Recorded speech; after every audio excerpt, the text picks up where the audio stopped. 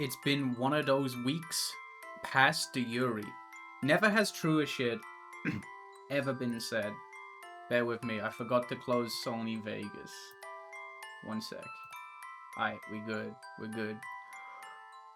Oi. Good morning. It feels like morning. I'm so tired. 1 minute. Let me get me and then I'll complain in a minute. What's that? Oh, that's nothing. Where's me? Hello. Wow, I look like shit. Why am I so low? I'm so low. What the hell? What the hell? I don't want to be down here. Maybe it's just my posture. Maybe my posture just sucks. Yeah, it is my posture. I'm sleepy. I don't know why I'm sleepy. Oh, wait, yeah, shit, I should address that. I'm streaming, well, I'm like half an hour late. Well, I'm 20 minutes late. That's not half an hour. That's, you know, it's whatever. What crimes did Elfo do? Nothing. That's her chair. That's where she sleeps. / lives. Sleep/lives is funny. I like that. But, fantastic. But yeah. So, wait. Actually, I should turn this down a little bit, just for the time being. I should turn this down just a tiny bit, just so you can hear me yell. Yeah, we're gonna read Yuri today. I think that's a good idea. This is one of my favorite things. Heart of the Woods. I've read Heart of the Woods before. I have read Heart of the Woods. Big Yellow gay and non-binary? Yeah, on both of those. That's why I fuck with this. But yeah, we're gonna read Yuri. This game is so good. I've read it before. I loved it. And I've been meaning to stream it. I feel like I'm not appropriately dressed for Yuri. I've got the Maya face shirt on. Kind of inappropriate. I mean, it's not that inappropriate. She'd fuck with it, but, you know. It's just, you know. I feel like I should be paying respects to Yuri. Thank you for being my entertainment while I ride the bus home. That's badass. I could have done with a bus. Just, basically what I did work on the video until, it's 5 p.m. now. Okay, it's 20 past 5. It's 20 past 5. At 20 past 3, I had to go get groceries. And I got the groceries, and I got home, and then I had a burrito. And I just took a little too long doing my makeup and setting this up, so I'm 20 minutes late. But, tell you what, gang, you know what? I'm not going to show it yet because I did do my nails, and they're probably drying, and I really do not want to fuck this up. So we're gonna go for it. That's the wrong button. Yuri. Oh shit, I did it wrong. There we go. My cat jumped up and started purring so damn loud after I started the stream. She's excited for Yuri. That's fucking awesome. I forgot to do it right. There we go. Big Yuri. Okay. See, I told you. The art in this game is quite pretty. It's very pretty. The art in this game is phenomenal. I hope my layout is good. I would hate to block the Yuri, you know what I mean? Chapter 1. See? There's art, and it's pretty. Okay. Everyone shut up. Everyone shut up. It's Yuri time. A Winter Wonderland. That's the one legal stage in Marvel vs. Capcom 3. That's how this place was pitched to us, out in the middle of a forest with an unpronounceable name, in a village that time forgot. In the email, it sounded like every other... I swear it's not been a month since I last watched it anyways. Happy Yuri Toba. Thank you, Paige Frost, for the sub. Yeah, it's Yuri Toba. Yuri Toba is coming to a close. You know, it's only right that we celebrate this. See, you know what's great about this game as well? Is unlike Ace Attorney, this game's voice acted. So I can shut up. I can let the Yuri happen. I don't have to do all this reading that I'm so bad at. See, there's already a word I don't know how to say. The vast majority of those emails go unanswered. If Tara weren't so capricious, like Capri-Sun, this one probably would have too. But no, something about journeying to the middle of nowhere for a month struck her fancy. And like always, I let myself get dragged into it, so here I am for the last time. Capricious. There she is. That's Capricious. On board a lonely train to the village of Eisenfeld, Tara and Maddie sit in uncomfortable silence. Maddie has blonde hair and red glasses and wears a green jacket. Tara has layered hair and a black hoodie. A t-shirt of the moon. Tara is sleeping while Maddie is looking out the window. By the way, do let me know if the Yuri is too loud. I know it's very tempting to, like, say Yuri can never be too loud, but if I am quiet in comparison to the Yuri, just let me know, okay? The train beats out a slow, monotonous rhythm beneath us. It's an older machine, the sort that looks like it's supposed to take us to wizarding school, or that should be in a museum. Wizarding school if it didn't suck. When I bought the tickets, I thought we'd be getting on something a bit more modern. Oops. I shifted my seat, the tattered cushion and wooden boards doing little to soothe the pain in my back. We've been on this train for 12 hours and I can feel every one of them in my bones. That's fucked up. I could not ride a 12-hour train. The longest train I've ridden is like 6 hours, and even then I think there was a swap. Tara's been out for the past 6, upright but fast asleep. That's insane.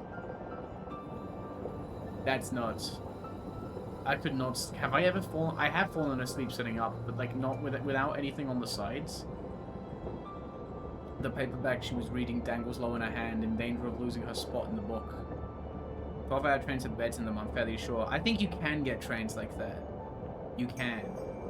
I scuffed my feet across the floor, kicking at nothing. As tired as I am, I'm afraid for our journey to end. For Tara to wake up, to have to talk to her. I'm almost offended that she can sleep. She should be as preoccupied as I am, fighting off intrusive thoughts and wondering what to say.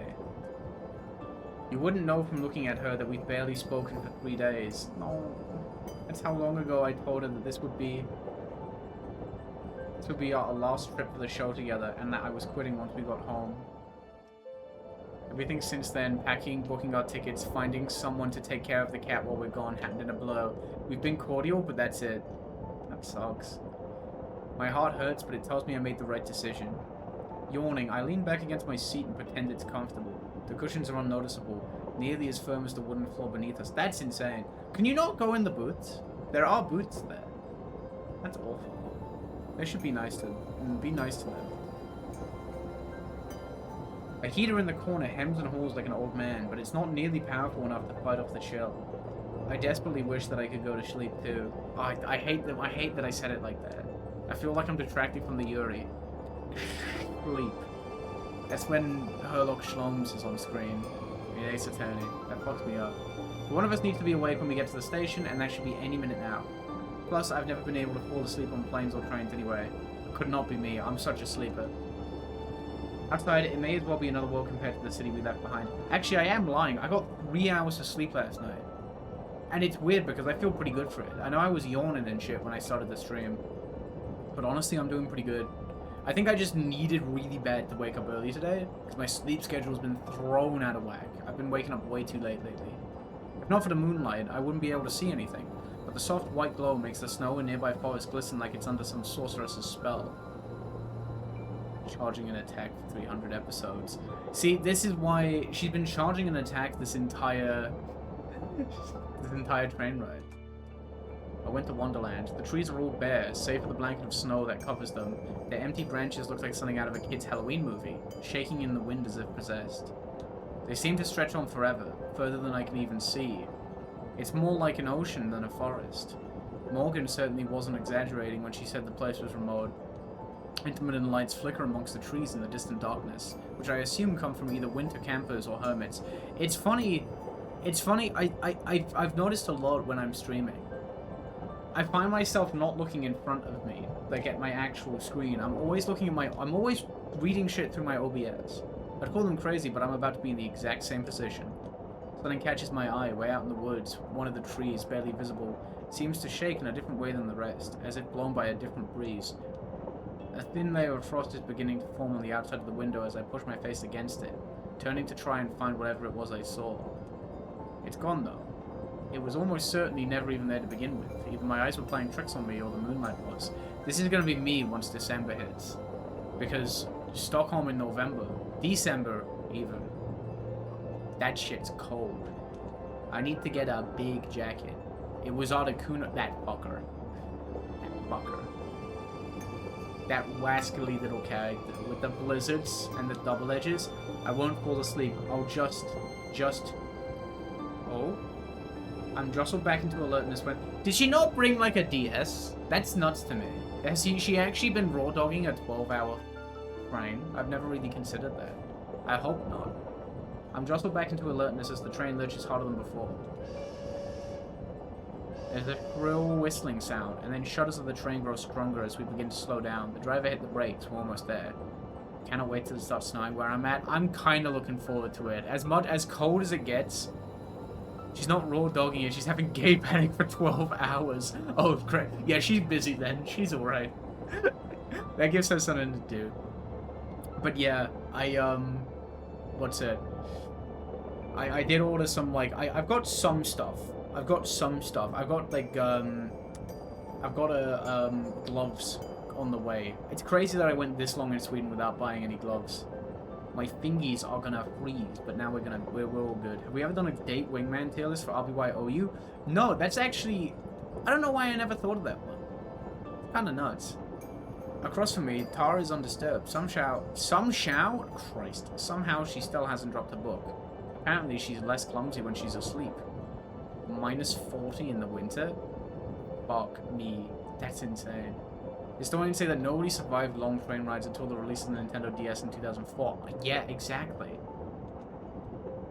I had one Layton puzzle. I was gonna say Fahrenheit or Celsius because I only know Celsius, but like I'm guessing that's Fahrenheit because if that's Celsius, you die, right? -40 would kill you, right? I think. Unless I'm stupid. It's the same in both scales. Really? How does that work? God, Fahrenheit is such dog shit. I don't know.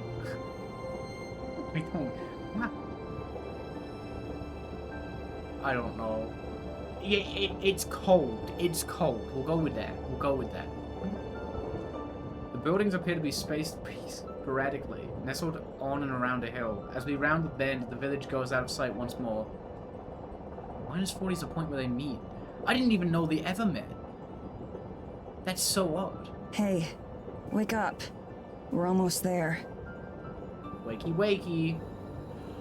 Eggs and Yuri. How close is almost? She's so fucking cool. I'm kind of in the way. I am unfortunately blocking her. My bad. I don't know. Okay, I'm getting up. Yeah, this game does have English voice acting, and it's amazing. It's so good. ... She isn't getting up. Get up. I mean it. If you sleep through the stop, we're just going to... I'm up, Mads. Did I skip dialogue? No, did I? No way. Oh, I don't know. Did I skip the I don't couple? know. I don't know which one of these I Minutes. skipped. I could have sworn I got all of this. okay, I'm getting up. I mean it. If you sleep through the stop, we're just going to... I'm up, Mads. I'm not happy. You skipped a couple minutes part. Sorry, I don't mean to deprive you of any beautiful words. You deserve all the voice acting in this game. It's so good. Maddie looks over at Tara, who raises her head from the book. She finally opens her eyes. I cut off the end of my sentence, not sure if I was serious or not. We're not even there yet, and we're already snappy. No! The girls are fighting! Fuck! God, I wish I could sleep just a little longer, I'd tell You myself. excited? You excited? Little bit. Lie. No! Don't lie to her! You? Kinda nervous still.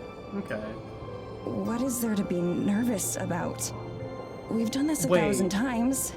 I just realized the jacket that she's wearing, well, like the whatever it is, I just got this. I just got a jacket that's almost exactly like Tara's. You can oh fuck, you can barely only see it. You can barely see it. We'll get a better look at this in. Well, this isn't like those other 1,000 times. And you know that. I don't know, Maddie. I'm sorry. Let's chill. You get it, because they're in the cold. Yeah, sorry. At least when she was asleep, it wasn't awkward. I just want off this train. I want to be distracted by going into the cabin and taking in the new sights. Hey, listen. Yeah? I know you're, like, not super thrilled to be here. But let's just be cool, okay? Let's just try and have a good time. I'm saying.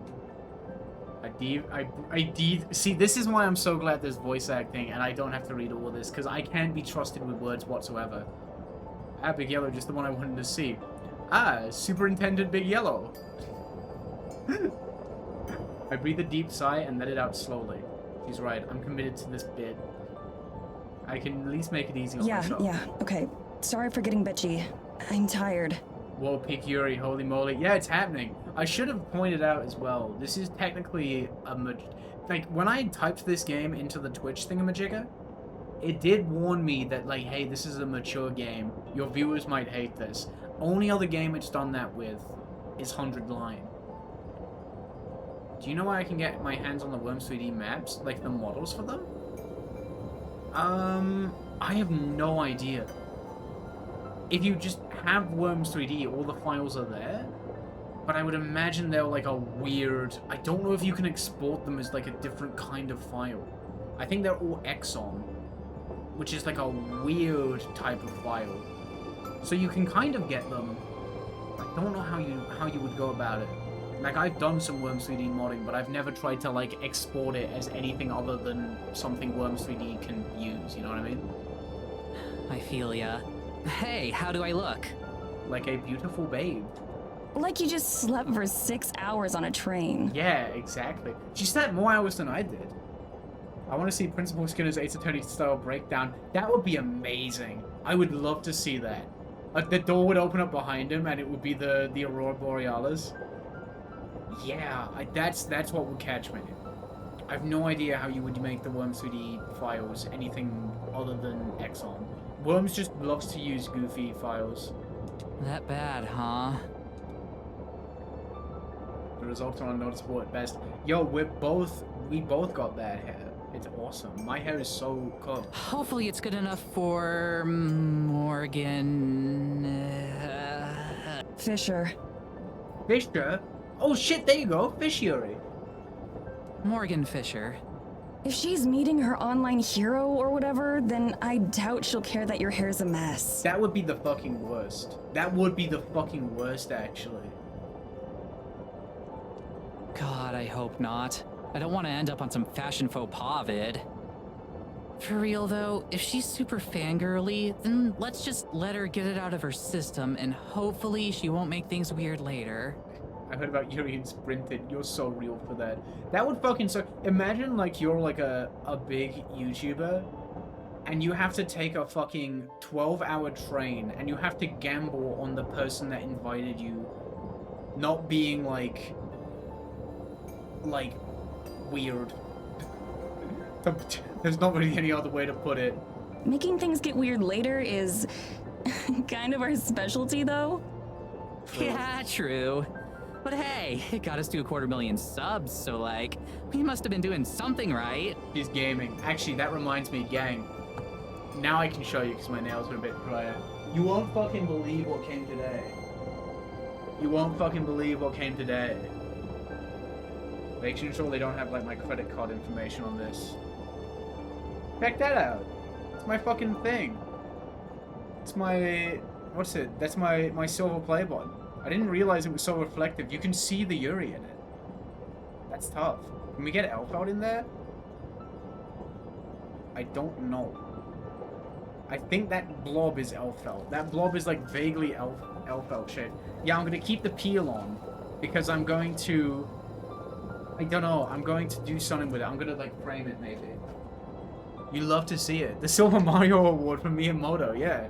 He gave me that award for how good I was at Mario. And for my Mario 64 DS video. Thank you, though.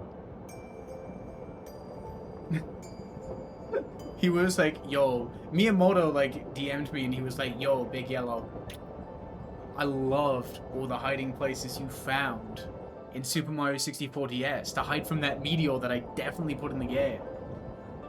Finding someone who prefers it with a peel on. Just nod. No, don't nod! Be fond. Fuck.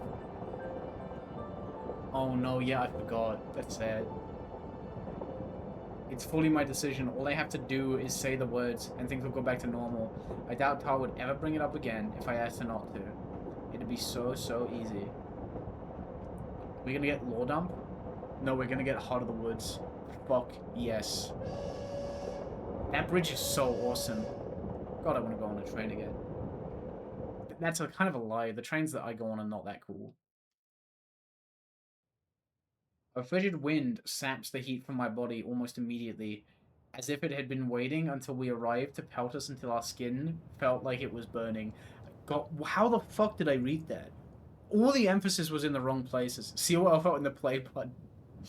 Yeah, that's actually Elfeld's play button. She has a weird, no, I'm cutting off a little bit of oomph. I didn't mean to do that. No. I instinctively wrap my arms around myself to try to preserve what little body heat I have left, but it doesn't change a thing. I might as well not even be wearing a coat for all the good mine does. No, I was a mess when I finished this. I really was. I was fucking distraught. I accidentally got one of the bad endings, and it destroyed me. And then I went back and got the good ending, and it destroyed me even more. As nice as it is to have the moon keeping things from being completely pitch black, I could really go for some cloud cover right about now. Anything to keep some warmth around us. I didn't realize that... I didn't realize there was, like, bad endings. So they hit me with the sad Yuri, and my heart turned to sludge. He's so fucking cool. That's oomph. I love her. Tara doesn't even notice the cold. Armed with nothing but her signature jacket, she seems immune to the chill. She's not like me. I take it back. No. I freeze to death all the time. She oohs and ahs all over the rustic train platform, like there might be a ghost hiding in the rafters. Just a minute later, the train... This is that... Wait, yeah, this is inaccurate. Because Tara is trans. And every trans woman I know is cold all the time. They are always cold all the time.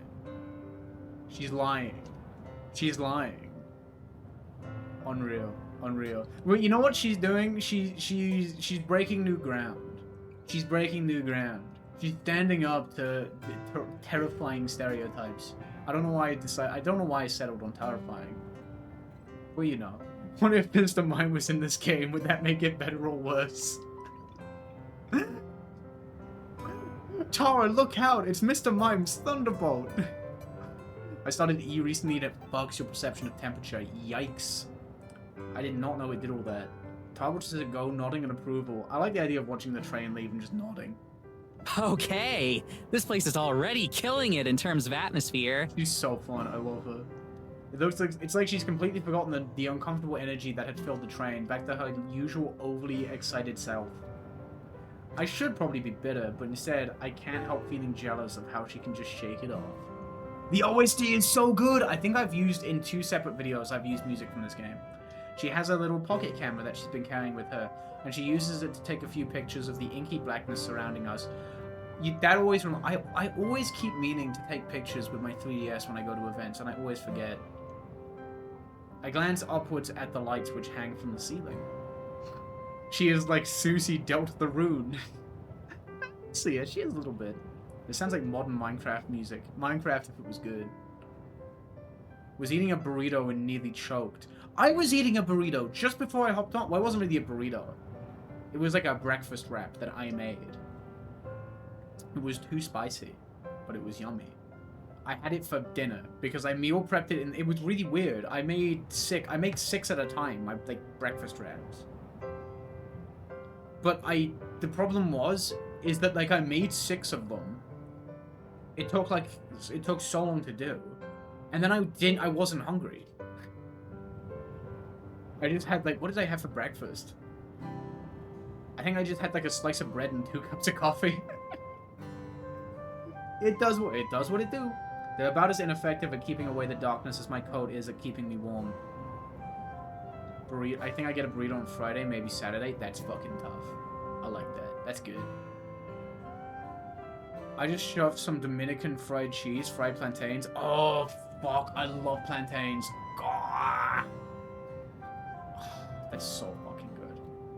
I think I had a burger with a hash brown in it the other day. We went to Mac's. And I got something called the Bernaise Deluxe, and it was like a veggie burger with a hash brown in it. Real fucking weird, but it was the best thing I'd eaten in like a week. It probably annihilated my body, but it don't matter. You know none of those are actually going to be visible, right? Be nice. She ignores me. I should probably let her enjoy the moment. This place really does feel super eerie. Listen. Listen! I was never Yuri Smart. I'm sorry, I'll shut up. I'm ruining it. I do, and it soon becomes apparent that what she's referring to. The silence all around us, it's quiet. Even the sound of the train has faded, leaving us in total solitude. All I can hear is the wind, my friend Tara, and Mr. Mime from Pokemon Red and Blue. The flickering lights of Eisenfeld seem impossibly far away, although I know it can be more than half hour's walk. It's so quiet. Isn't that cool? We're definitely not in Kansas anymore. That's one way to put it. This place does feel super Yuri. Burrito Friday now, because I plan on enjoying myself the day the new Machine Girl album comes out. True. That's tough. What am I doing Friday? Oh, well, streaming. That makes... Oh, I forgot. Yeah, I would do that. I don't know. New York City, we have something called a chopped cheese, which is a mint burger seasoned and cheese melted and mixed on the flat top grill and put into nice hero bread. So that's kind of like a Philly cheesesteak, but burger, isn't it? For real though, I think this could be the place where we finally get some hard evidence. Something solid. Fuck yes. You know what? I got a whole block of halloumi in the fridge. I should do something with that. God, I love halloumi. She says this every time, but she usually sounds like she means it. She usually sounds like she means it more. No! Just look at it. Something's gotta be out there. I can feel it. God, you know what? I have not had a hot dog in so long. I mean, I know I don't really be eating meat anymore. But they do, like, veggie dogs, right? They still do veggie dogs. I could fuck one up. I've never been to America, ever. It's fucked up. By the time I actually had, like, the means and the money to go to America, it got too scary to go there, so I was like, oh, guess I won't do that. My expectations aren't any higher than usual, though, which is to say non-existent. Have you ever had American barbecue? Not really, no. I don't think I have. I wonder if Tara really believes what she's saying either. When she speaks again, her voice is quiet. That would be the perfect send-off, wouldn't it? They're fighting! I hate it when they fight. It makes me cry. Look at the anger in her face. It's killing me. Yeah, no, veggie burgers are, like, so good. I fucking love it's crazy how, like, good vegetarian meat alternatives are now. It's awesome. I remember when I was younger, it was just like vegetables lumped into... It would be like vegetables smushed together into paste, and they would have like whole peas in there. And it would kill me, because I hate peas. Actually, you know what? I've come around on peas. They're fine. I'm an adult. It don't matter. I want to try and deflect from this somehow, to set her back on her path. Let her enjoy this moment without me spoiling it. Who knows? Maybe this will be the one that finally gets you a con panel so you don't have to crash someone else's. That was one time, and their panel would have sucked without me. Ooh, how is Homegirl just wearing so little in the cold? No, they point this out. She's just immune to the cold for no reason. It's awesome. Her voice has an edge of her typical bravado again. It's a relief to hear. Fuck yes. She returns to her camera, and I give myself a moment to try and take in my surroundings. I made holy shit, I did. I made peas with them. Supernatural or not, there's something oddly serene about this place. That said, I'd like it a lot more if it wasn't so damn cold. I shiver and cross my arms even tighter. Surely Morgan will be here soon. I can't wait to see the village tomorrow. I hope it's like one of those museum exhibits with the little replica towns and people. I gotta go to the Stockholm Museum again. It's so fucking good. It's so good. In what way? Museum date would go crazy. I should do that. Like, architecturally. I love her. All rustic. I can't Just like, imagine that it'll be that I didn't different. mean to do that. All rustic and old-timey. I wanted to hear her say that. I can't imagine that it'll be that different from home. They've got to be modern enough for Morgan to watch Paranormal after all. This is true, actually. I actually played this game without the voice actors originally, because I'm weird and like to imagine a character's voice before getting it set in stone by a VA. That's actually interesting. That's a good point. I never really thought about that. I mean, Echo, I had the voice acting on the entire time, and damn, I was happy. I like, Big fan of Battler going. I'm not even going to attempt to do Battler's cool scream because he's cooler than I am. If you're expecting people to be walking around in monocles and waistcoats, you're gonna be disappointed. Fuck. Here I thought I'd finally get a chance to show off how amazing I'd look in a top hat. This was Testament before Strive. I'm sure you'd be the teen heartthrob of the Victorian era. I love both of them actually. They're both great. She gives me a brief snort of amusement. Her responses feel more muted than usual, but the fact that we're still able to banter is a good sign. Banter is a good word. I'm glad that I can cheer her up, even if I was the cause of her low mood in the first place. However, after a moment, she looks back at me. Her expression is serious for once. Okay, so about Morgan. Like I said before, let's give her a chance to get all the excitement out of the way first. We should be nice and friendly, but let's try to keep it professional. I experienced Umineko from the Nezumi VA streams. On my second read-through, I'm listening to the official VA, and it's so peak. Yeah, that's awesome. I should, like... I don't think I've ever I've watched, like, a few of them just here and there. Honestly, mostly to, like... The times that, like... Because I watched a lot of her Ace Attorney stuff. Mostly the times I've gone back and, like, looked at her Umineko stuff... is mostly just when, like... I'll get like a big thing will happen. A big thing would happen in my playthrough of Umineko, and I was like, "Yo, I wonder what she thought of that." So I would check that specific moment. It's crazy though, because she's such a good voice actor. It's nuts, right? Meanwhile, every fucking time I would play Ace Attorney, like Iris is on screen, and I'm like, "Hey, buddy, it's me, Iris. I'm your buddy. You're not gonna go to jail." I don't get the appeal of these kinds of games to be aged. It just seems like a Telltale game with even less gameplay. To me, that's a good thing. You just get a good story, like, told at you, and it's nice. Yeah, I should check out her AA5 and 6 stuff. I checked out some of the AA5 streams, and I should catch up really. I'd love to see what she thought of the DLC case. I never thought I'd hear you, of all people, say that. Uh-oh.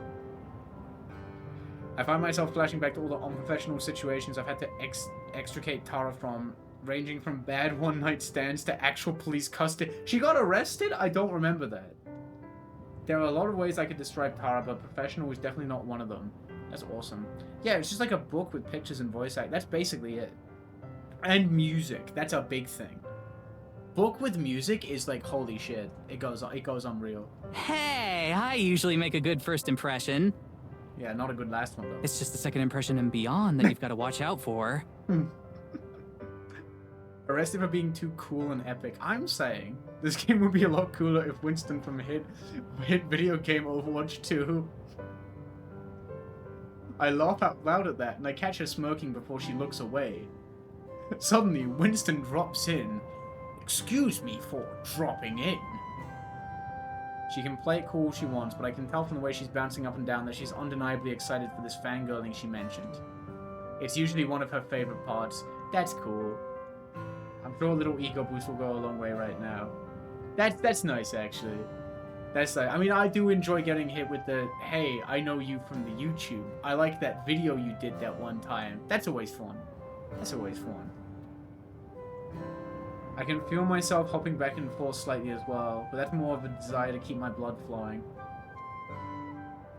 I've generally been very lucky with, like, people who are fans of my stuff meeting me and being normal about it. Hello, Big Yell, I like that video you did one time. Thank you. Right? None of them have been weird about the fact that, like, they don't, they don't, like, make up a version of me in their head. And they're not disappointed when they found out I'm actually just, like, an alcoholic who nearly likes Pokemon. Oh, thank God. Not that bad. It's gotta be her, right? Given that we're the only people out here, I really hope so. That's I need to tie my hair back. That reminds me, I do need to tie my hair back more often. It looked so good that one time I did it. Okay, that one time my friend did it. And I have never attempted to do it again. I should do that. Okay, you know what? I know I very poorly timed given the joke I just made. Okay? But considering there is Yuri, considering I figured this is a special occasion, right?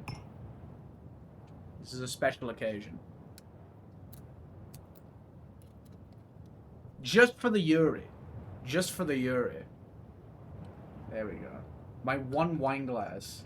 If I drop this shit, I'm gonna be so mad. Let's go with that. This is 12.5. I need to play it safe. Oh yeah, 1K subs. We'll say this is for 1K subs on top of the Yuri. I never even thought of that. What is this? You know what? I don't even know. I have not tried this one. This could be ass. There we go. Actually, wait, yeah. Tell you what. To 1,000 subscribers and to Yuri. And to Yuri. What a night. What a fucking night. Cheers. Cheers, everybody. It's been one of those weeks past the Yuri. That's fucking awesome. As the girl gets closer, she gets easier to see. She's not exactly an imposing figure, but she moves with purpose. She's carrying a large thermos, which she raises in greeting as she approaches. Morgan has orange hair, green eyes, and a handmade sweater. She does an emote as she approaches the girls on the empty train station. Fuck the... Fuck the other 999,000 of them. I am! I'm RBY's best social drinker. Truth Hurricane. That video is probably going to be finished in less than a week, by the way. At the most 1 week. Like, it comes out on the 29th. Which I would hate. I kind of want it done before that. Because I leave on the 30th for Amsterdam. But that video is going to be finished soon. I hope. I only have 4 more Pokemon to, like, edit their individual sections. It is 4, right? Yes. Okay, I think we're gonna be good. Once she reaches the platform, she greets us with nothing more than a tight smile and a small nod. Small mod? Small nod. Not exactly the geeking out Tara was expecting. You're going to Amsterdam's. No way. Yup. Hey She's there, literally you two. me. Sorry I'm late. I do like Morgan. Morgan's awesome. She comes with the handle. He's cute.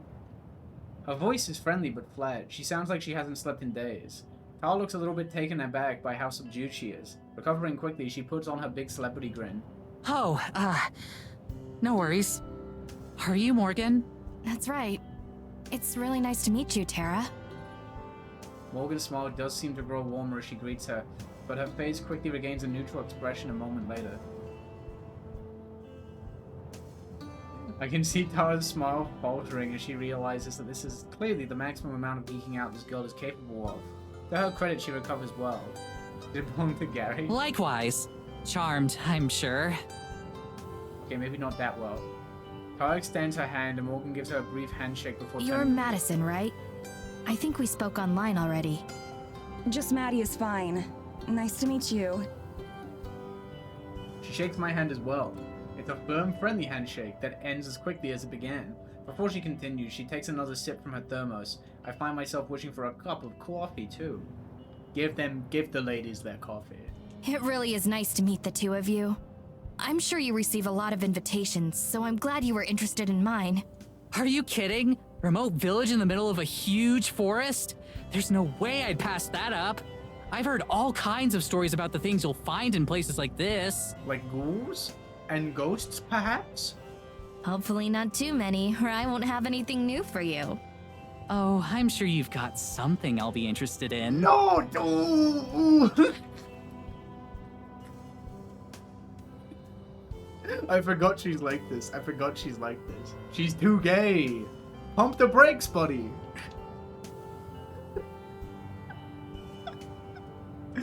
I forgot she's like this. I can only hope it was something closer to a smile than a grimace. Tomorrow I can show you around the village. There It's a isn't too smile, much out of it's a the smile, ordinary it's a there, smile, but it's a I'm sure you smile. can find a few things that interest you. That would be wonderful. We can go sightseeing when Tara isn't off chasing spirits around in the woods. Me as fuck. I like how you respond to Yuri like you're watching a sports game. That's true. You know, that's true. That's true. It was, you know what? Either it was just a little flirt. I think it was kind of a flirt. You see, the thing is, is it like you could read that as not a flirt, but Morgan's comment on it kind of gives it away. Morgan's comment on it kind of gives it away. You know what I mean? Yuri commentator, and the crowd goes wild. But it's probably eating her up that I've gotten more of a reaction out of Morgan than she has. Ooh. It's about a half-hour's carriage ride to the cabin if you guys want to head out. Do you need help with your bags at all?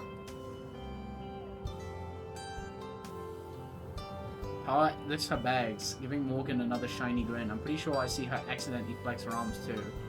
Don't even worry about it. I got this. She's so tough. Okay, cool. This way. As we follow her, I can see Tara pouting behind her. I've never seen the wind get taken out of her sails like that. At least that gives her another thing to think about besides my departure. Wait a second. Did she say carriage? Accidentally flexing is the greatest kind of flexing. Yeah. Yeah, oh, sorry gang. Oh, the roof is falling down. What the fuck? Just let me hold it up real quick. I can't do it. No, it doesn't work. Fuck. I thought I had a good bit going. That was a bad bit. My bad. No What do you mean, no? way. We're standing in front of an honest-to-God horse-drawn carriage. If it weren't for the little white puffs of breath coming from the horses' noses, I'd be willing to believe that it was some sort of commemorative statue. This is so cool. Is it yours? She's like seeing a horse for the first time. It belongs to my family. Given that there aren't any roads through the woods, there isn't really a point to anyone out here owning a car. Fuck yes. Fuck yes. They should have substituted Tara's voice line there for Mario saying, no! I move closer, examining the craftsmanship of the horse. As best I can in the moonlight. The design is fairly bare bones, but a few flourishes here and there and some semi-ornate painted finishes make it clear that this was something built with love and care. Somehow, I'm the only one who seems intrigued by our ride. Tara, come take a look at this. As I speak, I look back and see her standing completely still, as if the cold has her rooted to the spot. Give me a sec. I'm just taking in the view a bit. From a distance. She's scared of horses. I think she's scared of horses. To be fair, I don't like horses. I don't like horses. She's just like me for real. I doubt she planned for part of her first impression to be Morgan learning that she's absolutely terrified of horses. He had better at least learn to tolerate them, or this is going to be an even longer trip than I expected. No, I know they're friend, but I'm just like, I find them a little spooky. I find them spooky. I don't like their teeth. I don't like their teeth. Wait, if this is the only way through the woods, how are we going to get back and forth between the cabin and the village? Don't tell me we'll have our own carriage. Neither of us can drive one. Oh, I'm going to be driving you. I can take you back and forth and help you navigate the woods. You didn't expect me to just let you wander around a forest in the middle of nowhere without a guide, did you? Yes. You don't like Ponytown Rapidash? Oh, fuck. You know what? This looks bad now. This looks bad now because I did rank Rapidash pretty low in the next video. My horse bias is coming through. I mean, hey, don't forget K though. Don't forget K from the silver playthrough.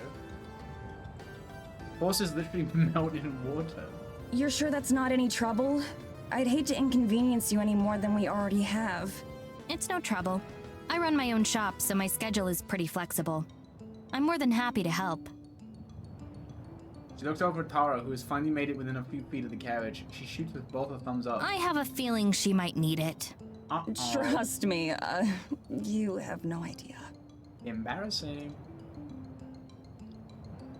Morgan turns and deftly swings up to her seat, taking a hold of the reins. Tara finally manages to place her hands on the carriage and climb up to sit alongside her. Shaking all the way, I let out a sigh of relief and follow suit, mounting up next to Tara. It's a little cramped up here, but I feel weird just sitting by myself.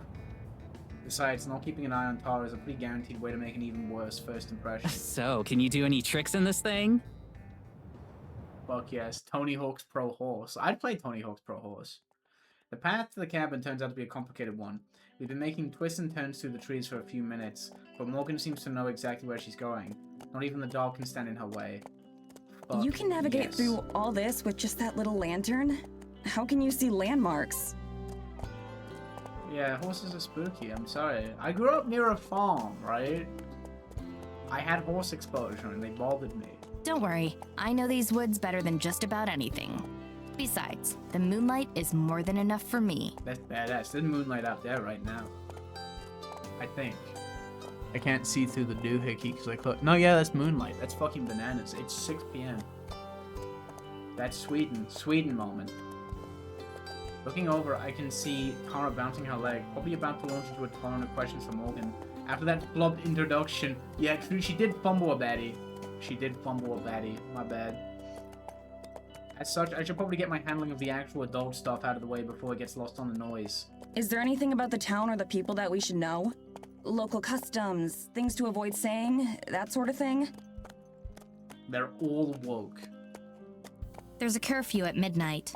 Also, you're not supposed to go too far into the forest. I ignore both of those rules a lot. A village having a curfew is so Most of nuts. the villagers tend to be sticklers about them, though.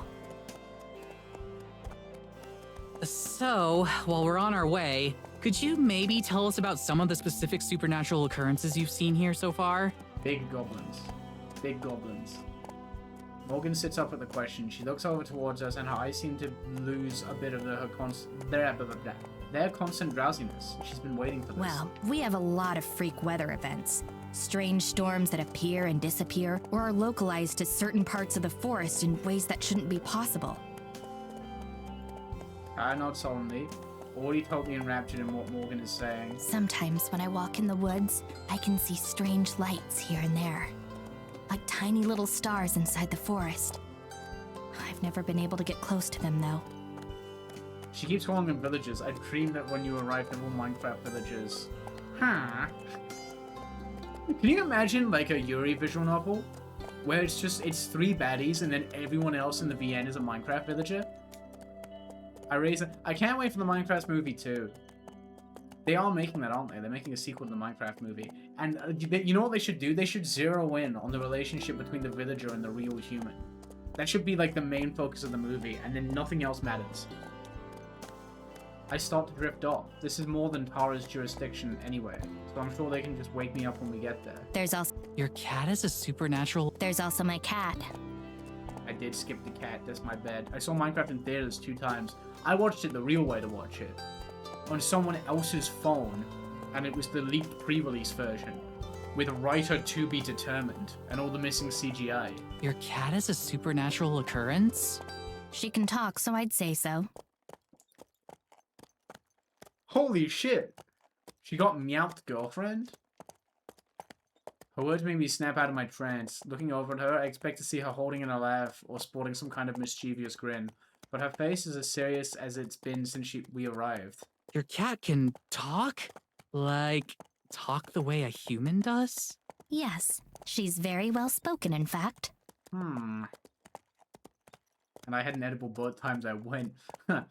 You and her both. Am I right or am I right? I tried to hide a sigh. Weird weather and lights in the woods are ambiguous enough that we can play along with them. But every so often we get these blatantly fake claims, like a talking cat. Rude. Tara, however, instantly perks up once her words sink in. She can't actually believe her, right? So, could we talk to her? She won't mind if I ask her a few questions, right? I was hoping you'd ask. I think you'll be very interested in what she has to say.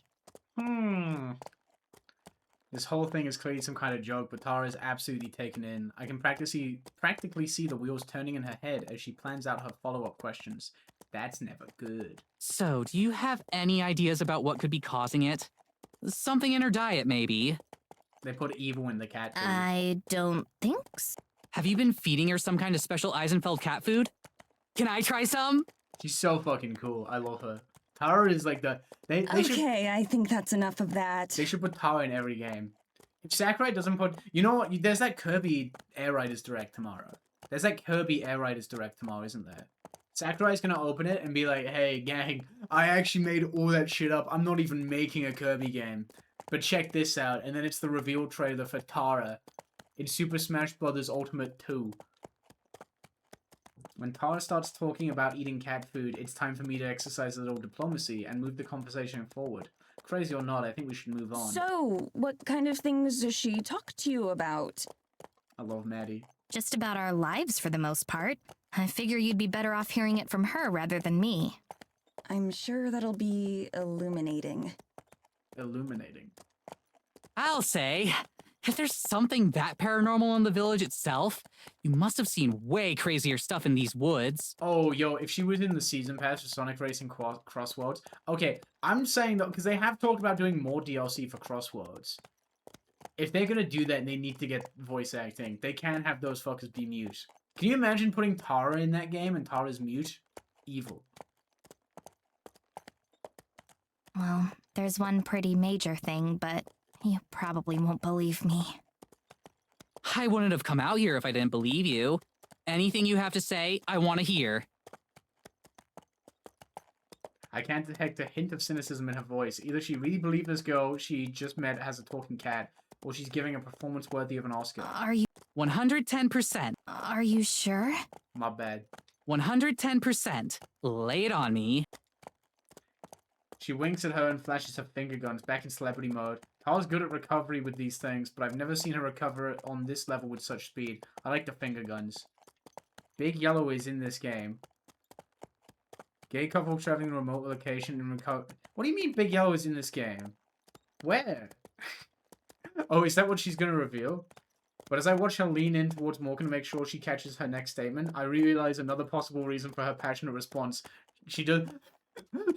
Baddie attempt number 2. If there's one thing she loves more than hearing strange stories, it's trying to impress a cute girl. Now things are starting to fall into place a bit more. Well, one of the main reasons I called you out here is I'm not sure if it has a name, but it's some kind of forest spirit. If Tara was in Sonic Crossworlds voiceless, I'm cry until I'm not but bone. That would be sickening. Sickening. What if... Okay, the next thing Tara says is her only voice line in Sonic Racing Crossworlds. Spirit? Like a ghost or something? She should say that when she gets hit by the King Boom Boo. And that's her only voice line. No, something physical. Fuck! Oh, I hit the thing with my leg! One My bad, hang on. There we go. Well, We get to one watch of her the lean main into the reasons I cutie called you again. My bad. spirit. No, something physical. Some sort of massive creature. Like the forest came to life. Massive beast. Even the crazier fans don't get this outlandish. But Tara is absolutely eating it up. No matter what her reasoning is, I'm glad she's having a good time. Is there anything else you can tell me about it? Does it speak or anything? Have you managed to interact with it at all? Is it more kaiju-sized or more basketball player-sized? I've only seen it once, unfortunately, so I don't know too much about it. Yeah, he wears sunglasses I've because of the searched for sunlight. it a You number don't of fuck with times sunlight. since, but without any results. Who knows? Maybe you two will have better luck than I have. That's what you're best at, isn't it? In terms of talents, I'd say it's certainly up there. Those are also my first 2 references for the size of something. She's so cool. Her expression grows slightly less intimidating. Nothing is intimidating about this creature. Look at it. I knew you'd believe me. Nobody else around here does. I can't imagine. Maddie, you're being so mean. You're being so mean to her. And for what? I feel a pang of guilt as that thought crosses my mind. As crazy as her story sounds, it can't possibly be easy feeling rejected in a community this isolated. No wonder she was so eager to bring us into the fold. So, how far away would you say we are from the cabin? 1 trillion miles. We should be coming up on it any minute now. I'll help the two of you get situated and then head back. I'll be happy to tell you more about the spirit tomorrow. Oh yeah, great. That's great. I'm exhausted. How much isn't a lie? All I want to do right now is pass out. We've passed the last of the houses that I can see, but the sparsely marked path continues on towards the forest. The last traces of civilization are behind us By now. any minute now? What exactly did you mean? I can't keep the biting tone entirely out of Just my voice. Ah, fuck. No. Just ahead. See? There you go. You need to hear her say see. I'm not depriving any of y'all of any of this. She points forward into the darkness. I strain my eyes to see something other than murk. Finally, I spot the faint outline of a small cabin, practically swallowed by forest. I started the heater before I left to get you, so it should be warm. She's so fucking cool. That's what I like to hear. You're like Prometheus. I'm surprised you know who that is. Why? I love that movie. Morgan suddenly jerks the reins, and the horses come to a stop. Tara and I are rattled from our seats and nearly fall forward. Damn it. What? What happened? Oh, I remember this. I remember this. I'd smash Maddie. That's silly because Tara's the one getting into Super Smash Bros. I'm telling you. Is it a wild animal? A bear? Wolf? There's the sound of footsteps as a shadow detaches itself from the cabin and moves towards us. A human shadow. This bitch. An older woman comes into view, stopping just at the edge of the lantern's light. Boo! Boo! Boo!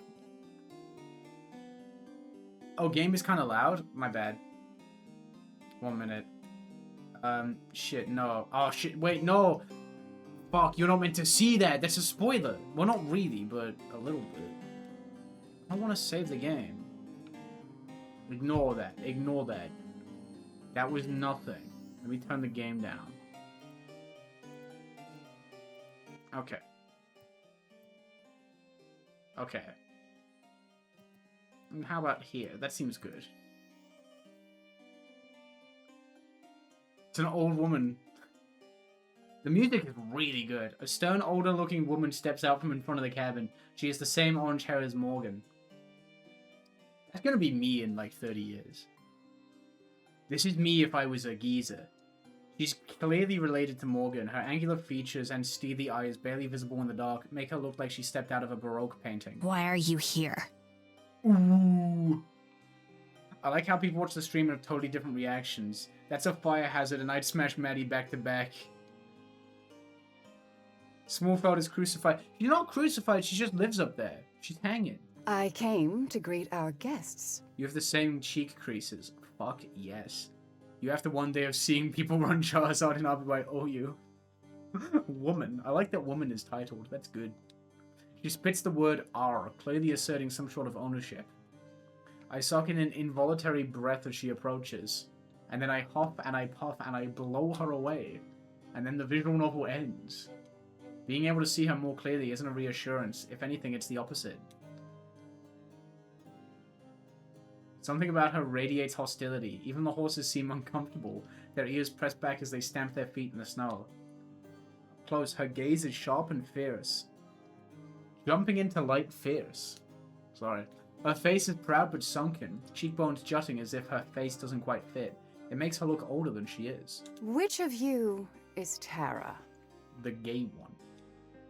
Mouth drawn thin. She looks from me to Tara and then back again. They're both gay. Where'd I get that from? They're both gay as hell. I'm making shit up. I keep waiting for Morgan to intervene, but she just doesn't. Tara and I exchange a quick, nervous glance. Then she clears her throat and leans forward, offering a handshake. That's me. The women. No, yeah, they both gay. That's my bad. They're both very gay. The woman regards Tara's outstretched hand for a moment and ignores it. Welcome to Eisenfeld. My name is Evelyn, the mayor. Who are you? Her voice act is really good. I mean, all the voice acting's great. I don't want to be nice to her, but like the voice actor does a very good job. I'm Maddie. Madison. Tara's manager? Imagine if I had a manager. That would be so annoying. Not for me, for them. They would hate me. They'd hate all the shit that I do, which is nothing. I just sit at home and lie about Pokemon. I'm like, yeah, Seaking has 3 beers, and then he goes home. And they're like, no, Yellow, you shut up, Yellow, you need to talk about RBY Ubers. Why are you saying this? And I'm like, Aerodactyl, get too drunk and he fall asleep in the bar. I see. Like, Yellow, you need to stop streaming Yuri. Go make a video. One Extra Goon, thank you so much for the sub.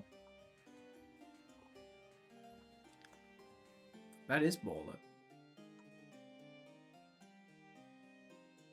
Your PR manager desperately trying to put out the fires after you say that Ditto isn't that cute. Do people think Ditto's cute? I like Ditto, but cute isn't what I would have thought of. Are you done yet?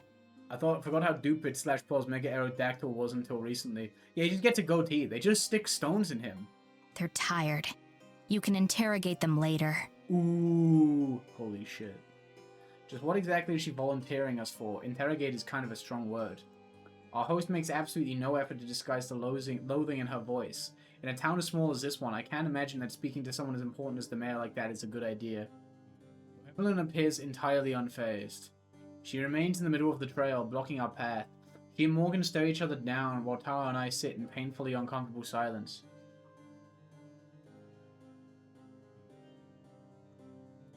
After at least a minute, the mayor finally steps out of the way and heads back up the way we came. We'll speak later. That's scary. It's clearly a command, not a request. If I was an old woman, I would not be mean. I would not be that mean. Dead ass. If I was an old woman, I'd be so nice. I don't see what the point of being mean is. Ditto's voice in the... This is true. They are a goobler. I'll give them that. Damn, when was the last time I talked about Ditto in a video? Wow, I might have to do that if I make the Ubers video. So she seems nice. But, her statement seems to snap Morgan back to the present. Morgan flicks the reins and we begin moving again. She turns around to face us, looking genuinely apologetic. I'm so sorry about that. I thought she'd at least wait until tomorrow, and I'd have some time to prepare you beforehand. Is she your mom? Technically. What? No way! How could you tell? The family resemblance? Morgan pursues her lips. That's what Tara's trying to do. Purses her lips. Unfortunate, isn't it? Strange, isn't it? Long story short, I didn't tell her that you were going to be staying here until this morning. I'm speechless, hoping that it's just a joke and the punchline fell flat. But Morgan's clearly serious. For the second time in a handful of minutes, I'm wondering what we've gotten ourselves into. Tara laughs, though I can tell it's forced. Well, it's no big deal, right? It's not like she runs your life. Pursuit themed place. Silence. Right? Uh-oh. Eventually Morgan nods. Right. We shouldn't get into it right now, though. I'm sure you'd rather sleep tonight. I can see Tara gathering the breath to disagree and tell Morgan that we'd love to hear all about her family issues right now, so I head her off. Yeah, we would. Whatever family drama it is that she's gotten us involved in, it can at least wait until I'm not about to pass out. Yo, I could fuck up this cabin. I could fuck up this cabin so bad. We're facing a large window, though it's dark and impossible to see into. Morgan vaults out of the carriage, nimbly landing on her feet. I'll unlock the door. Your luggage already came in too, so it's inside. Tara launches herself out the carriage just like Morgan did, and then she quickly scurries away from the patient horses, eyeing them for any sudden movements. I can't carry all of this on my own, you know. I toss her bag and she lurches to catch it, barely keeping it from landing in the snow. We stand back and watch as Morgan fiddles endlessly with the lock on the door, pushing and trying again over and over. Now that we're so close to the end, I can feel the last of my reserves of energy rapidly draining. I want to go in this cabin and play Ace Attorney 2 and write a shit ton of fanfiction. I'm saying. That's a good use of time, right? The fanfiction cabin. I feel like, if I had, like, a little cabin that I could just chill in for an undetermined amount of time, fuck, what would I do? Yo, I would so finish a Lightning game in here. I would get through Pandora's box, like... So, what do you think? She mutters as quietly as she can, though her timing couldn't be worse. I think I want to go to bed. Same as ever, then. You know me. Same as it ever was. Rubbing my arms, I peer into the forest. Just beyond the first few lines of trees, everything fades into an inky blackness, thick and impenetrable. I shiver, not entirely because of the cold. A cool breeze rattles the empty branches as they scrape against each other, mimicking the way I'm trying to stay warm. Finally, there's a banging sound as Morgan solves the mystery of the lock and nearly falls through the door. She pokes her head back through like nothing happened. I got it open. She's so cool. Hallelujah. I love Maddie. I mean, wait, no, Morgan. But I do love Maddie too. They're all wonderful. I haul my way inside and into the blessed warmth. It's been so long since we've been near a working heater. Is the abandoned snowy winter circus vibes. Like, damn, that case has issues, but the vibes... No, I agree. Like, this is the thing. Like, obviously, the big issue with Big Top is, like, everyone's relationship with Regina. Well, everyone. It's 3. But God, everything that's not that is, like, fine. It's nuts. I do enjoy the sprite rotation. That is fun. Again, especially, I've always said this, Turnabout Big Top second day is so good. Where they, like, barely focus on the relationship angle. It's so good. No, yeah, it's fine. Our luggage, just as promised, is scattered haphazardly around the living room, just like home. Tara slips past me to bounce around and examine it all. Her bags hurled as carelessly as I pulled them out of the carriage. Oh my god! She's so fucking cool. Holy shit! See, that's a bad word. This is why they were like, hey, this game is mature. You shouldn't play this on Twitch. This is so cool! Gang, how would you feel if I moved around on the stream like that? If I was a PNG and I just went like, this is so cool. What do you mean? Oh wait, yeah, because there was a bad word. I immediately forgot there was a bad word. I know you can't say that. There are also, gang, you know what? There may or may not be boobies in this game. There may or may not be boobies in this game. Not full booby, but there might be booby. So, like, I understand why they told me to, like, pump the brakes. And wheel around really fast on stream. I could somehow, how would I do it? You should attach a GoPro to your office chair. I should get this camera. I should get this fuck-ass camera. Attach it to the back of the chair somehow. Have it, like, start here, it comes all the way over here, and then it just stares me dead in the face. And it just catches me, you know, zooming around. That would be awesome. This is the wrong camera. There's nothing really out of the ordinary, so I just stand there and wait for her to get it all out of her system. Isn't this the coolest? It's like staying in a history museum. Tara, I heard what you said. There's a big boob in the top left. What the hell? I ain't no boob. That's the kind of thing you'd usually treat like a punishment. I ain't no boob. Are you kidding me? I love history. We even did that whole series on the history of cryptids in the American Midwest. So cool. And I spent like 3 months on that special about Bigfoot's impact on the Great Depression. I really want to see Tara make a video that's like the problem with Bigfoot. That would be cool. I would Midwest mentioned. I would watch the problem with Bigfoot. That's one of my favorite episodes. I had never heard of the theory that FDR was a cousin of Sasquatch. To be fair, I don't think FDR did either. Morgan laughs and I just roll my eyes. Don't roll your eyes. Be happy for I them. mean the kind of history that actually happened. Your manager saying that is crazy. Her thumbnails must go crazy. Yeah, I'm saying she would have the best. Okay, gang. Now listen. I dare I say, not to toot my own horn, I think I have a diabolically good thumbnail game. Okay. I think Tara might have a better thumbnail game. You know what? She has a better algorithm-centric thumbnail game than I do. She can what's it? She can play the algorithm better than I can. I'd just be making funny stuff. I'd just be making funny, silly stuff. The Frozen Chansey one is great. I like that one. The Blizzard Brothers. I'm awful at history. I didn't even know what year it happened. See, I don't remember a lot of history because the history we learned in school wasn't that interesting. History is doomed to repeat itself, Mads. But like, Bona Pill Ride-On is pretty good. That's a great. That one is. I feel like that one's underappreciated. I think that one's kind of underappreciated. No one ever like commented about it. The Bigfoot situation is crazy. She has red arrows and red circles and arrows in her thumbnails, 100%. She does like she edits her finger guns to be pointing at like things instead of the red arrows. An awful low budget B movie. That's awesome. That's so good though. The last time I like learned about history, minus like going to the museum with the family, I was like sandwiched between two women while they like debated like misinformation regarding Russia's impact in World War II. One of them was like, yeah, they did Dickel, and the other one was like, no, they weren't that bad. Oh wait, was it Italy or was it Russia? I can't even do that right. Fuck. If she was a gaming YouTuber, she'd use that sad Mario image that all clickbait Nintendo videos and articles use. I would watch Nintendo slop from Tara. Her Nintendo slop different.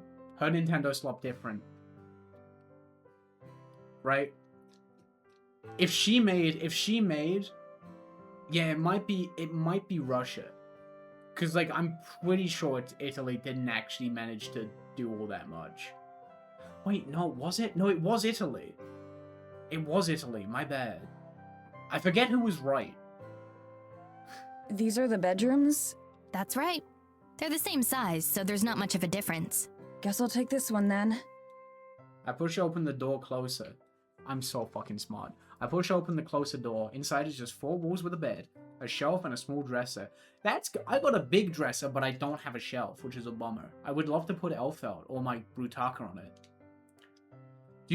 Gang, if be honest, if Tara made Nintendo has forgotten about Mario, would you make fun of her?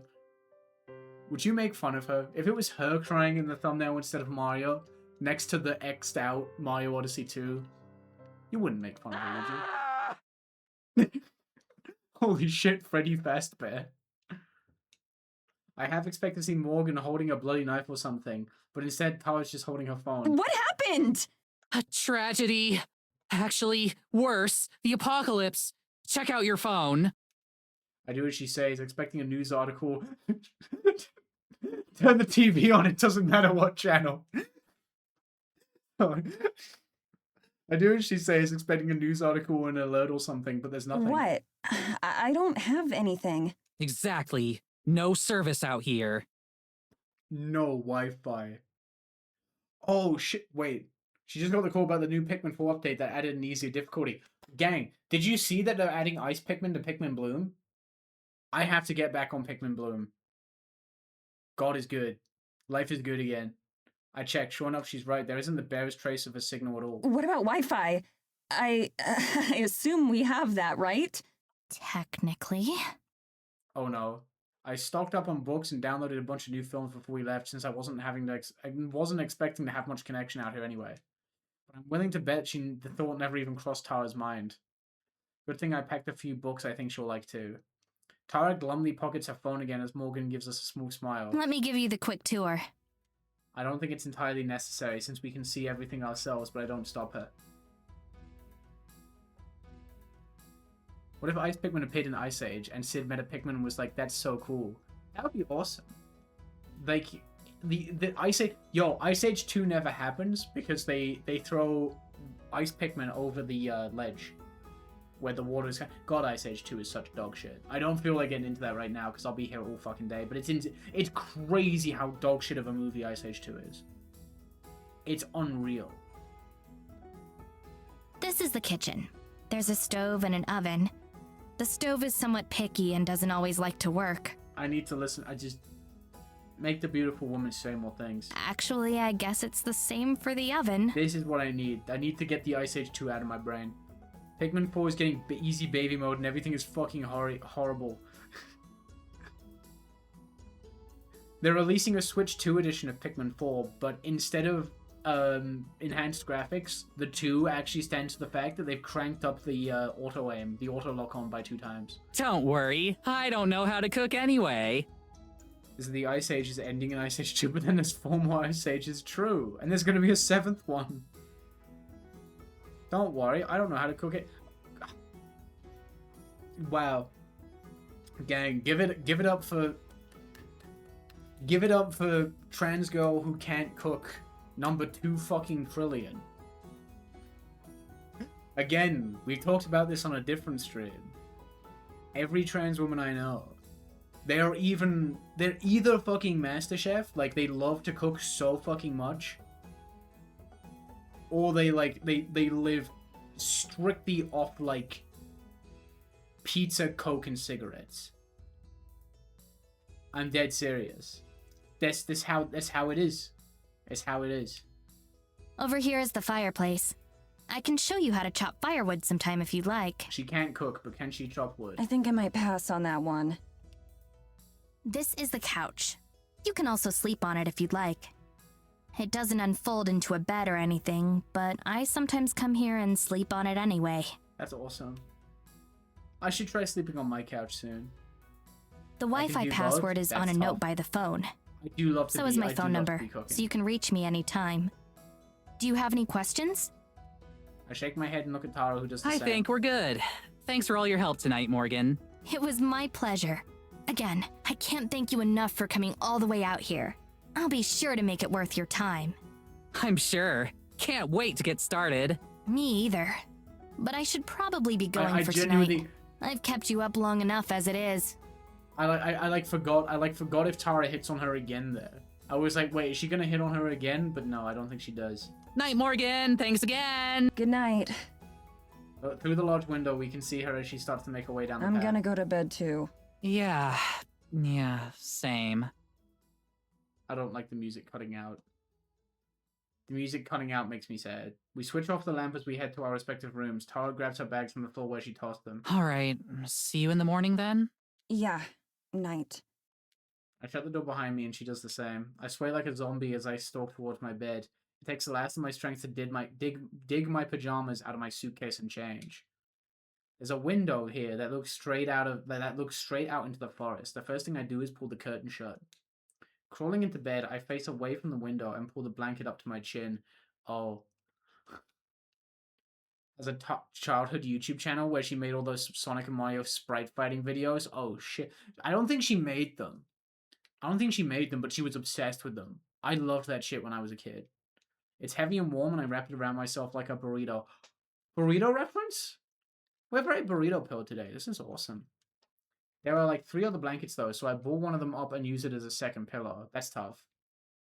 God, that would be nice. Fuck, I should get the other quilt out and do that. Just have like a second quilt just for like up here that I can just like wrap around myself. Yeah, my wife does this. My wife is incredibly YouTube poop pilled. And it's so cute. A detached part of me is glad the timing worked out well enough to avoid jet lag. And all in all, aside from the Wi-Fi, this is pretty nice as far as accommodations go, especially since we're not paying for it. It seems strange that Morgan will come all the way out here just to take naps sometimes, but I can already tell that most of what Morgan does would be considered strange. Was Epic Mario Fighting Series? Yeah. Was that Mario Bros. Z? I think that might have been it. Was that it? Or am I getting schmixed up? I might be getting schmixed. Strange but harmless, I don't mind, but when I think of her mother, the mayor, a chill runs down my spine and I bundle myself up even more tightly in the blankets. Yeah, I watched the shit out of that. I had a friend who was obsessed with it. Like, completely fucking obsessed. We used to play Smash Flash 1 together a lot on, like, the old dogshit computer. It was so cool. I should give her a second chance, though, especially if she didn't have any warning about our arrival. It stands to reason that she'd be annoyed at Morgan renting out her family's cabin like that. I mean, we unlocked every character in Smash Flash 1 too. That was so cool. When I think of it that way, her reaction seems pretty justified. I'll just be extra polite to her next time we meet. Hopefully it isn't an interrogation like Morgan said. That was probably just her being dramatic.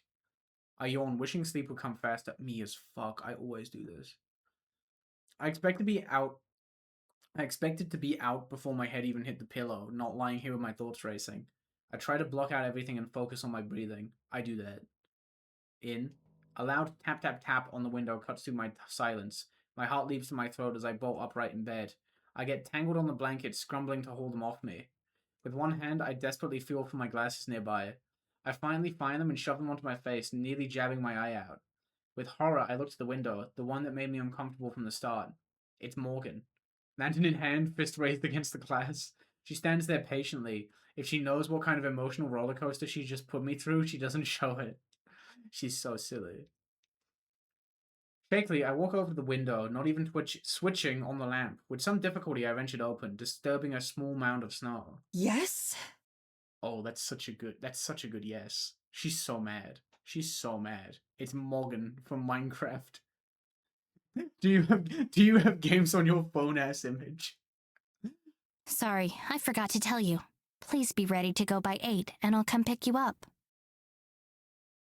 Is that okay? We could make it 8:30, but no later.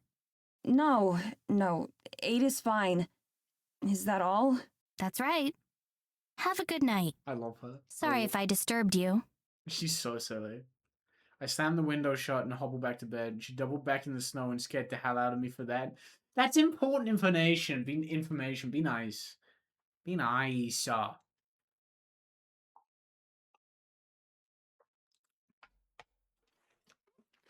What's the last video I watched? The last video, you know what's funny? I mean, I talk a lot about how I watch a lot of Overwatch videos, even though I don't play the game, just because I find it interesting, considering I used to play Overwatch 1. I watched a video earlier today that I found quite funny. Where there was two cheetahs. There was a cheetah, you know, like someone with the auto headshot shit. But there was also one on the other team. So they just like forget to they forget to cheat because they're trying to out cheat each other in particular. Controversial opinion, but AA22 better than AA35. I agree. Wait, I agree. Yeah.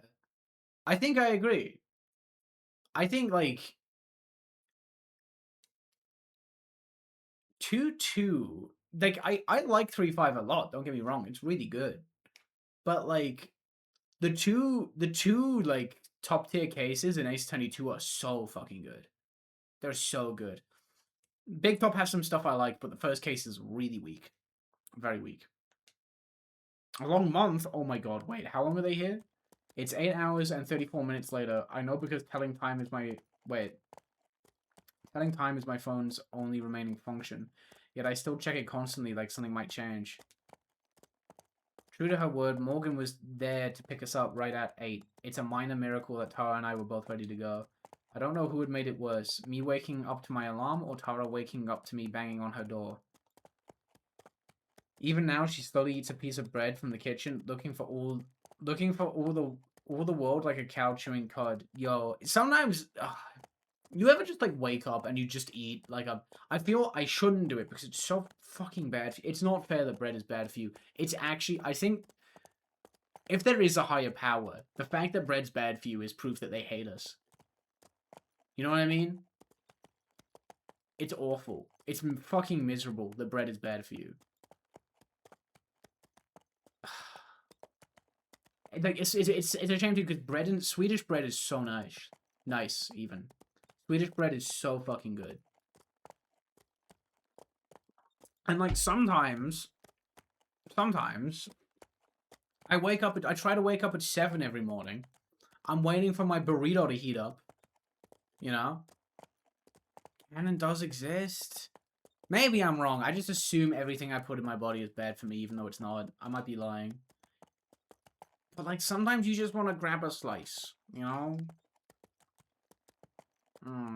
The 3 greatest human inventions. Medicine, Yuri, and bread. Fuck. I had all of those today. Life is good. Life is good. I think honorable mention Yowie. Honorable mention Yowie. With each bump that the carriage hits, my tiny cup of coffee threatens to spill into my hand. That's terrifying. I'm not sure that I'd feel it. Oh. After answering Morgan's perfunctory questions about our first night. The first night? They survived? We spent the rest of the ride in silence. She didn't acknowledge at all how she had knocked on my window. Apparently it wasn't remarkable enough for her to deserve another mention. I watched from over her shoulder now as we approached the town. From the train last night, the scattered lights made Eisenfield appear to be a lot larger than it really is. Now in the daylight, I have to strain my eyes to pick out some of the buildings against the hills and snow. Usually the first night isn't that bad. Remarkable player. Tara's missing it all, staring at her feet. Crumbs that are the floor beneath her. She's so messy. What the hell? She's eating bread in the carriage? That's awful. Morgan guides us along a path that I'm pretty sure is the same one as last night. A few villagers move out the way of our carriage, not even turning to look. It must be a regular occurrence. I'm so bad at this. Even though it's hard for anyone to see us in here, I still feel self-conscious. I clutch the bag of camera gear, tied it to my chest, hiding myself behind it. I'm so bad at reading, dude. It's crazy. There aren't any other carriages on the road, nor anything bigger than a pushcart, so we still stand out, at least in my head. If the situation is at all awkward or out of the ordinary to Morgan, she doesn't show it. She pulls the reins and the carriage comes to a stop in the road. There aren't as many other people up here, but what few there are give us a wide berth. And here we are. She went to space. She's in the sky. Tara finally perks up, the words clearly spoken for her benefit. It takes her a moment to realize that we've made an entrance, but as soon as she does, she's in showbiz mode. She leaps to her feet, throwing off the exhaustion like a disguise. Here we are indeed. Fuck yeah. She vaults out of the carriage, spinning circles like we're in the middle of a grand plaza instead of the middle of the street. I climb out more carefully and then scurry out the way. Okay, this rules. I love Tara. Tara is so fucking cool. It really does feel like we've traveled back in time. The buildings, all built from wood and stone, look like they've been here for centuries. The road that we're on and currently blocking is made of cobblestone.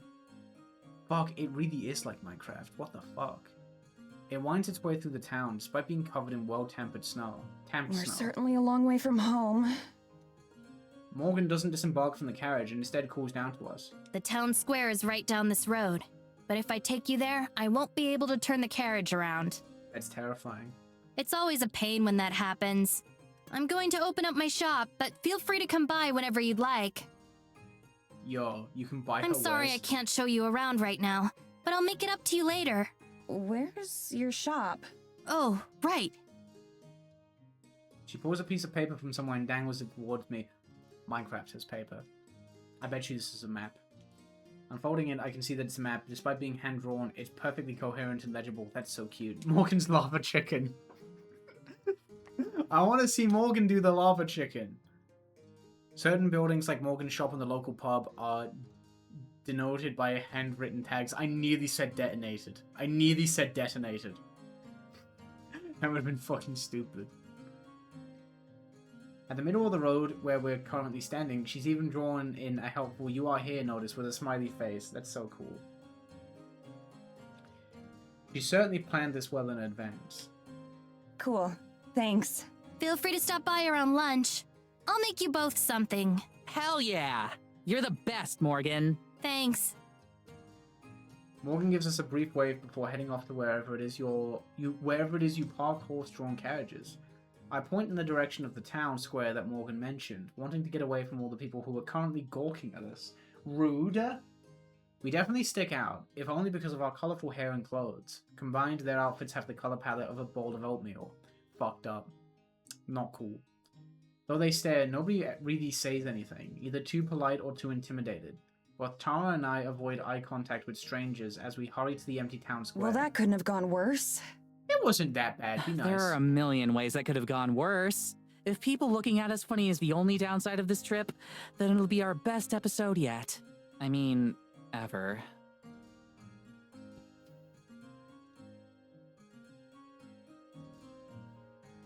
Don't say that. Don't say that. I wish he'd stop bringing that up. It always kills the mood, which was barely on life support to begin with. Tara rubs her shoulders, having stubbornly chosen to not dress any warmer today. She's so stupid. Okay, ready to get your Terranormal on, Mads? I shrug my camera bag onto my shoulder and nod. I suppose there's no harm in spending a little time establishing the location. Might as well get some B-roll while we're here. Fuck yes. One thing that both Tara and I have in common is that we're not really sightseers. I spend as much time in my room as I can, whether that's the hotel room while we're filming, or my bedroom at home. Yo. We love to see a rotter. We love to see an absolute rotter. Yeah, exactly. When the cardigan is fire, you just do what you gotta. It's worth it. It's worth the chills. I feel like September, October is like definitely where the realization kicks in, where you're like still willing to risk going out in that, but the realization that you shouldn't have kicks in, and you gotta dress up all snug and all that. An overlay stimulating a video camera appears on the screen while Maddie is filming. Oh, that's okay. That's explaining that I am doing that. You need to invest in stylish code. I'm getting one. See, it's fucked up. I know I have one in mind that I want to get, and it pisses me off because it's out of stock.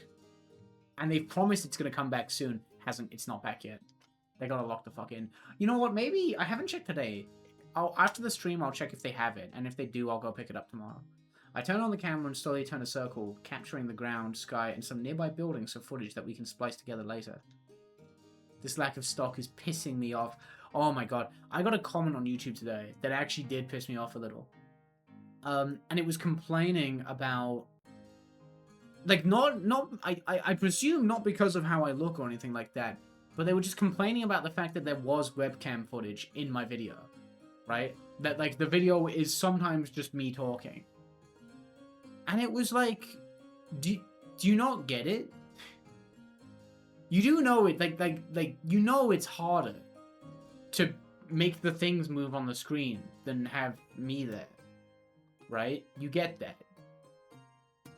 And also sometimes, like, I just don't have anything to say, right? That's just how it is, you know? Like, what do you want me to do? Do you want me to pull up the yellow Pokeball background and put nothing on it? Like, what's the story? I don't think they get it, no. They saw my video, they didn't understand how it... They didn't see the 4 months it took me to make that. They were just like, wow, a video, I wonder where that came from. Most of the time making paranormal videos, it's just me finding ways to stretch 10 minutes of interesting footage into a 10-minute video. She's goated. That's something else we're both good at. They want Dragonair PNG Tuber on the screen or something. That would be funny, actually. That would be cool. The cold wind makes it hard to keep a steady grip, so I stole the camera and shoved my hands into my pockets. Also, I didn't even realize until recently that the ball on Mega Dragonite is like what Dragonair has. I didn't realize how Dragonair coded Mega Dragonite was, and it makes me really happy. Get anything cool? Unable to browse on her phone like she usually does while waiting. Instead, Tara just watches from over my shoulder as I record. Not really. There's not much to see here. Yeah, it's kinda less impressive up close. It's the kind of place that you'd expect a tumbleweed to blow through. Like if the climate fit. Wow, you're turning into quite the poet. Fucking Oh, love shut Tara. up. What? Mean? It was a compliment. Anyway, since filming the village is a dud right now, we should follow up one of the rumors Morgan was talking about the other night. I'm thinking giant tree spirit. Dud? Like Dudley from Street Fighter 3 Third Strike? That's the most interesting one she talked about for sure. That's the headliner. We need to build up to that one. Oh yeah, definitely. Picture this. We head to the woods to get some creepy shots. She's so fucking cool. Do it right around sundown. I should play Pokemon Coliseum. I was actually debating doing that today, but I was like, nah, fuck, I like Yuri. Make it super ambient. She's so smart. Lots of atmosphere, wind sounds, maybe a wolf howl.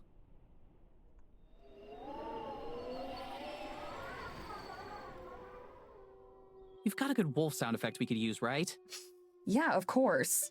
Anyway, I do a narration over all that, introducing where we are and what we're out here looking for. Then we get a sound of a big branch snapping, and just cut the video right there. Oh my god. I hate to say it, but she's a bit content. I'm helping. So, end the video on a cliffhanger? Yeah, I think so. We can definitely stretch the Eisenfeld stuff into a mini-series or something. We should be able to get at least 3 episodes worth of stuff out here. She's so content. I hate my content wife. That sounds fine. A snapping branch is a pretty weak way to end it, though. Especially since, like, we uploaded the video. No one's going to wonder if we're okay or not. Get one of the villagers to do it. Did you know that if only Wario had an N64 game, he'd be one of only 2 Nintendo characters with a game on every console? Because most others are missing the Virtual Boy. Oh, fuck! That is interesting. I never thought about that. Damn, he's the main villain in Dr. Mario 64. That could have been something. Oh, that's true. So you think maybe we just make one long vid? Or end it differently? Maybe a different ending. I'll think of something later. Cool. Yeah, it You're makes the sense best, it would be Mads. Mario. Good old Mario Tennis on the Virtual Boy coming in clutch. I just shrug, wanting to change the subject. No, the other is actually Nesta from Nesta's Funky Bowling. We can also follow up on some of the smaller rumors. Like, in her email, she mentioned mysterious lights out in the forest. Like a will-o-wisp? Aren't those actually real? You're the expert. You should know that, not me. Will-O-Wisp is very real. Yes, they're real, but it's just swamp gas. It doesn't matter though, because we need to wait for nighttime for that stuff. It's not very spooky during the daytime. In that case, we definitely want to talk to the locals. See what kind of rumors they've heard of. That kind of thing. Right, that's definitely the smart thing to do. Voice acting is so fucking good. We both faced back towards the street we came down, where Morgan dropped us off with all those nosy people, who just stared at us but wouldn't talk. Awkwardly. Or we could get some more establishing shots from other parts of the village. Me as fuck. I like that idea. No, I could never do this kind of like. I could never do this kind of like. This kind of video where you just have to go up to random people and be like, "Hey, what's the story with thing?" That's too scary. Tara, be careful. You will get burned and your physical attacks will do. Exactly, Tara. No, don't switch into Gengar. You're being baited. Your choice band will be useless. A couple of folks shovel snow in front of their homes. That's a very modern-looking building. That one on the right, for like being old and shit. A group of kids run up and down the street, accompanied by a sagging basset hound. A woman wearing what appears to be an entire bear fur coat shuffles past us. Holy shit. Zangief? Wherever we go, the villagers watch us unabashedly. No one makes any attempt to talk to us, and conversation is full silent whenever we come near. I wonder if there was some sort of order given to not speak with us, or if it just happens naturally. She's going to hope it has curse, even if it's a soft status. I try to force myself to ignore it. We're not doing anything wrong. We're just a curiosity. The only interesting thing about us is our out-of-towners. Morgan said that there were rarely ever visitors out here. It's not hard to imagine why. There doesn't seem to be much worth visiting. Wrong. The map said there was a pub. Hop on. Still, if they're going to keep this up, it's going to make those interviews even harder to do. Tara taps me on the shoulder, nodding in the direction of some of our observers. Is it just me, or is there kind of a creepy serial killer vibe going on here? Oh my god, can you not? She's so mean. Hey, I'm just kidding. Just trying to lighten the mood a bit. Maddie is so mean. I unpack the camera again, film a few of the storefronts as we go. As long as I'm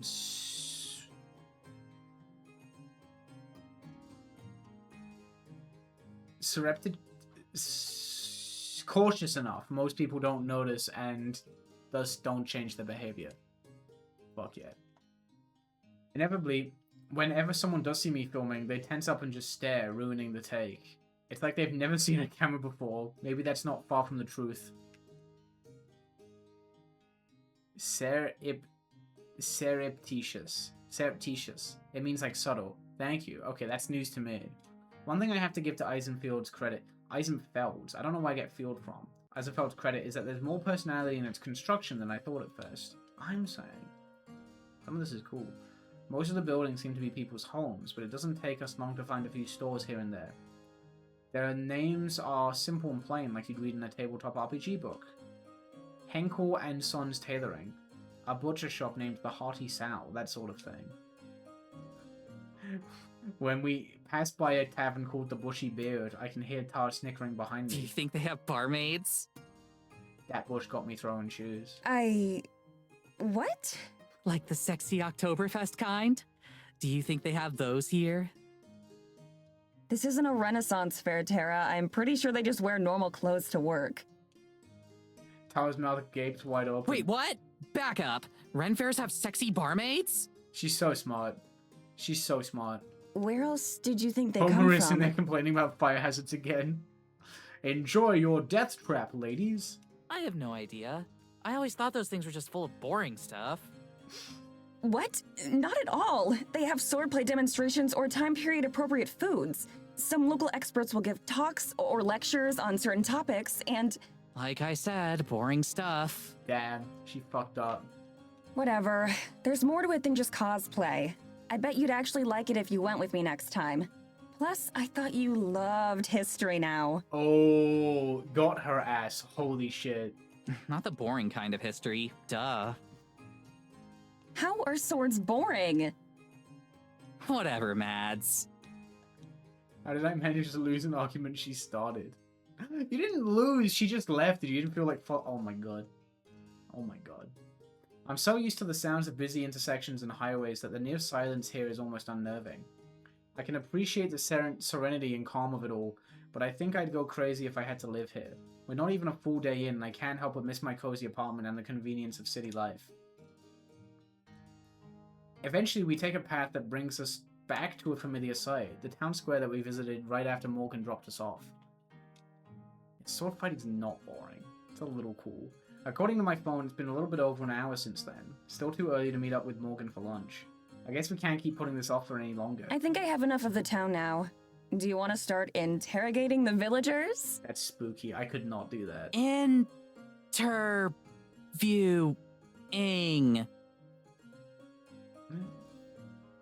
I didn't even notice myself misspeaking. I must still have interrogations on the mind after seeing the mayor last night. Yeah, she was fucked up. The mayor's fucked up and evil. When I walked away in the middle of... Oh, that's fucked up. Tara poses dramatically, hyping herself up for the camera. I'm not even recording Time yet. to put my game face on. Go Gadget content. As long as it's a game face that people want to talk to. Mads, when have I ever been anything but charming? No, not even a word. Just the fucking change of... That's so mean. Yeah, I know. I'll keep it chill for these so we don't freak anyone out. But, like, how do we do this? Just go up to people? I guess. I forgot don't you have had any the one. better Is it ideas. tasty? This is actually a pretty good one. I'm not gonna lie.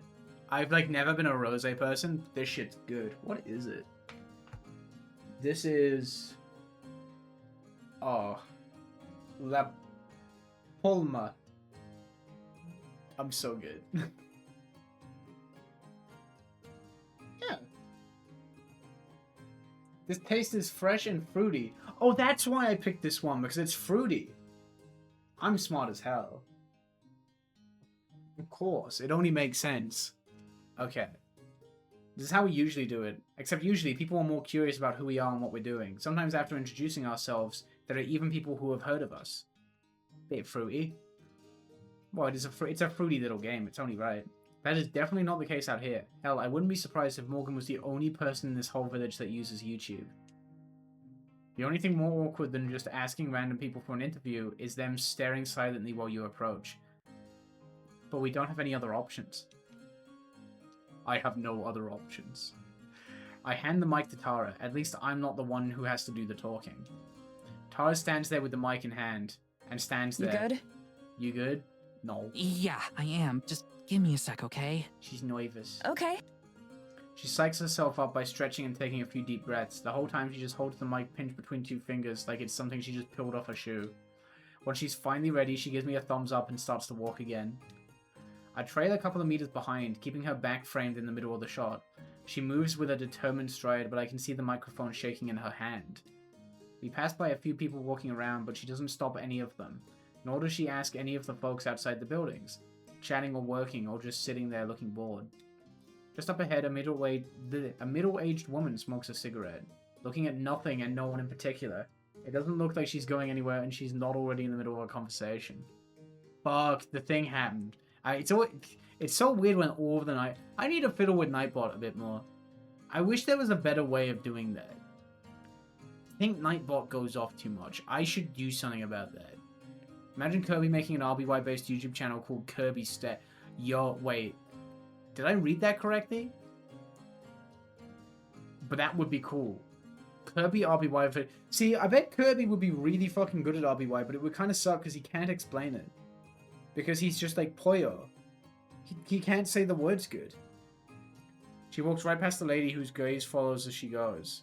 I pause the recording and hurry to catch up, hissing Tara's name. I have to say it twice before she hears me and stops. Sup? What are you waiting for? We've passed like a dozen people now.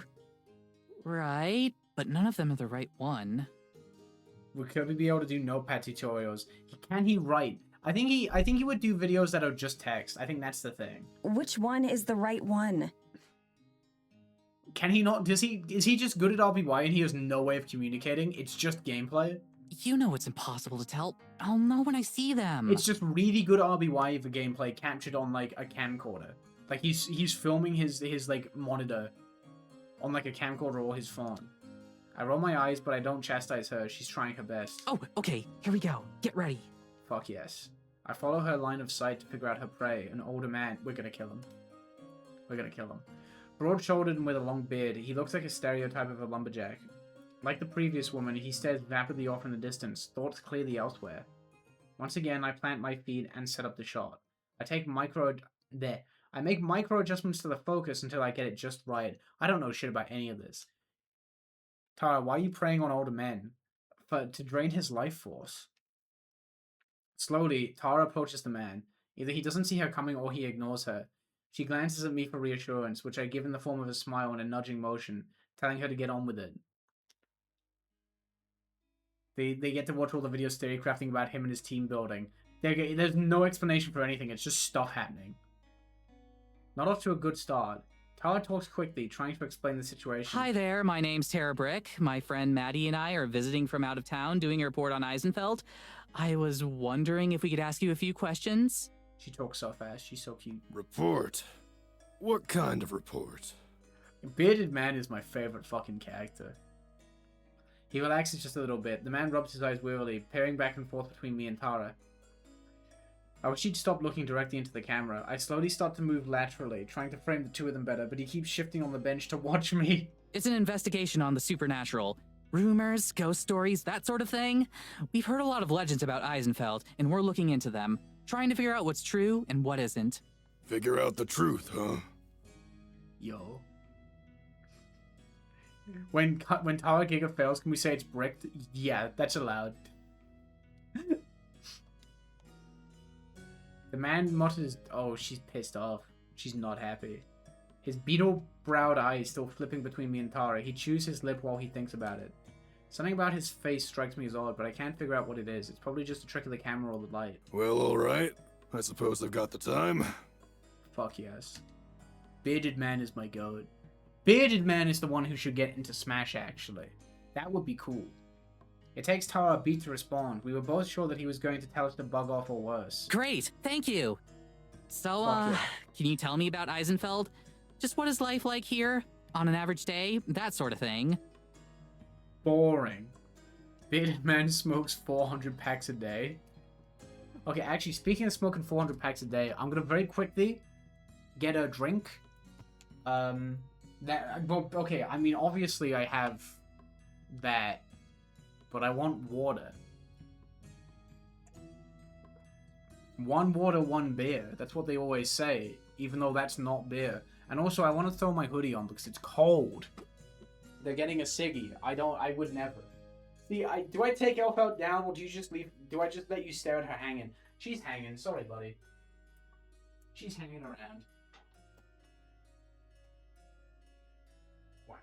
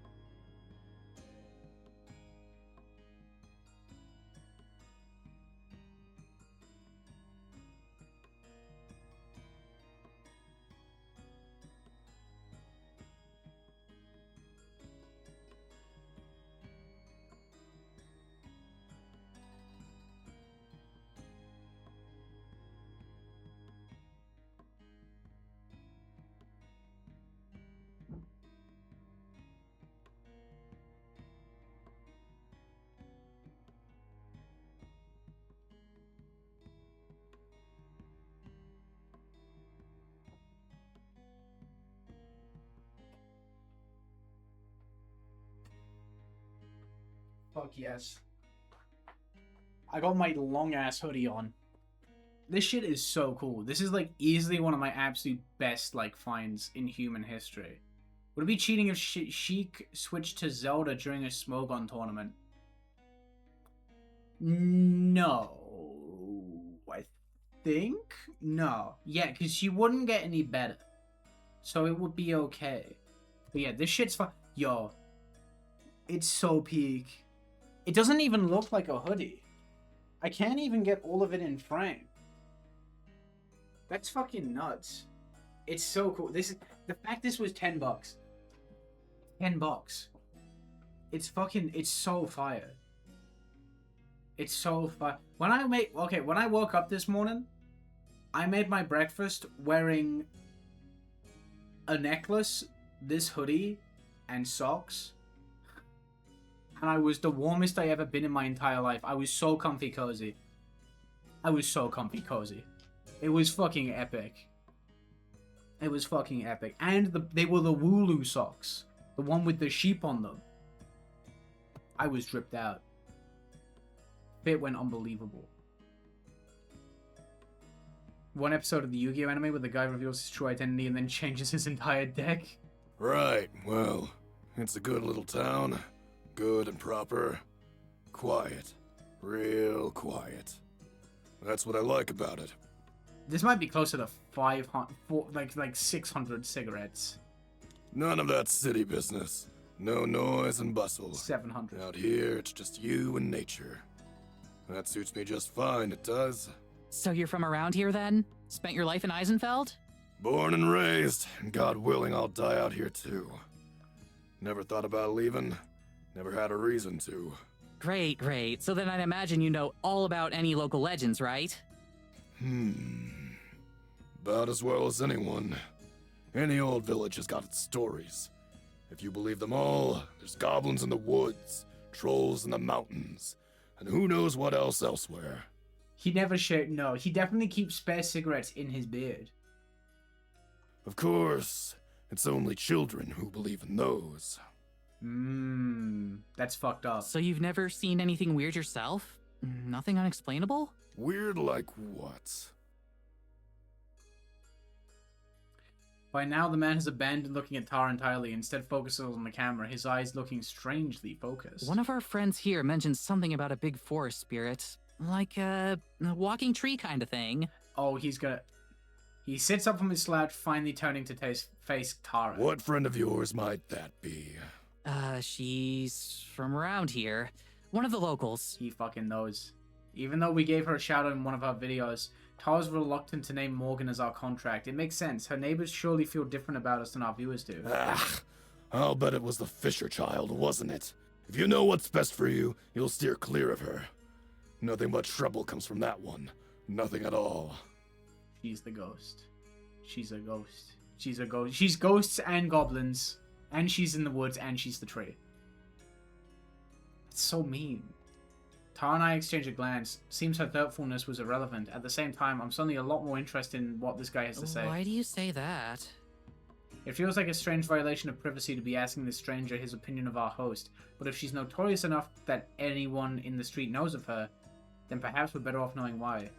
Spinning into the snow, our subject stands and turns his back to There are us. some questions you ought not be asking, miss. I'll be going now. Enjoy yourselves. Scary. I would never be mean to Tara. I wouldn't be like him. I would never be like that. I would show Tara my bionicle collection. She can see Jala. She can see... Fuck, what is the red Paraka? Hakan? I remember now. The way he said miss, this guy is totally transphobic, right? I was thinking it. It did cross my mind. I didn't like that. I did not like that. I did not like that. Like, he did gender her correctly, but like the vibes are horrendous. The vibes are horrendous, right? You know what it was? It sounds like He said miss. Yeah, yeah, exactly. He said miss the way a transphobe would say it to a trans man, but he did say it to a trans woman. He's just an asshole.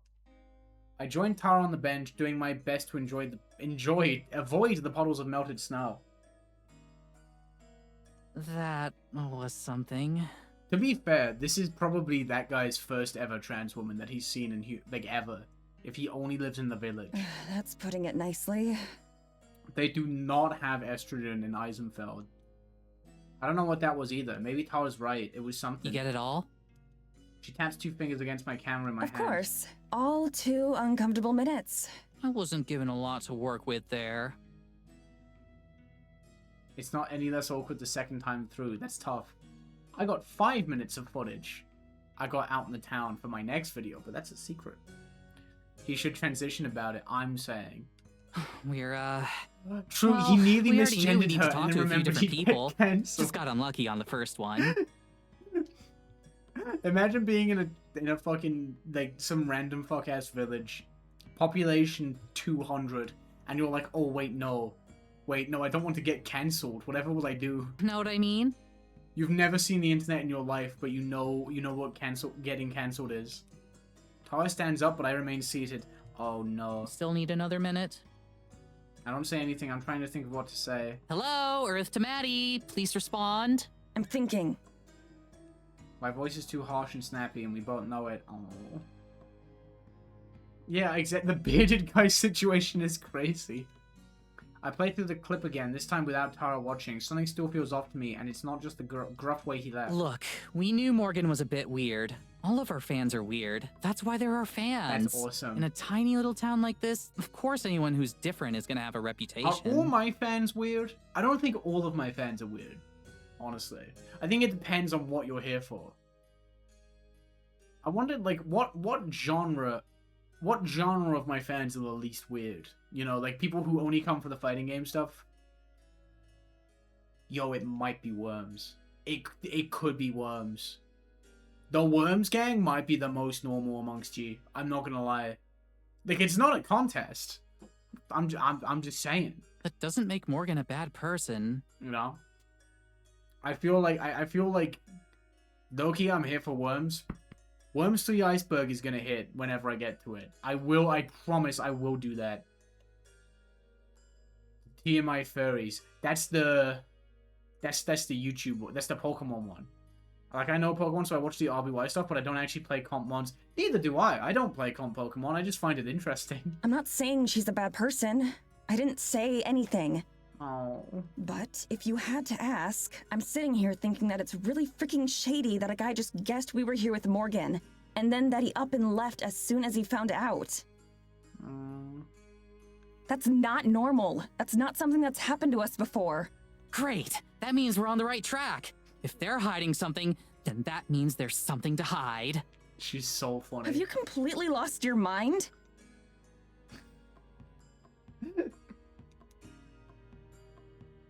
Tara nods and looks down at her feet, brushing some snow off her shoes. It's only been a couple hours, Mads. He's just one old cranky geezer.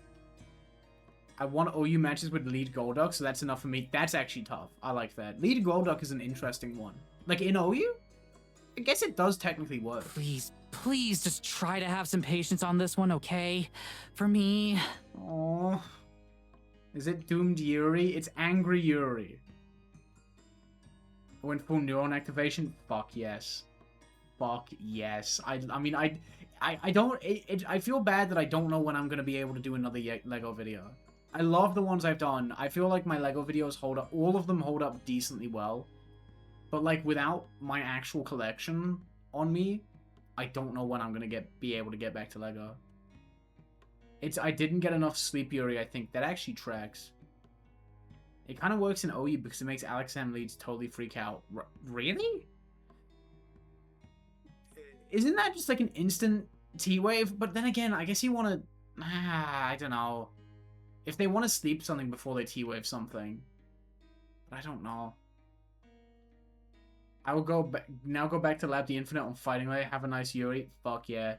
That's awesome. I've been labbing SF5. It's been so good actually getting people to play SF5 with me again. Fuck, I love SF5 so much. I'm trying to collect every set from Dino Attack, the only Lego theme that I know that got Sorry, regionally I'm censored. so tired. That's crazy. Those are quite expensive, aren't they? I wonder if I can track any of them down. I don't know. I had one as a kid and I loved it, but I had one of the European ones, so it wasn't as cool. Like, the American sets are better. You know? They are just better. Okay, maybe the European take on the Fire Hammer is better, but it's, you know, it's give or take. It's okay. There are only like 5 of them. Is there even 5? No, you're right, there is 5. It's like the tiny Jeep. There's like a little Jeep. There's an ATV. The weird like Jeep, like not a the ATV, the Jeep, the weird like long car thing that I don't know what to call. Then there's the tank and the helicopter. The helicopter one's brutal. Wanna find somebody else? Guess we oughta. My full lick teams. Oh my god, this again. You can't even do that. That's 4 Pokemon. Now that we've been burned once, I start to understand why Tower's attack is halved. What once seemed like people tightening their clothes against the cold now seems like turning their shoulders towards us. A suspicious number of folks look away from us to cough. Humvee, that's the one, yeah. Oh wait, the Doom Buggy. That's a better way to put it, yeah. It takes another 50 minutes of looping around town before we find another candidate. A pair of girls about our age are waiting outside a shop. Inside, a third girl is talking to the shopkeeper. People our age are going to be our best bet. This would have to be the most dogshit place to be, like, a girl in your 20s. There is actually, yeah, there is an attack helicopter, and it's such a good set. It's, like, one of LEGO's best helicopters ever. But it's so expensive, and it's, like, region-locked. 5 Pokemon with Lickitung for the vibes, I guess. That's fair, yeah. God, Lickitung not getting lick is so funny. One of the waiting girls sips from a small mug of what I assume is coffee. She sees us and nods her head in greeting. That's the nicest reception we've gotten so far. What about them? Worth a try. Go Gadget Girl. This time I approach Ritara. I let her take the lead, but I follow close behind, forcing myself to smile in order to seem more approachable. Excuse me. The talking girl and the shopkeeper turn towards us at the same time. Their conversation snaps off immediately. Excuse me. Hey there. Hello. The girl next to her leans in to whisper something in a friend's ear, but doesn't talk to us. Hey, so my friend and I are here from out of town. We know. Fucked up thing to say. We're filming a documentary sort of thing about Eisenfeld, and I was wondering if I could... Eisenfeld? We're Fuck. filming a documentary sort of thing about Eisenfeld, and I was wondering if I could ask you some questions. Eisenfeld? Why here? What about it? Coffee girl and quiet girl might not be it. They gotta go. Well, we're doing a video about any sort of rumors or local legends that you might have out here. Ghost stories or that kind of thing. The 2 girls talk to each other in low voices that I can't pick up. The quieter girl is muttering something and the girl with coffee is agreeing and nodding along. As one, they turn to face us again. I don't think there's anything like that. Not a single... I don't think there's anything like that out here. This isn't that kind of place. Not a single one. When you were kids, your parents didn't tell you stories about things that lived in the forest? You've never been out late at night and seen something you can't explain? I couldn't handle this. This would be so hard for me. We're not allowed out late at night. Right. There's a curfew. The girls go quiet, knowing themselves, sensing a dead end. Tara changes her tactics. Do either of you know a girl named Morgan? Fuck. She's the mayor's daughter. The first girl, the one with the coffee, grins at that and pulls at her companion's arm.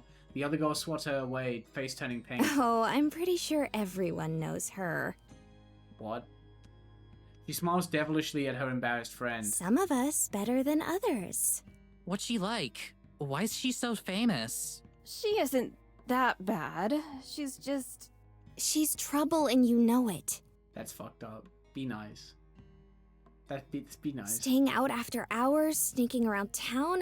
She spends a lot of time out in the woods, too. Sometimes overnight. What do you think she's doing out there? If there's a particular constitution we're supposed to have reached, it's lost on me. So there can't be coincidence that we're 2 for 2 now on people being weirded out by Morgan. Kinda 3 for 3, which is fuck. Yeah. Oh, 3 for 3. Don't say that. Don't say that. That's so Do mean. you think there's something out there? The 2 girls blink as if their reaction was planned. Something like what? No idea. Like I said, that's what we're researching. I don't think you'll find anything like that here. I'm sorry, but this isn't a very interesting place. Right. I stride away, leaving her behind. I head into a corner between two buildings, out of sight of the girls we spoke to. Tara catches up and then leans against the wall next to me. That didn't go much better. This is so fun. Really? You think? Maddie is so mad. She's so mad! Was it just a coincidence that these two other random people we met happened to have the same opinion of Morgan as the first? She's not happy. I hate to see her angry. She didn't tell her mom, the mayor of the whole town, that we're going to be staying in a cabin that her mother probably owns for a month. Oh, wow. Yeah, I forgot they're here for a whole ass month. That would be hellish. That would be so fucking hellish. She rambles off stuff that makes any one of our videos look like an episode of Scooby-Doo, and then the next morning just dumps us off in the middle of the village. Be nice. I don't like it when Maddie gets angry. I don't like it when Maddie gets angry. We haven't even been here for a day yet. We've seen our host for like an hour tops, and we were practically asleep for most of that. Yeah, it's been one day. Be nice. How am I supposed to have a good opinion of her so far? Well, yeah, she's gotta work. Come on, Mads, have a little faith. What's the worst that can happen? Wait, yeah, they do just drop Lee Scooby-Doo. turns out to be nothing like the other 200 times before. Some girls gossip about us. An old bum tells us to get lost. 207. And the worst part is that the whole Wow. town hates us while we're stuck here after spending thousands of dollars to cross the world. That's a lot of dollars. Fuck. To live in a wood cabin with no phone service and barely any internet. For a month. You've got to see the problem here, Tara. That's a lot of money. Won't comment anymore in case I accidentally drop spoilers. Rank if we do. Scooby's probably S. Okay, The story so is really what? good. What is it that you want me to do? Oh fuck, she's fighting We're back. here and you hate it. I get it. So what's the solution? What is it you're hoping for here? Thousands of dollars in a month for 3 videos. Yeah, that's what I was saying. My video does not cost me $1,000. I'm just saying. Like I said before, let's just deal with it. Make the best of it we can and try to have some fun. I don't. That was the whole point of this thing. It was supposed to be fun. Tara definitely taking the evil sponsorships. I hate to say it, but she definitely taking the evil sponsorships. If she's trying to encourage me, she's doing a terrible job of it. Whatever. Let's just get this over with. Be nice. And this time, don't mention Morgan. If nobody here likes her, then you're probably better off not bringing her up. Okay, no Morgan. I'm devastated. I'm crushed. She goes quiet for a moment, staring off into the town. She takes a breath and sighs, visibly relaxing. She starts to lead the way, not looking back at me. I feel a sharp pang of guilt as I stare at her back. I did promise to try, and here I am again, making everything worse. Yeah! Chase that paper, manscape the fresh money, the fresh Shadow Legends. Tara, You gonna say sorry? sorry. Again. Really. She smiles a bit sadly, but shrugs. I get it, Mads. We're cool. Let's go. And there's a lot more Terranormal in our future. Tara and Maddie exchange a small smile before continuing their march on. It's not gonna be good. It's not gonna be good. As the field seems to have been built that no matter what, you're always walking uphill. We make our way up yet another one past a low crumbling wall and a few more houses. Every YouTuber has been sponsored by Raycon. Not me, baby. I know that shit doo-doo garbage. I know that shit doo-doo garbage. You won't catch me touching it. As we make our way up the street, a bitter-looking old woman with a broom stops what she's doing and eyes us. We've walked this part of the road several times now, but she wasn't here before. Hey, you! Who are you? You aren't from around here? Hawkish woman, that's a new one. That last part is definitely a statement, not a question. Tar slows down just a bit to mutter beside Looks me. like we found number 3. Tar immediately puts on a friendlier face as we approach. Good morning, ma'am. You're right. We're not. Oh, I can hide the camera stuff. Yo, they got some fucking gameplay in here. When you get it sponsored by a scam, I'm not. Sorry, buddy. You could not pay me to wear earbuds, especially not wireless ones. To be fair, I am a big earbud user. But that's just because, like, nothing fucking takes wired headphones no more. It's so annoying. Like, if I'm ever using my Steam Deck you know I'm using my wired headphones. Or like my 3D. Well, 3DS you have to, but, you know. I'm Tara, and this is Maddie. We're here doing a research documentary on Eisenfeld. Would you mind if we asked you a couple questions? About? Some of the local legends and rumors from around here. I'm actually afraid that she's going to say yes, because I can already tell this is going to end as badly as the last two. I'm trying to see if my controller fits in, like, the little, like, it does. The controller fits in my, like, hoodie pocket. My hands are so cozy. This is fucking awesome. I've decided how to answer Tara's question of what I want. I just want to go back to the cabin and be bored. At least it's not awkward and uncomfortable in there. Yeah, alright. Did not like that. Great, thank you. So, we've been hearing a lot about stuff out in the woods, like... You are? Who told you that? This is so hard. I hate seeing people be mean to them. We've been interviewing a few people this morning, and it's something that came up a few times. Stuff like lights, strange noises, that kind of thing. Have you ever witnessed anything like that? Never. Jesus Christ. Wireless earbuds are one of those funny fields where you do a lot of research just to end up at the most popular choice is always also the best. Damn, that's fucked up. I think I use like Sony ones and they're like fine. I'm not a stickler for audio quality, so if there's something wrong with them, I wouldn't notice. Look, I'm going to tell you this now for your own good. No one around here wants any trouble. We all just want to live our lives in peace. That's what Eisenfeld's all about. Mayor Fisher does a damn good job keeping things nice and orderly around here. Uh-oh. We keep to ourselves, and I expect the two of you to do the same. Just as useless as the other two. As we go, Tara waves over her shoulder. Thanks for your time! And then, so I can only hear her. Bitch. Yeah, she was a bitch. She was a bitch. I did not like that. As we walk away, I can tell it's not necessary to say anything to Tara. She trudges along beside me. Annoyed as I am, I still feel bad about seeing her so... Still feel bad seeing her so bummed out. Maybe it's finally starting to sink in. So now what? She asked me that after the second interview too. Now... I don't know. Let's go to Morgan's shop and eat lunch. Wait, for real? You want to go see Morgan? I'm a weirdo who likes lugging around a backpack at all time, so I'm more team big over-the-ear headphones. I have none of those, funnily enough. Tony Hawkish woman? Fuck, if only. Who's worse, this mayor or the Stardew mayor? Wait, that's actually a good question. I love that everyone in this town reacts to YouTubers by being like, I hate you, plus you're bored, plus I don't even live here. Everyone here is so anti-YouTube. Mostly I want to go see what Morgan makes for lunch. They, yeah, exactly. There's nothing funny. I'll take it. But hey, can you like... Uh-oh. I'll be cool. Don't worry. There's nothing nice about Evelyn. There's nothing nice about her. She's not even funny. She's just mean and upsets me. Yeah, I know. Sorry. I know Morgan's you will. lava chicken was real. Oh my god. Yeah, I do gotta get the big old headphone, but my hair though, I do like my hair. That's the fucked up part. I love my KZ earphones though. What kind of shop does My Morgan run? $25 Do you KZ. remember? Well, these. They don't get any better than that. I think she said it's an antique shop. What do those places even sell? Antiques.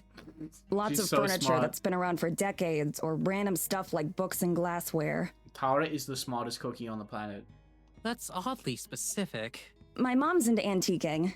She always says, you never know what you'll find. True, you could get a Logan Paul. You could get a Logan Paul. If I came to some fucked up village, I would be so nice. But also, I wouldn't be bothering people because I wouldn't, like, I'm not this flavor of YouTuber. We should do an antique episode of Terranormal someday. We can have your mom on as a guest star. I'm sure she'd love that. Do you think Morgan sells anything really out there? Like a possessed baby doll?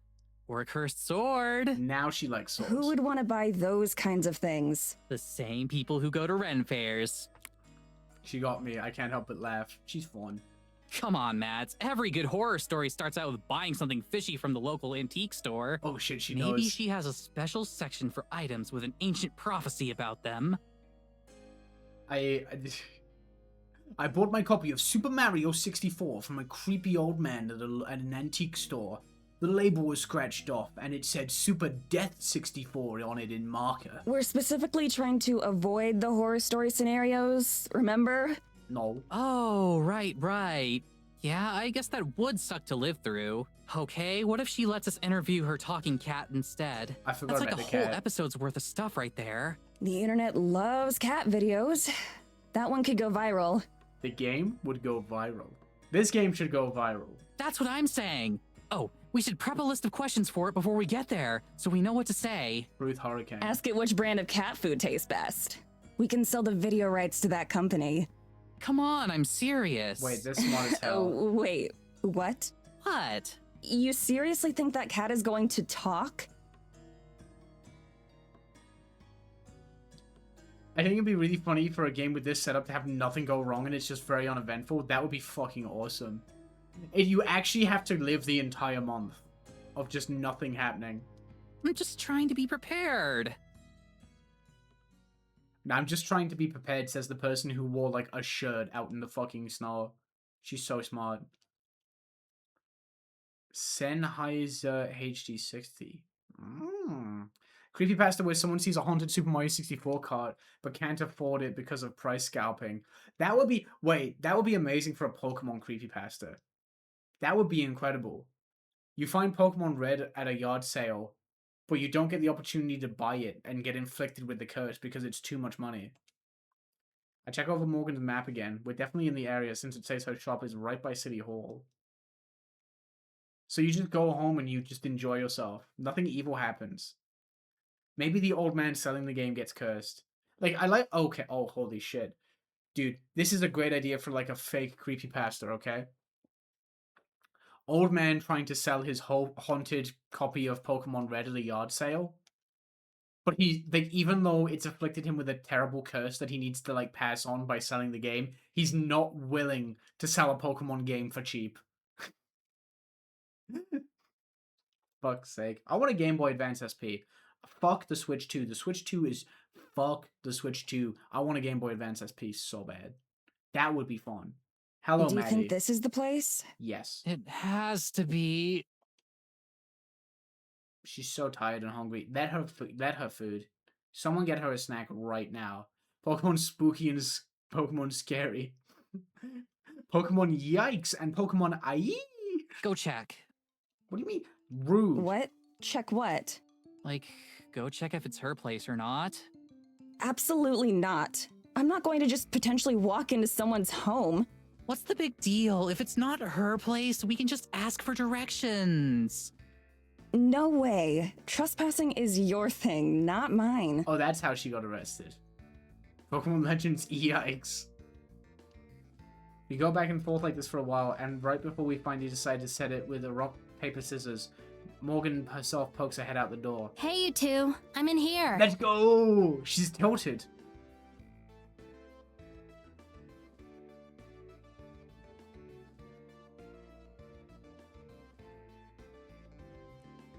Is she wearing shorts? Computer enhance. I only want the Switch 2 for Xenoblade 4 at this point. That's fair. Pokemon Ooga and Pokemon Booga. Oh, I played that. Holy shit. Homodachi 3 coverage yet. Funnily enough, I did finally try to get the game mod to work, but it just crashed. So I'll have to dig around with it a little more and see what the story is. A book under her arm and a cup of coffee in her free hand. That's so cool. I would... I could get a cup of coffee and hold a book. But that would be my third cup of the day. Ready to uncover some ancient I need treasures? to pump the brakes. Ready to uncover some ancient treasures? Yes. Lead on, Indiana. That's a fun reference. Nearly bumping into Morgan as she goes. I nod stiffly at her as I enter more slowly. She's still mean. The door slams shut behind us. Morgan flips the sign on the door to closed, although it's nearly invisible from the outside. Her shop looks just about how I expected. Piles of junk are strewn across chipped shelves. Many items aren't displayed so much as they appear to have been tossed and then forgotten. I'm so reading. God, I love her fucking cash register. That's cute. Why is it gold? Yo, they got Dragonair in the bottom right. You see that? I might... Ooh. Yeah, I might take a sneaky look at the Kirby Direct. I mean, like, Kirby's cool. Kirby's cool. It's not gonna... Air Riders is not gonna sell me on a Switch 2. I mean, okay, I'll be real. Nothing's gonna sell me on a Switch 2 because it costs that much. It's too spenny, and I have a Steam Deck that I already don't use as much as I would like. So, you know, I don't think the Switch 2 is happening. Big Yellow, I finally got my autism diagnosis. That means I can watch your streams now. Shit. I mean, I wonder if I'll get there eventually. One day, maybe. Who knows? Who knows? Tara is already bobbing up around the store, examining some worryingly fragile chromatics. Morgan passes by her and back to the front counter, where she sets down the book she was carrying. Its title catches my eye. Complete collection of classic fairy tales. The book looks extremely old. I wonder if it's an item for sale there. So, are you done looking around town? If she has any guess what kind of response we got today, she doesn't show it. She's still impossible to read. I've seen enough for today. Can we still take you up on that lunch offer? I gotta get ready for class. It's all I can watch by it. No worries. Enjoy your cool class. You not being autistic would genuinely be a plot hole. A little bit. A little bit. Like, it would be kind of nuts, but you never know. Sure thing. I've got something on the stove already. I figured you'd be coming over soon. Stove? Your store has a kitchen? She lives here? Yeah. I have a living space set up in the back since I sleep here most of the time. She sleeps here. She sleeps on the fucking couch. Oh, I think this chick got autism is one of my best YouTube comments. It's funny, I feel like a lot of my best YouTube comments are from Worms videos. That's interesting that that's the case. Feel free to look around. I'll be back. Like Determinator. She disappears behind a curtain leading to another room, leaving us surrounded by treasures. When the whole town feels like an antique, a rocking chair and a few pieces of farming equipment probably aren't the biggest draws. I'm surprised she's even able to keep the place open. Yeah, who's buying all this? Who's buying the old-ass, like, lamp with these little piggies on it? That is cute, though. I do like it. Peter Griffin voice, autism much, no offense. Yeah, we need Herlock Shlomes on it. Tara's enthusiasm doesn't seem to have dimmed a bit, however. She takes time to examine each piece, turning it over in her hands like she's appraising fine art. At least one of these is probably cursed. She's so fucking smart. Peter is saying no offense. He's very gentle. At least one of these is probably cursed. This is Tara looking at the used games. Oh yeah, definitely. It's probably the grandfather clock over there. No way, that's too easy. And even if it is cursed, it's probably something lame like making your toe hair grow twice as fast. But this, well... So I love that comment out of context. Got into fountain pens a year ago. Back in hard last month, and I've been obsessing. Like, getting really into fountain pens is a cool one. I like that. I like that. That's a cool thing to get really hyperfixated on. Big Yellow, if you were a ghost, what would you haunt? What would I haunt?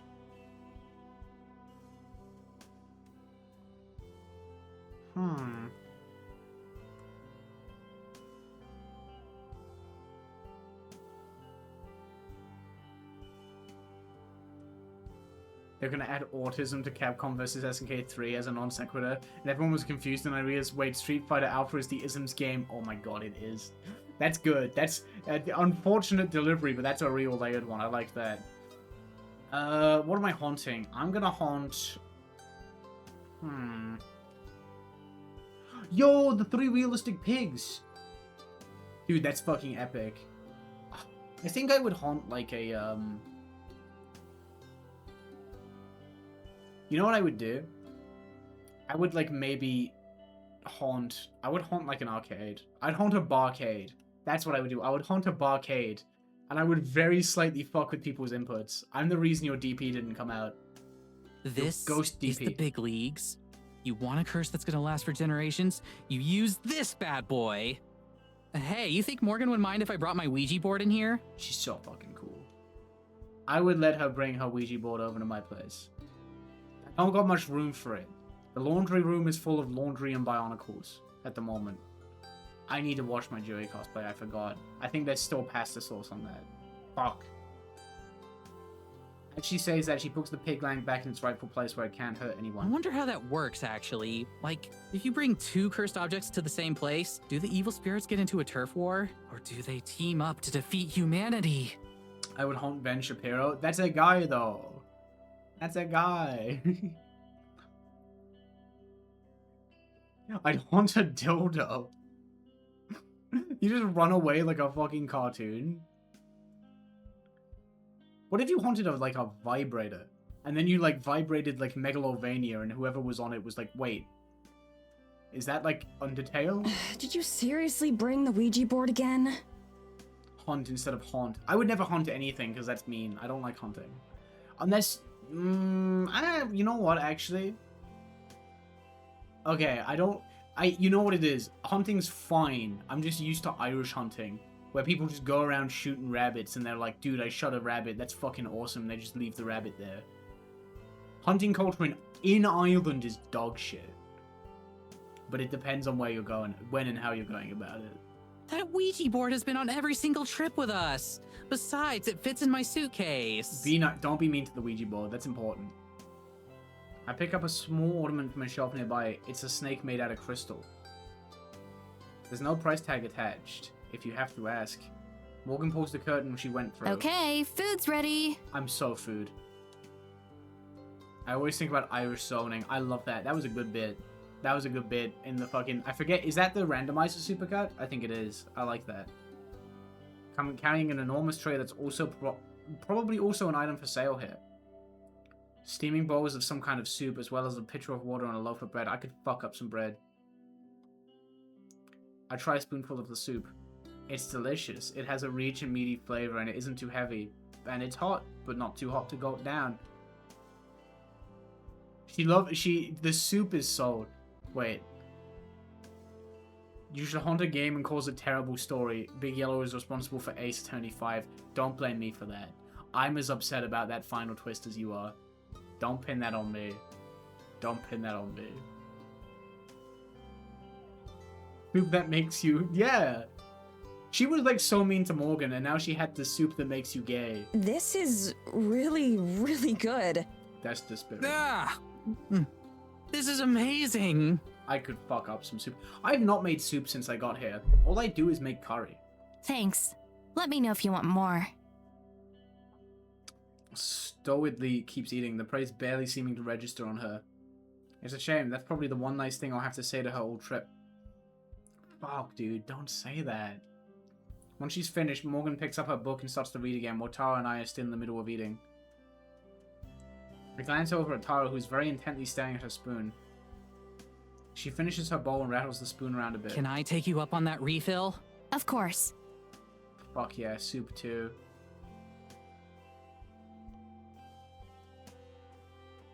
Only after we've both taken our last bite does she finally close the book All again. done? Yeah, thanks. I could fuck up 2 bowls of soup so fucking bad. For that soup eating read, I downed some applesauce that happened to be around. Applesauce is not soup. That's nuts.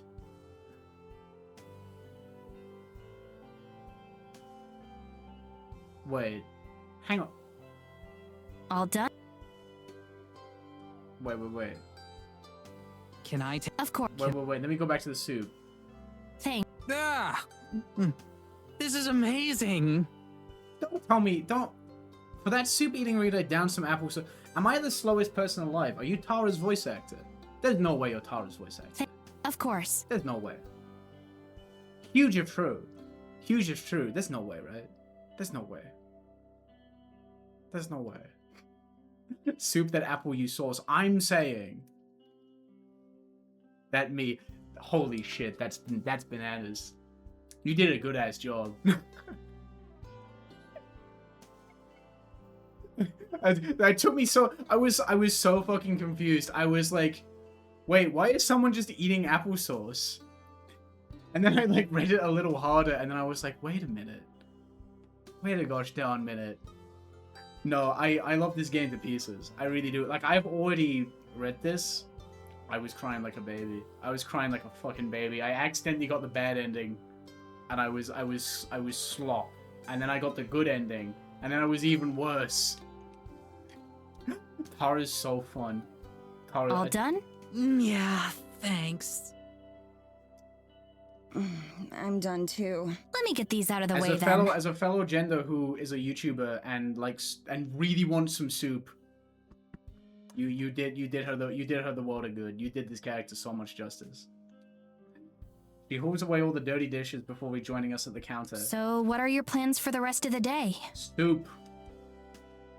I fight back the urge to tell her that she should be the one making plans for us and showing us around. Fuck. At least this way I can go back to the cabin sooner. We're still figuring that out. We hadn't got to see you much, so we decided to come over. Oh, right. I'm sorry about that. I'll take a couple days off starting tomorrow. Fuck yes. Known soup eater representation. I'm saying, what if the heart of the woods was that they went into the woods and they had hearty soup together, and nothing bad happened? You sure? We don't want you to miss out on any business or anything. There aren't that many customers who come through. You're the first ones all week, and you don't even count. Fucked up. I'm not sure how I'm supposed to react to that, so I don't say anything. That's too bad. You've got a lot of cool stuff. I was looking around some while you cooked. She cooked? I wouldn't get too excited. I don't know what I just soup make would up interesting stories for the items so they sound more entertaining. It helps pass the time. I like broccoli soup. I like broccoli soup. Broccoli soup is good. I did fuck. It's not really soup. I used to do like a weird take on risotto where you use barley instead of rice. I miss that. I haven't made that since I moved. Oh, fuck. I'm getting nostalgic for my slop. I miss it. Right. Morgan says it so casually that there's no way she knows just how relieved I am to hear that. It lines up neatly with what I already suspected. That everything Morgan included in her email is even more made up than usual. No. Most likely she's a fan of the show who wanted us wanted to trick us into coming out here and we fell for it. That's so bad. That's so mean. Don't say that. If Tara has realized any of this, she of course doesn't say anything, but judging by the way her enthusiasm vanished, it seems like she's starting to get it again. So, can we see the talking cat? I want them to stop being mean to Morgan. I really do. Oh no. Of course. I'm sure she'd be happy to finally meet you.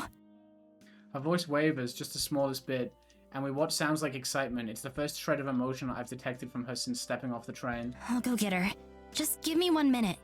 Fuck yes.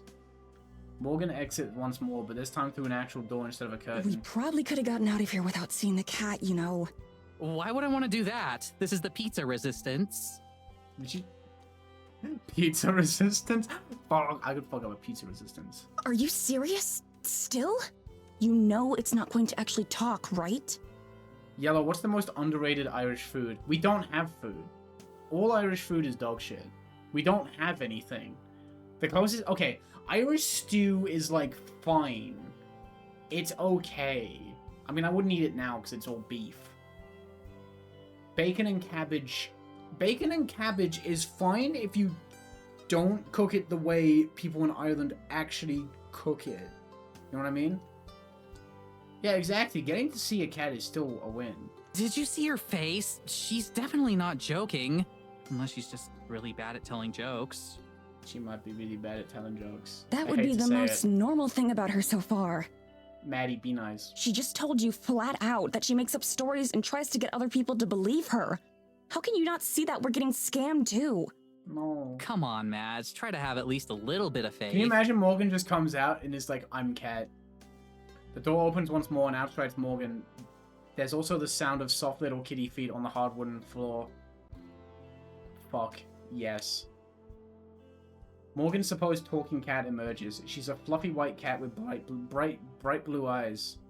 Talking or not, the cat staring up at me is undeniably beautiful. Its white fur seemingly glistens like snow, and its eyes are a piercing azure blue. Tara leaps from her seat and crashes to her knees. The cat doesn't flinch at all despite the commotion.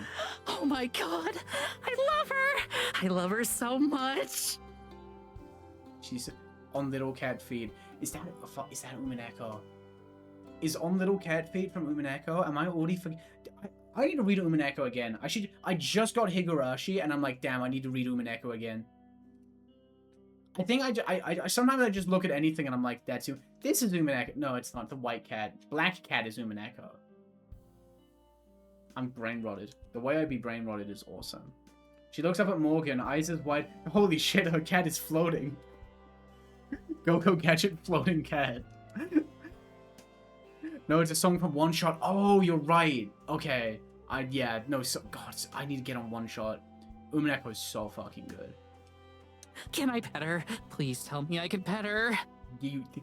If Morgan, can you imagine Morgan says no and the game fades to black? Jailadora, can she pet you? Oh no.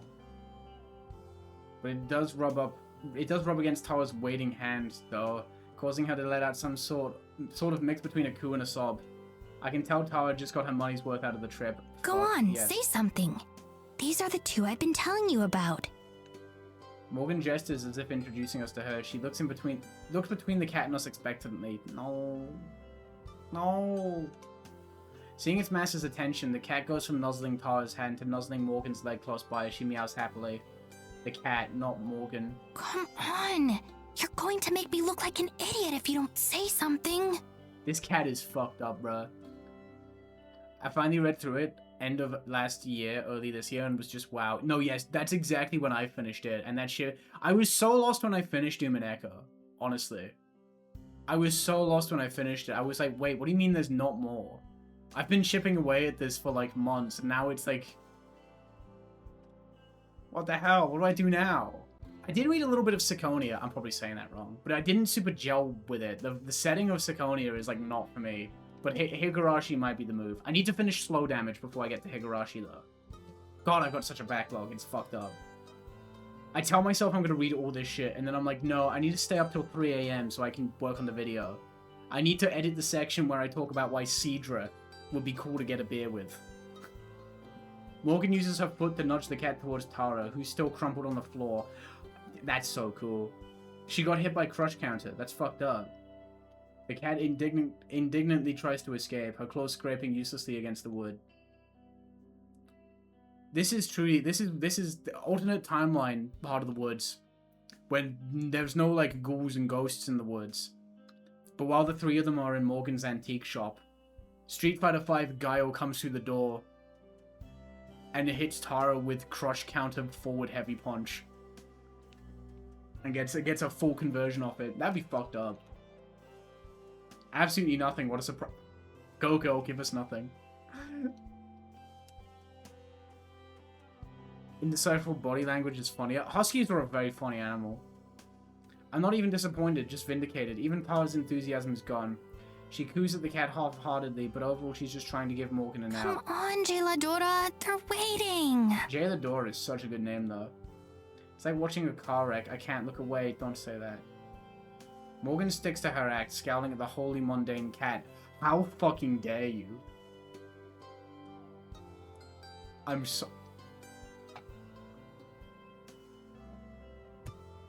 fucking furious. That's disgusting. I'm allergic to cats, and even I'm upset at that. Whatever previous excitement she had just about evaporated, and is instead replaced with some kind of mixed frustration. Nothing mundane about a cat that Yeah, you're not impressed by the cool floating cat?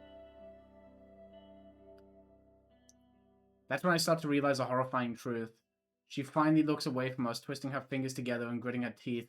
When it seems like she's decided on what to say, she turns back to us. I'm sorry. I don't know why she's being so stubborn. Well, you know how cats are. Tara manages an extremely fake laugh as she gets up and steps closer to me. Tara was right about one thing after all. Morgan wasn't lying to us, but now Tara's realizing where she was wrong. Morgan's also crazy. It doesn't seem like she's acting. It seems like Morgan's genuinely shocked her cat didn't greet us by name. Be nice. She talks to me all the time. I told her you two are trustworthy. That should be enough. It's fine. I'm sure she's just shy. Don't worry about it. Yeah, she just met us. We've got plenty of time for her That's to like warm up catching to a us, stream. right? That's swag. You're just in time for Yuri. Unfortunately, this is like sad Yuri at the moment.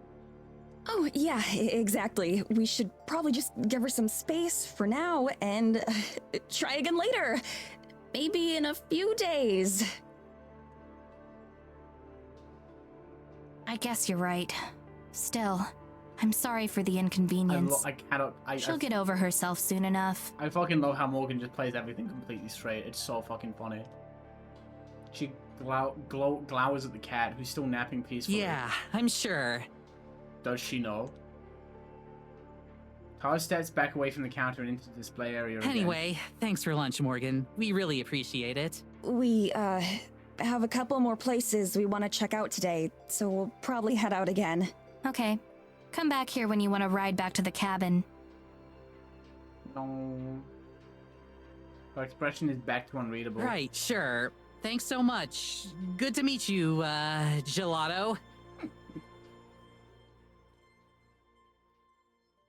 Gelato is so good. That is Gelato's. They're both good names for a cat, though.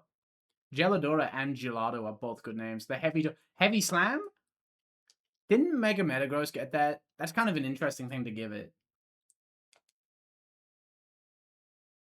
Outside, the wind has picked up a bit and there are clouds starting to close in. The nice day that had been shaping up seems like it might not happen. Fucked up. Nice to meet you, Jelly-filled donut. Nice to meet you, drying pan. Alright, so I'll admit that was kind of awkward. For everyone involved. Maddie's gonna flip the fuck out. Great, I'm glad you can admit it. That doesn't help us any. Next time we see her, we just won't bring up the cat. Hopefully she won't either. We can just pretend it didn't happen. Next time? What do you think is going to happen next time? She kind of smart. Yeah, I did see that. It's very funny. It's very fun. Mega Starmie is so funny. I do kind of love it. That she was saving the good cryptids for the second time we hang out? We can ask her about the spirit or the lights, that kind of thing. We get some spooky shots of the woods and we're golden. I don't know about that, buddy. We are pros at making that kind of content interesting. Usually we have at least something to work with. She made it up.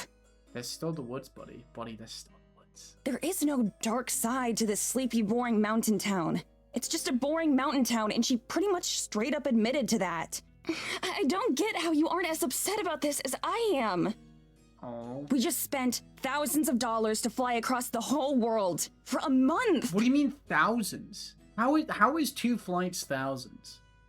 Didn't you fly from America one bit to America another bit? They said Kansas. Is this not still America? And the person who invited us out here is either a liar or a lunatic.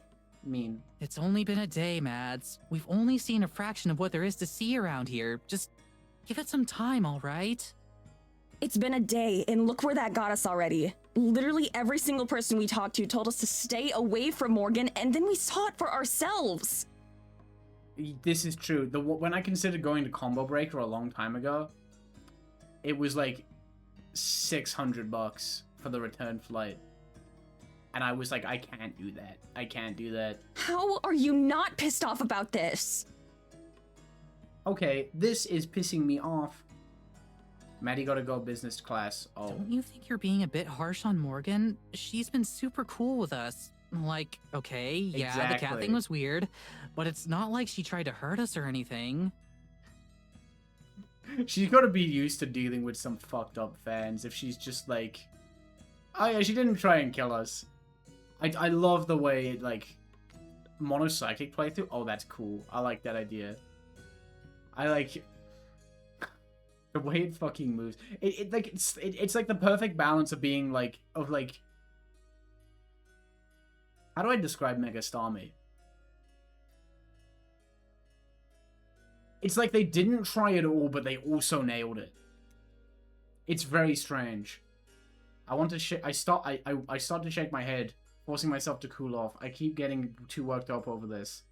I can't tell if Tara's being intentionally stubborn or what, but technically she's the one who bankrolled this whole trip, and I'm still getting paid for my time. Yeah, relax, buddy. Same flight now would be like 1.6k. Fuck, dude. That is insane. Damn. For Alligator lost Ice Punch. Ooh, that's really big. I don't like that. I'll meet her at the train station in a month, and she can do what she wants. I don't need to get so bent out of shape, I'm saying. I'm saying. Okay, you're right. Maybe she's fine. Anyway, Icicle I'm gonna Crash go back for to the alligator? cabin. Are you Actually, coming I with shouldn't. me? Okay, I should not be wishing for more Icicle Crash in the world. Icicle Crash is such bullshit. They shouldn't be putting that in the game. They gotta change what that does. Wait, Yeah, I've got enough to get started. Plus, I need to unpack. oh, okay. You gonna ask Morgan to hitch up the carriage? No, it's fine. I'll walk. You sure? Yeah, I seriously don't think I could get lost in this place anymore. Okay, I'll probably do another lap around the village. Maybe get Morgan's input on some stuff. Yay. Okay. See you later then. You either miss or they land and flinch. Isn't... Oh, God. Strongjaw Ice Fang is gonna cook. Oh, no, wait. Oh, fuck, the Mega is gonna get Strongjaw, isn't it? Strongjaw never fucking works out. It never fucking works out. Wait. Wait, they could give it... Hang on. See ya. Are there water biting moves? I've never played Gen 9, so I don't know. Is it not just Rock Slide? Yeah, but it's a better offensive type, and it's stronger, and it's annoying. They'll give it Fisher's Rend. No way, right? What if the cat talks his time just not in front of Maddie? Fisher's Rend is the only water-biting move. There's no way they're gonna give that to... It would be really funny, but I know they're not giving that. They're not giving that to Feraligatr. It's Jova. PU's first Mega has landed. As I head through town and walk back through the path that will lead me to the cabin, I walk fast and look down for most of the way. No. Nobody tries to stop me or talk to me, and if anyone's staring, then I don't catch it. Water bite. The trip back to the cabin is easy, even though it takes me around half an hour on foot. That's not that bad. I do that for when I go to the bakery, dude. This is gonna be me in 1 month when it's too snowy, but I still want my treats. I spend the whole walk fantasizing about home, my comfy bed, my film collection, our cat BT. BT. Bone home. Yeah, exactly. That's what from what I understand, the ones that get 140 BST are like huge power mons, which is really funny because like that's what they did to Mega Mawile and fuck, what is it? Mawile and Medicham. Like obviously there's no abilities in ZA, so they just gave it a 140, but that does not compensate for that at all. So they're kind of ass, I would imagine. Well, that's her problem, not mine. Fucked up.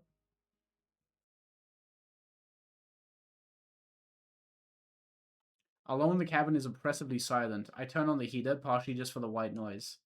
Soon its rumbling fills the air. I grab an apple from the small bowl of provided food and then head into my bedroom, setting up my laptop in bed next to me. Aww. Sad. I usually try to watch a film a day, but that's difficult when I'm traveling. Now's the perfect time to catch up, though. I open up my library and start scrolling through. Is Morgan gonna fuck up the window again? There's no way. I've usually gotten through the hours when there's I've just gotten through the hours when there's a knock at the front door. I nearly dropped my apple. Who would be knocking? Tara and Morgan both have their own keys. The knocking comes again just seconds later. Whoever's out there is super impatient. Oh no. My heart thumps in my chest. What if we're being cased for a robbery or something? I hide my laptop under the blankets as I hurry into the living room. There's this third knock right as I reach the door, and I peek outside to see a shock of orange hair. It isn't Morgan, but instead, her mother. Evil. I love Medicham. I mean, I just like Medicham a lot because I used it in Gen 3. It's funny, like... it was fucked up. What was it? My wife has been has seen, like, great success in Gen 3 OU with a Registeel team. She's been fucking stuff up with that. And then, like, very recently, BKC made, like, a Registeel video, and I'm pretty sure he calls it slop. Devastating. Also, I have not watched BKC in a while. He's filming his, like, monitor with a phone camera. He's creative. That's awesome. He fucking gets it. That's partially why I haven't, like, touched CA. Well, I didn't get it on Switch because I, like, one, it looks kind of bud, and I don't use my Switch anymore, and I don't want to Switch 2. I'm too lazy to do emulator. But, like, I'm just not playing a lot of games in my own time at the moment, and I feel kind of bad about that. You know what I mean? Regislop poison type. Oh, that would be awesome. I'd fuck that up. I'd fuck that up. I've heard it's actually like a lot like ZA on Switch 1, even though it's like obviously crusty in terms of textures and stuff, it's actually not that bad. I open the door right as she prepares for her fourth knock. Just how fast does she think I can walk? Jesus Christ. Good afternoon. Good afternoon. Madison, wasn't it? That's right. I'm coming in. That's mean. I don't like that. She pushes past me, not even giving me time to fully realize it wasn't a question. Well, I guess she does technically own the place. Inside, Evelyn surveys the area slowly and impassively, as if judging our taste in luggage and belongings. How can I help you? I wanted to make good on our promise from last night to talk. Please, have a seat. She moves some of the stuff on the couch, gesturing for me to sit. I obey, too taken aback to do anything How else. has your first day in Eisenfeld been? I trust you found everyone very accommodating and everything to your liking? Evelyn hasn't slept since the 40s. It was fine. Everyone's been very kind to us. I wonder if she'd be surprised at how the villagers treated us. It seems better to just pretend everything went well for the sake of not offending our host. Good, good. Where's the other one? The other... what? The other one with you, Tara. I didn't like that. Oh, she's still at Morgan's shop, I think. Evelyn raises an eyebrow, though her eyes betray no curiosity. It looks like a purely symbolic motion. Is she now? I assume then that you found something not to your liking there. Ooh, back off, buddy. Back off, buddy. I can't get a read on her. Neither her intentions nor her feelings. She's gonna double switch to Executor. Look at her. This is gonna be me in 30 years. This is gonna be me in 30 years, finally locking in on the RBYOU ladder. It was fine. I just wanted to come back Executor is early number so I could 2 in take a nap RBY overused. and get started editing the footage we took. I hope my lie is convincing. I see, I see. This woman does not know what editing is. Shut up. Did she show you that awful cat? Mean. No such thing. Geladora. Yes, so she did. I hate that creature. Oh, always underfoot, getting in the way. She don't deserve to sleep since the 40s. Anyway, Madison, please tell me about yourself. I didn't have much forewarning about your arrival, so I'm rather in the dark. Her tone is suddenly friendly but not warm. She smiles, but it doesn't seem to fit her mouth. Her lips just seem to stretch a bit too wide. I'm probably just imagining it. As concisely as I can, I tell her about Paranormal and the kinds of things we investigate. Throughout it all, she doesn't express any opinion one way or another. That's fucking awesome. Just nods occasionally. And what brought you to Eisenfeld? I hesitate. How much has Morgan told her? Anything? Morgan told us that there are a lot of ghost stories and legends around here. Lights in the forest at night and whatnot. Tara really liked the sound of a vacation out here. This is like, whatever's one step up from a red flag, this is what this is. Brown flag. Brown flag. Or is it purple flag? I'm doing this in karate terms. Is it brown or purple is after red? It's fucking one of them. It's a flag and I don't like it. Evelyn sighs deeply. It's jarringly melodramatic after her total apathy during my explanation. That daughter of mine. Always lying and making up ridiculous tales.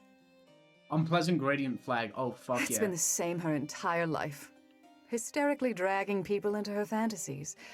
That's something I've never been able to knock out of her. Wait, It's been the Okay, I same thought her I accidentally entire skipped some life. dialogue. I was terrified. She shakes her head sadly, standing up from the chair she'd been occupying. I'm sorry to say that, well, you're simply the most recent victims of her lies.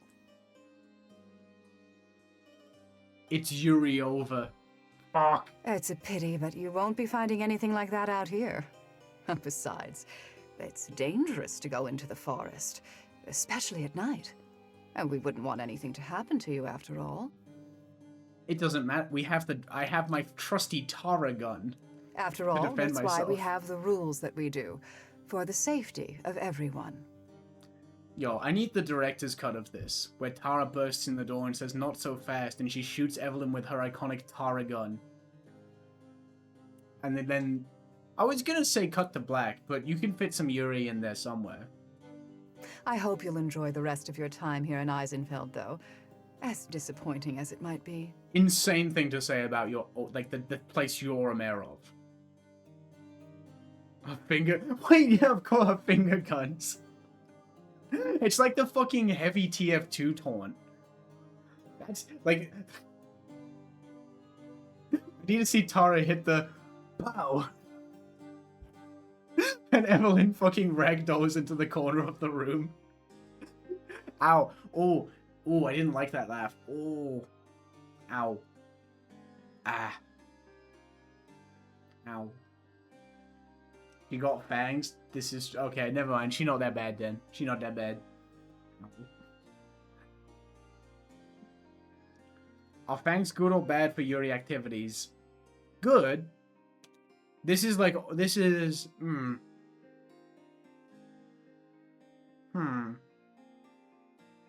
They're like a B+. Fangs are like a B+ in the world of Yuri. I'm sure I'll see you again. I don't like that.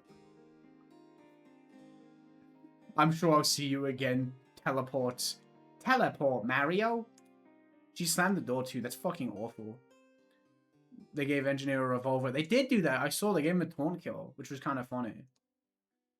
So Morgan's own mom thinks she's as ridiculous as I had suspected the whole time. That's pretty damning. Though I doubt it will change Tara's mind about anything.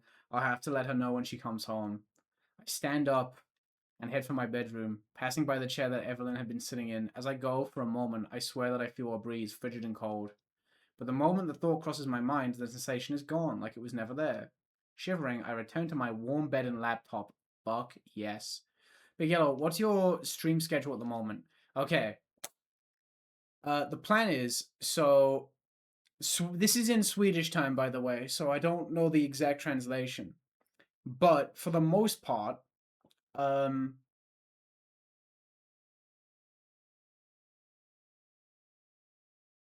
Friday and Saturday at 3 p.m. and Wednesday on 5 p.m. That's generally... Sorry. Friday, Saturday, 3 p.m. and every other Wednesday at 5 p.m. That's what I'm thinking. So every other not every other Wednesday. So like a bi-weekly thing. I think 2.5 a week is a good idea. That being said, I think I'm missing Saturday this week. But we'll see how things go. Hours later, I hear the sound of the front door opening and closing. I peek out of my bedroom, worried that it might be the mayor letting herself in again. It's just Tara, though, alone. It's been a few hours since we parted ways, and I'm not as annoyed with her anymore. So even though I'm kind of tempted to just put in my headphones and ignore her, I get up and head to the living room. She stands at the sink, flipping through a notebook. I knock on the edge of my doorframe as I enter so that she can hear me coming. Hey. Damn, that's such a weighted hey. Hey. Rather than looking at me, she keeps reading her notebook, while pretending to. There's no way she could actually be reading as fast as she's turning the pages. I decide to not to call her on it. No point in starting another fight. I'm back. How are the cool lesbians? I think... I hate to say it, I think we're about to encounter a lesbian fight. How'd it go? About the same. Is that good or bad? She doesn't respond. She must really be upset about this morning. It's not like she's being unreasonable. Now that I've had some time to rest and recuperate, I feel kind of bad about being so harsh towards her and Morgan. Morgan's mom came by earlier. That gets her attention. She shuts the book and turns around. Gotcha. Really? What for? Just wanted to introduce herself. I told her a bit about who we are and what the show's about. What did she think? I don't know.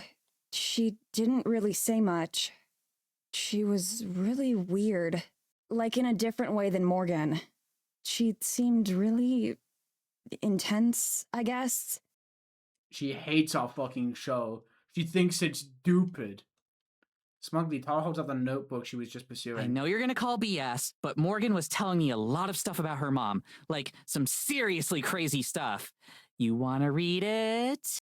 She offers me the notebook. It hangs limply, a giant frown in the air. She's used that thing for so long, it's lost all its rigidness.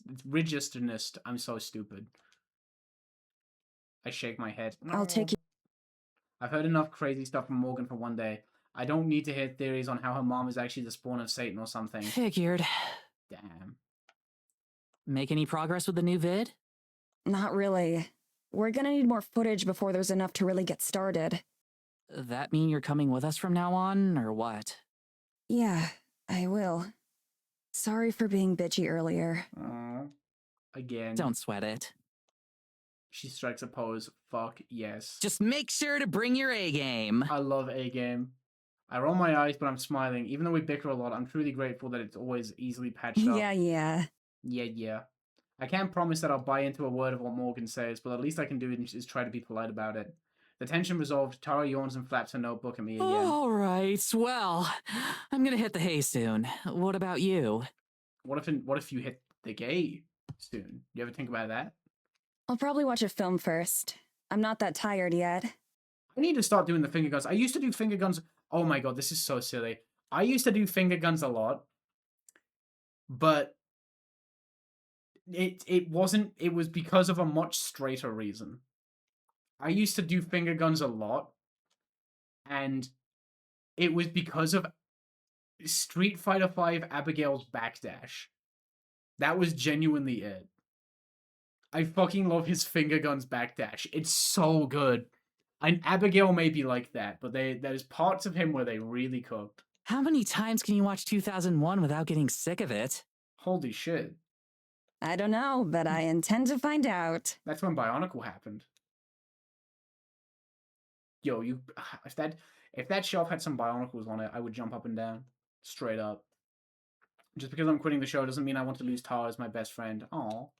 We've been friends for over a decade, so of course we've had our disagreements and arguments. I think the longest we've ever gone without talking was a month. Still, over the last few days, it's felt like we've been coming dangerously close to saying something that goes too far. Either one of us. And thinking back on today, I can't really pretend that I'm not the one who is mostly at fault. Even when I'm aware that I'm losing my cool, sometimes it feels like it's hard to stop. Tara totally has it coming though, at least some of the time. From now on I will be better. I won't let myself be as noxious as I was today, for everyone's sake. I climb into bed and set up my laptop, getting comfy. In the dark with my headphones in, it doesn't take too long to immerse myself in the familiar feeling of a film that I love. Scooby-Doo 2. That's what I appreciate about movies. No matter the circumstances, they can help you escape. My eyes are getting heavy and I pull the blanket up to my chin. The computer is balanced in just the right spot to not fall off the bed. You know what the most fucked up thing... Okay. New alternate idea for Heart of the Woods, okay? Here's a new horror... We're gonna put a new horror angle on the game, okay? Here's my plan. Morgan invites... How do I put it? The 5 PG he is in the amount of years that have elapsed since Grimer's first appearance. Grimer has complete control over time and space. Here's my idea, okay? Here's my idea. So Morgan invites Tara and Maddie out into the woods, and they get to the cabin. It's so cold, so they go to bed. But then they find out that Morgan has given them blankets that are too short. There you go. That's my horror visual novel. I'm genius. 30th anniversary of Grimer. We're gonna get... This is when they're gonna make Reggie Slop. Fuck yes. It's a cozier setup than I could have hoped for from a cabin out here. Sure, the Wi-Fi is bad, but it gives me an excuse to catch up on my backlog. I need that. I fucking need that so bad. Everything's perfect to fall asleep. SFX knocking outside window. Uh-oh. The sound of something knocking on my window makes me leap up. Makes me leap onto the PlayStation 2 this summer. It's past midnight. There shouldn't be anyone here. Maybe it's a bird. Or a squirrel or something. From where I'm lying, I'm not able to see. Wait, that's just Kanto. This is true. Which is good, because you can hit stuff with leech life and you feel kind of cool. Not until I know what it is. I mean, I say that, but leech life is like that. If it's just some wildlife, as is probably the case, she'd never let me live it down. Still, my heart pounds as I slam my laptop shut. I thought you were falling asleep.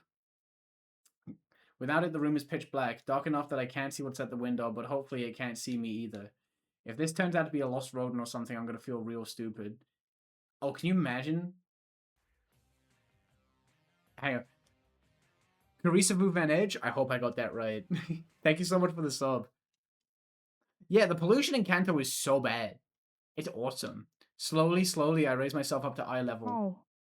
Do you have games on your laptop? Can you chillax with the gah? I would not say gah if this was at my window. Like, be for real. Oh no,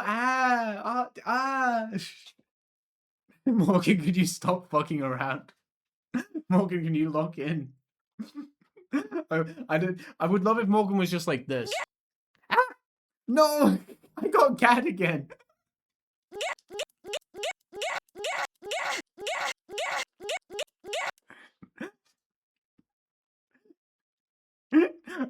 Maddie after getting hit with gang. Maddie taking poison damage.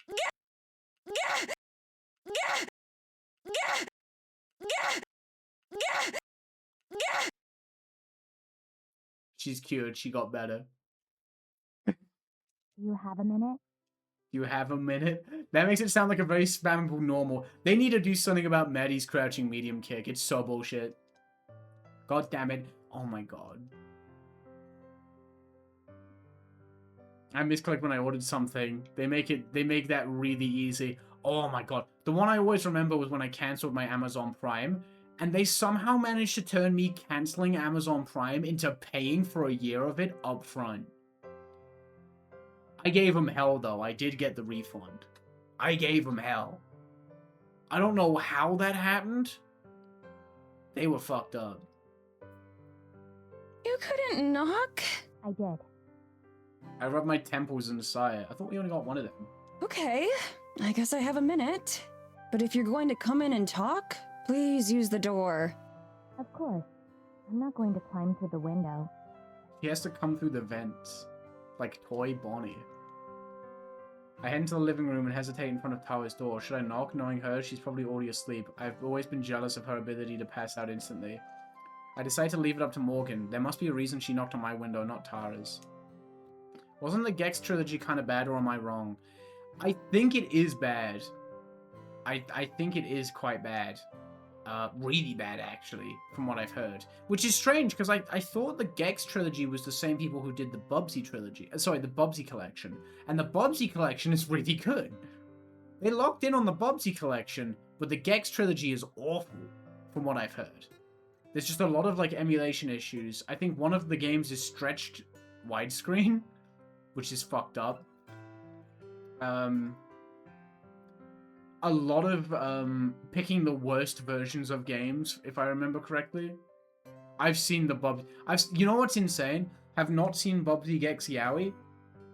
I've seen Bubsy Gex Yuri. There's hope in the world. She's waiting with a thermos of coffee in her hands like usual. Sorry to bother. It's fine. I was still- I'm not- Sorry to bother you. I know it's late. I refuse to miss a single Morgan line. It's fine. I was still awake. Were you working on the video? Nah, just watching a film before bed. Can't do much until we have more footage. And even then, I left most of my setup back in the US. Okay, right. So she did fly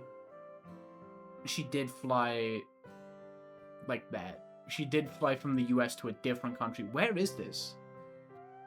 I wonder where this game takes place. Sweden? Question mark? Question mark? It's tail time. Holy shit. It's talk time. If a bad bitch told me it was talk time, I'd still be down. I'd still go crazy. We sit down on the couches, just like her mother and I did earlier. For all her faults, at least Morgan isn't as terrifying as her mom is. Does Tara help with the video work at Eurytopia. all? Not really. I've tried to teach her stuff once or twice, but she's not interested in learning. She's fucking awesome. That sounds like her. Yeah. I'm a little put off by Morgan already feeling like she knows Tara and what she's like. I guess it's a result of watching someone online for so long. Damn. People, when they watch two of my Pokemon videos, and they're like, haha, wow, that's crazy. I knew you'd be eating your burrito at 7:30 in the morning. That's nuts. Haha, I know you shower while you leave food on the stove, which is technically really irresponsible, but you know what you're doing. You're being parasocial, not cool. Haha, hey Big Yellow, it's 11 a.m. That means you've had your iconic second beer, right? Haha. You start to think you know what they'll like, even though you only ever see one side. I'm saying! We get that a lot, so I'm kind of used to it. Sometimes it can become a bigger problem, though. People think that they're being entitled to us acting a certain way because they've seen it online. Yeah. Fortunately, Morgan hasn't been that way at all yet. Yeah. No, people have been good like that with me. People have genuinely been good like this with me. Genuinely. They're actually pretty cool about me just being like, you know, what am I? I don't know what I am. Again, I did say earlier this stream, alcoholic who nearly likes Pokemon. That it is a bit more to it than that. That's not entirely accurate, because I do like Pokemon. I just don't play a lot of it. And I'm not an alcoholic. I'm not. One glass. Literally one glass. Oh, there's a little left though. Fortunately, Morgan hasn't been that way at all yet. That being, okay, I say one glass. You don't want to know how much of this shit I have on hand. Things an alcoholic would say. Okay, in my defense, also, I had to go get the bottle. The bottle was not next to my bed. That would be a red flag. If the bottle was just next to my red flag, that would be bad. That would look bad. That would not be good. Morgan hasn't been that way at all yet. I do wish that she would get to the point of why she's here, though. But instead, she just gets up and heads to the kitchen area, retrieving a coffee mug from the cabinet without ever turning on the lights. I twist around to watch as she pours some of the coffee from her thermos into the mug, and then loads that into the microwave. Must not be a very effective thermos. That's fucked up. I think Big Yellow has bad handwriting. Wait, no, I actually do. No, that actually makes sense. Me drinking my second can of Big Yellow at 7:30 a.m. Are you going to play Signalis and title the stream The King in Big Yellow? I do need to play Signalis. I do have it. I don't know if I'll stream it, though. I think that one might be a me-time game. That might be a me-time game. At least she's polite enough to make sure the microwave door doesn't slam. She leans against the counter, barely visible to me. Tara told me that you're leaving the show after this trip is over. Oh. I must have made a face because Morgan clears her throat loudly. Sorry, was it supposed to be a secret? Nah, it's fine. But yeah, that's the idea. I'll go back and finish school. I see. That's a shame. I know you hate when it happens, but I've always enjoyed the moments where you're on camera. Thanks. I'm just camera shy. Ironic, I know. She's yanked me on screen enough times that I'm a bit used to it by now, though.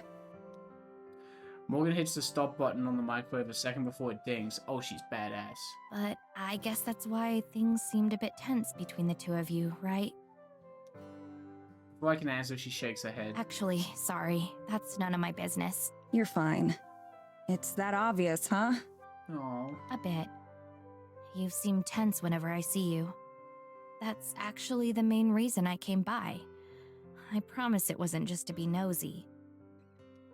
I was starting to wonder. I came by to say that I'm sorry. I know that you're also uncomfortable around me. She says it as nonchalantly as if she was telling me about the weather. I bite my lip. I mean, she's not wrong, but I don't want to just say that. It's okay. You don't have to spare my feelings. I guarantee I've been called worse than whatever it is you're thinking. Why are they fighting? I know, don't fight. It's just that I'd sleep better tonight if I cleared the air between us first. She takes a long sip of coffee that should be hot enough to scald her mouth. I can't fathom how she could sleep at all, or if she even needs to anymore.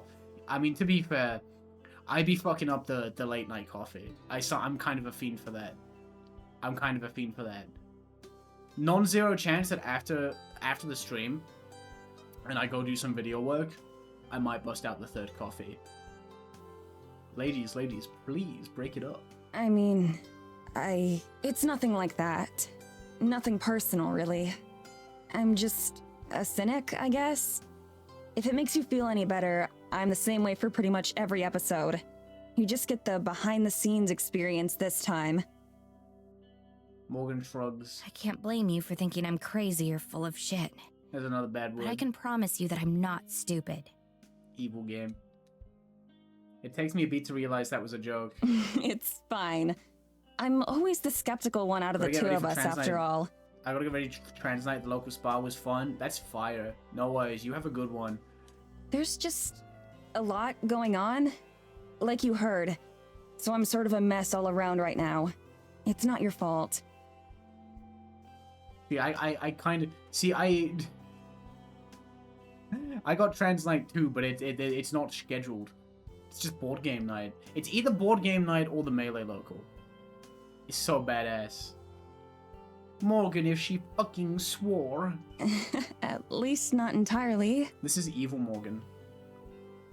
She has less health than the other characters, and an air fireball. I need to see Morgan hitting an air fireball. To be perfectly honest, you weren't really what we were expecting either. She sets the coffee down looking interested. Really? Yeah, we were prepared for someone super fangirly and like all over Terra. Like annoyingly so. Not... Yeah, I've seen this one. I've seen that one. Not me. right. Stalkery videos on Heart of the Woods. Oh my god, holy shit, that would be awesome. Even in your email, you seemed a bit more... More energetic? Yeah, pretty much. In the email, she was like, oh my god, Tara and Maddie, please come to my village, please come to my village. Hooray, Tara and Maddie, you're gonna love my village, it's full of ghosts and ghouls. The emails that we had exchanged back home had lots of smiley faces, exclamation points, and other cheery touches. In person, however, seeing Morgan smile at all is a rarity on its own. That makes sense. I wasn't trying to trick the two of you or anything. It's just easier to be open like that online, I guess. Sorry, I just noticed how I perfectly sliced Morgan in half with my stream setup. Maddie is still really pissed at her, and she hit her with a samurai slice. My bad. I understand. I understand. Ching! I know that you don't know me, and that so far, I haven't given you any real reason to trust me or believe me. But I hope that you'll at least give it a chance. Oh. Paranormal is really important to me. I've been a fan for years. But I'm not the type of person who would invite you to the middle of nowhere just to meet Tara. I can't believe she healed. I invited you out here for a reason. And I'm confident in that reason. But I understand that you'll need more proof than that. Okay. Yeah, see, I'm the person who needs to be putting something after any message like that. I always be putting Lamau. I end shit with Lamau too much. Thank you for telling me all this, though. I really do appreciate it. And I'm sorry for being so dismissive. It'd be nice to be wrong for once. So, I hope that we do find all that stuff you talked about. I really do. Tomorrow night, I was going to show Tara around the woods a bit. Would you like to come along? Yeah, I'll be there. Fuck yes. I don't especially like the idea of wandering in the forest at night, but I can't exactly say no after I just promised to be more agreeable. She nods and takes a careful swig of her coffee, then she stands. Cool. She is. She is though. She is though. Anyway, that's all I had to say. I'll get out of your hair now so you can get some rest. Huh? Watch streaks reached? Twitch is just making shit up. I've never seen that. Twitch loves to just make shit up. Thank you for listening. I appreciate it too. But just so you know, I'll prove you wrong. She's awesome. In 2027, you're gonna be like, wow, you've obtained 16 boing points. What is this? We head to the appointed meeting spot right at the turn of the hour. Even during the day, the forest fire. Oh shit, I forgot that there was like more. Yo, we gotta go through this as well. I think I'm just gonna go until the save point. Like the chapter end. Every gust of wind is a monster's breath. I stand close to Tara, treading on the backs of her feet several I times. think this is supposed to be the place. Don't do that's mean. Why would you do that? Yeah, exactly. I usually don't. Well, okay, I say that, but I think I'm subbed to 2 people. But I'd never do the sub share because I feel like I'm annoying. Maddie's like, "Yo, sorry, buddy. I know you went out in the freezing cold woods wearing, like, a shirt and jeans, but I gotta fuck up your shoes, too. Sorry. That's how it is. You ain't gonna need these. I look around the area. It's indistinguishable from the rest of the woods. My only comfort is the tiny pinprick of light that represents our cabin, back at the forest's edge. A feeling of dread creeps its way up my spine. What if this is a trap or a setup? Maybe Morgan's just lured us out here into the middle of nowhere and is waiting out of sight with a knife in hand or something. That's awesome. Considering we traveled thousands of kilometers to get here, if this was a trick, we fell for it hard. Maybe we're early. Pinprick is a good word.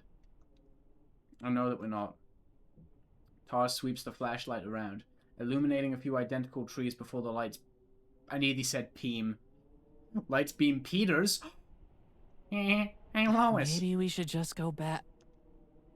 Hey, Lois. I'm in Heart of the Woods. It's full of Yuri. Peter.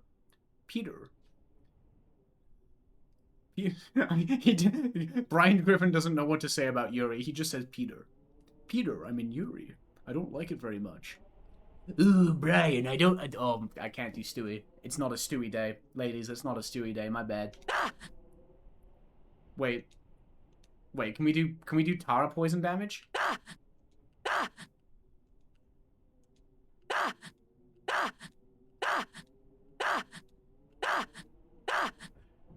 We can kind of do Bearded Man. My god, yeah, let's not forget Bearded Man. Tara would flip out if she saw Brian. That would be fucking awesome. Today on Tara Normal, we're going to... why did I make her British? Hello, everybody. Today on Tara Normal, we're going to be looking at this cool dog called Brian Griffin. Sorry, I cannot... I don't know why I made her British. Hello. There's Yuri in these here woods. I keep my balance barely and catch Tara's arm to stop her from falling. That's Yuri. Are you okay? Buster Wolf. Short term? Yeah. But I think I just lost 10 years. I'm fine. What about you, Mads? Not missing out on that. I'm fine. What on earth were you doing? Me? I was waiting for you. Where? Didn't you hear us? Just over there. Sorry. I had headphones in and missed you. Damn. You were just standing in the dark? In a forest? Wearing headphones? Yes? Why? She's fucking awesome. I need to do this sometime. I might do that. Damn, that would be a nice thing to do. I should go... I mean, it is dark or it's... She got AirPods in, she can't hear us. I might go out, stand in the woods sometime and just, like, vibe out. You just spooked us is all, no worries. She stoops down and retrieves the flashlight from the snow, drying it on her sleeve. She brushes off the snow in the same way she brushes off Morgan's actions. Anyway, it's all good. What now? Yeah. What's wrong with standing in the dark wearing headphones? Is that so wrong? Morgan turns and faces the trees, shining her flashlight across them. I thought we could walk around a little. It might help you to get a better feel for the area. Behind Morgan's back, Tara and I exchange a look of concern. Tara gives me the slightest of shrugs. I'm still reluctant, but I nod. If Morgan's planning to kill us, it's not like it'll make a difference whether she does it here or in the forest, and I'm pretty sure she's not a murderer anyway. Sure, lead on. Nuh-uh. Murder or not, she kinda bad though. It don't matter if she a murderer, she kind of a bad thing. Are we going somewhere in particular?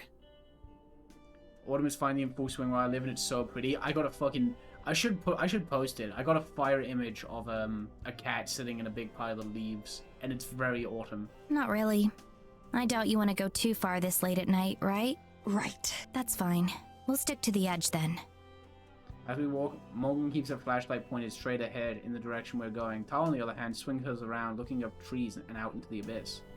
She and I only brought one flashlight with us. The spare is sitting in one of our suitcases back at the cabin. I regret leaving it behind, just on the off chance that we somehow get separated. So, did you learn anything useful today? Not really. It was a We've really been around solid town cat. some, but I thought I saw a big spider and I nearly was like, ah. I've got spiders on the brain now, and I'm making sure I'm still wrong. I think I am still wrong. Oh, that is a sock I lost 2 weeks ago under my bed. That's awesome. But most people didn't really want to talk. Yeah. How'd you know? That's how it is around here. People are mistrustful. I'm saying. I was kinda surprised by that. Figured with how out of the way it is here that we might have been, I don't know. Treated like celebrities? Hey now, don't project. Don't Project M. But something like that. It's more like they isolate themselves by choice. We have internet and TV. It's just that lots of people choose not to use them. I'm guessing they probably had some not so nice things to say about me too, right? It's like Leighton versus Phoenix Wright. Holy shit. From Undertale. Aww. It's okay. I'm used to it. You don't have to pretend or anything. Hey, you two don't need another assistant back where you live or anything, right? My mouth flaps like a fish while I try to think of a diplomatic response, but then Morgan laughs and faces forward Just again. kidding. That was a good save. I like that. We trek on in awkward silence. I'm not even sure what we're supposed to be doing or looking for. We're just wandering in the dark, trusting that Morgan knows how to get back to the cabin. It's cold and my feet are sore, and I'm once again regretting coming to Eisenfield. I keep saying field.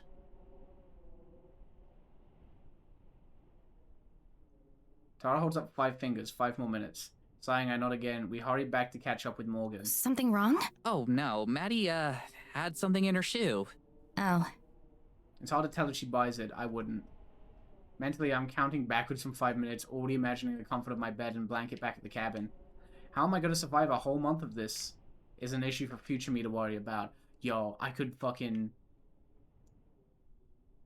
that was only a little that wasn't... Okay, that was parasocial with a nice save. It was fine. Someone hit me with that, and they followed it up with the just kidding, I would not be mad. If they didn't follow it up with the just kidding, I would be mad. I got lost out in this part of the forest once. 3 minutes and 31 seconds. Don't worry, though. I know my way around now. Yeah, they mentioned something about that. I step on Tara's foot again, this time totally on purpose. I thought they might. Her tone is still completely nonchalant. At least Morgan seems impossible to offend. It's too bad it looks like it's going to snow tonight. We probably shouldn't stay out too late. The song just changed. It said, is something out there? Yeah, that's too bad. I'm sorry this was so disappointing. I'd hoped that there would be more to see. What exactly were you expecting? It's the middle of the night.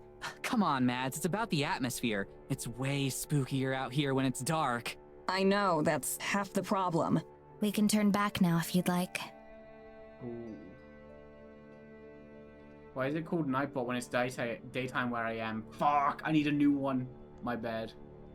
Before I can agree, Tara shakes her head. Nah, let's give it a couple more minutes. You came out all this way for us after all. Another fat Tara W. Let's go. I glare at Tara, but I think she misses it. I've lost track of my countdown too. Whatever.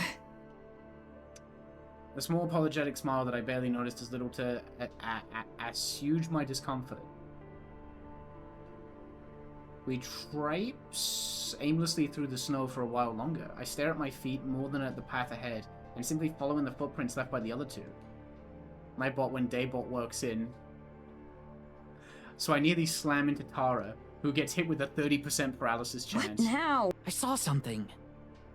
You did? Ghoul? Tara, stop. No, I mean it. I saw something. bad. Tara, stop messing around. Let's... No, I mean it. I saw something. I shut up. I can tell by her tone that she's serious. She saw something, or at least she thinks she did. The three of us turn and face the way she is. It's even deeper into the forest, barely lit There by was the a moon. light. Someone else walking around? There shouldn't be anyone out at this time of night. It's dangerous to be in the woods once it gets late. I opt to not point out the obvious hypocrisy. It was probably moonlight or something. It wasn't the moon, Maddie. There's something out there. Yo, that reminds me. I need to make the Hypno Lapras one in emote.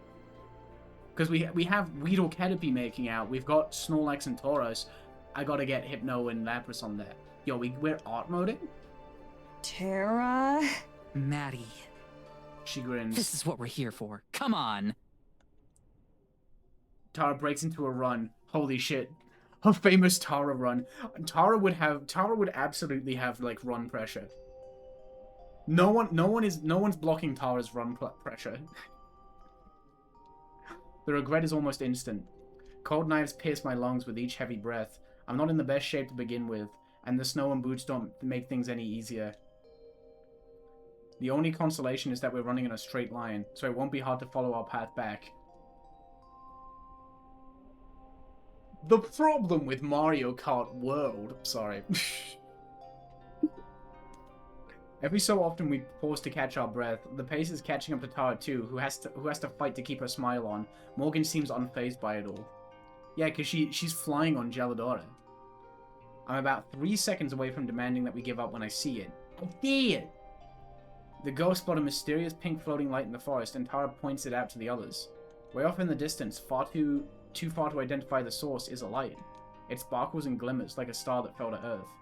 I fall silent, the words stolen from my mouth. Then Tara points, stating what we already know. Ooh, that's fucked up. Everyone's favorite floating cat. There it is! Oh boy. Boiled by her second wind, Tara runs off again. This time Morgan and I are close behind. We follow the light, which sometimes blinks out, soon reappears. I'm too focused on not slipping and falling to give as much thought to the source. There's no telling how far we've been going. Somehow, the light never seems to get any closer or further away. It's like it's running from us. Oh. Hey, wait up! I'm saying. Tara yells out into the darkness. If whatever it is can understand her, it ignores her. Rude. Running is quickly becoming difficult. My lungs burn out from the cold, and my breathing turns ragged after barely a minute. Tara pulls further and further ahead from Morgan and me, her one-track mind fixated on that light.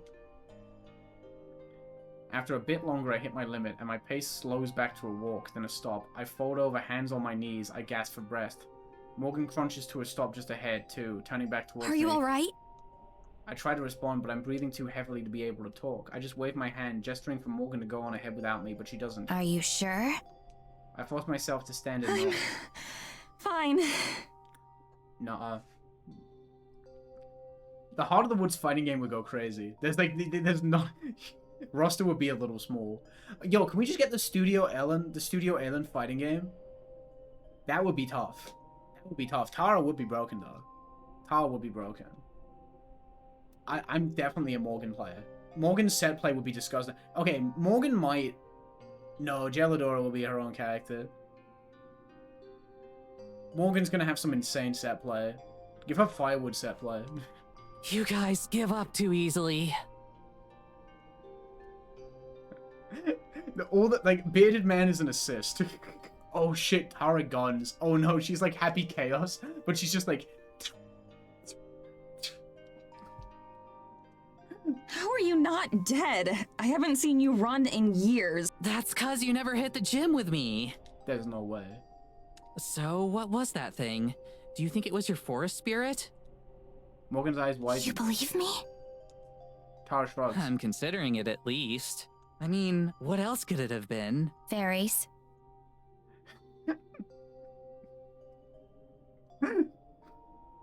Morgan seeing Tara and Maddie for the first time. Fairies. I side-eye Tara, who's very interested in her boots. The forest spirit doesn't really make a light like that. I genuinely thought that said boobs. I like read that wrong. The forest spirit doesn't really make a light like that. At least, not that I'm aware of. Right, that makes sense. Doesn't it, Mads? It was probably someone from the village. The light seemed to maintain a precise distance was unnatural. I can feel the seeds of doubt being sown in my heart. But it was definitely strange. Fuck yes. Tara looks at me with more pride than a rainbow flag. Let's go! Hey, holy shit! That's practically canon in Maddie terms. That's our third naughty word. Yikes. I roll my eyes, but it's partially just for show. I'm curious at the very least. I wouldn't call myself a believer, as much as Tara wishes. But that's 2 strange things so far, which is 2 more than I expected when I boarded the train out here. It was strange. That's as much as I'll... A yawn overtakes me in the middle of speaking. It doesn't help the pain in my lungs. Oh, guess it's past your bedtime, huh? Wakey, wakey. I kick some snow at her and it bounces uselessly off her pants. This is a really good line. I don't know why I really... Bounces uselessly off her pants is an incredibly good line. With the way we've been bantering with each other, it really does feel a bit more like old times. Make that 3 strange things on this trip so far. We should begin heading back anyway. We can't go much further in before I'd be lost too. You still know where we are? Yes, of course. We'd be in trouble if not. Luckily, she is so genius. I got so caught up chasing the light that I lost track of what direction we come from. She bounces on my pants till I'm useless. I'll show you around more tomorrow. There's something you might like to see. Ghouls and ghosts. Yeah? What is it? It's a secret. A surprise. We'll go tomorrow before it gets dark. It's a bit of a walk. Does it have to do with whatever that light was? I have no idea. It's possible. Story of my life. Okay, well, we'll call it quits for tonight and pick back up tomorrow? Fuck yes. Yeah, I guess. That's fine by me. Great! She's so winning. She's so happy. She hops forward, then pauses. Guess you ought to lead the way. She's got the thing that I got. I love to be going in directions knowing nothing. It's so good. Morgan smiles as she does just that.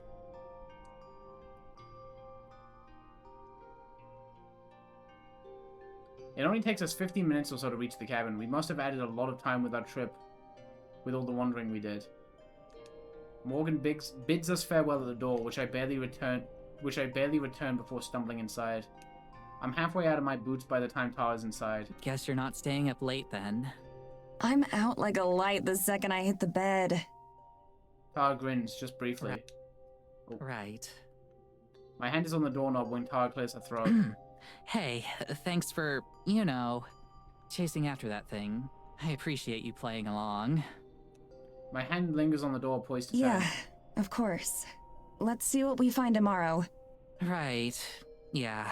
Right. Good night. Night. Maddie! Tell her you believe in the ghouls! Please! I quickly step in and shut my bedroom door before Tara can say anything else. As I switch off the lights and crawl into bed, I remember the end of the train ride here. I felt the same thing just now, standing there not knowing what to say. It would be so easy. It would be so cool. I banish those thoughts from my mind and wrench my eyes shut. I swear to God, if we get another fucking knock at the window, there's no way. As I slowly drift off to sleep, the exhaustion that I feel winning out over the stress, the last thoughts I have are of dancing lights in the snow.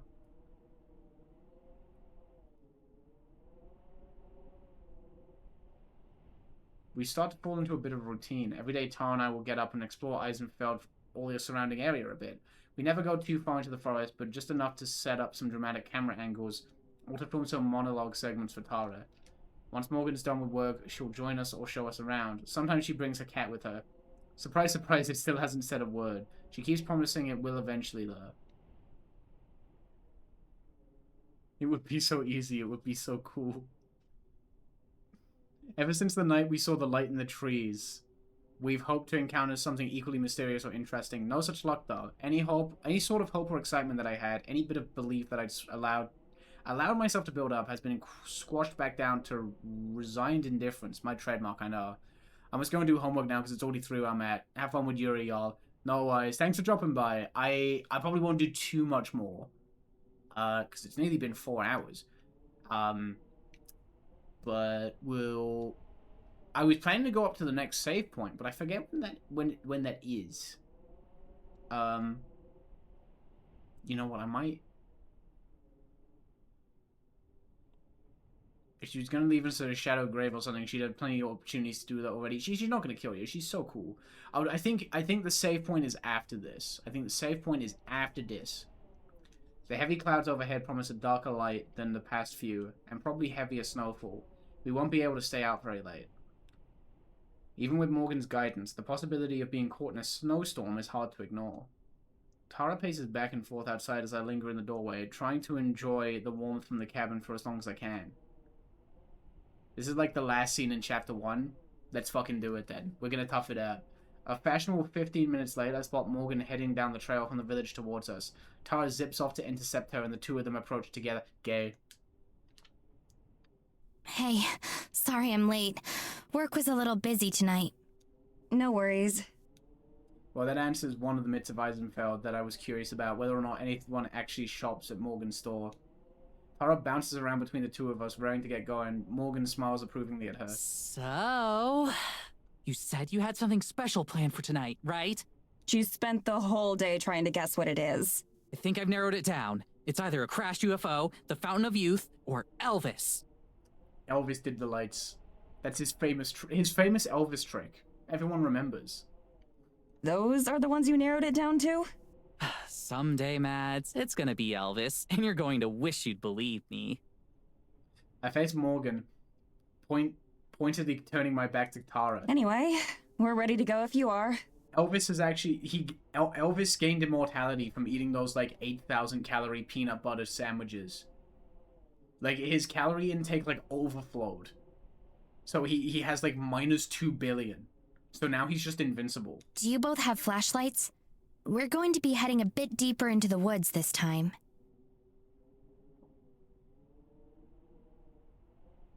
Are you telling us we're going into the heart of the woods?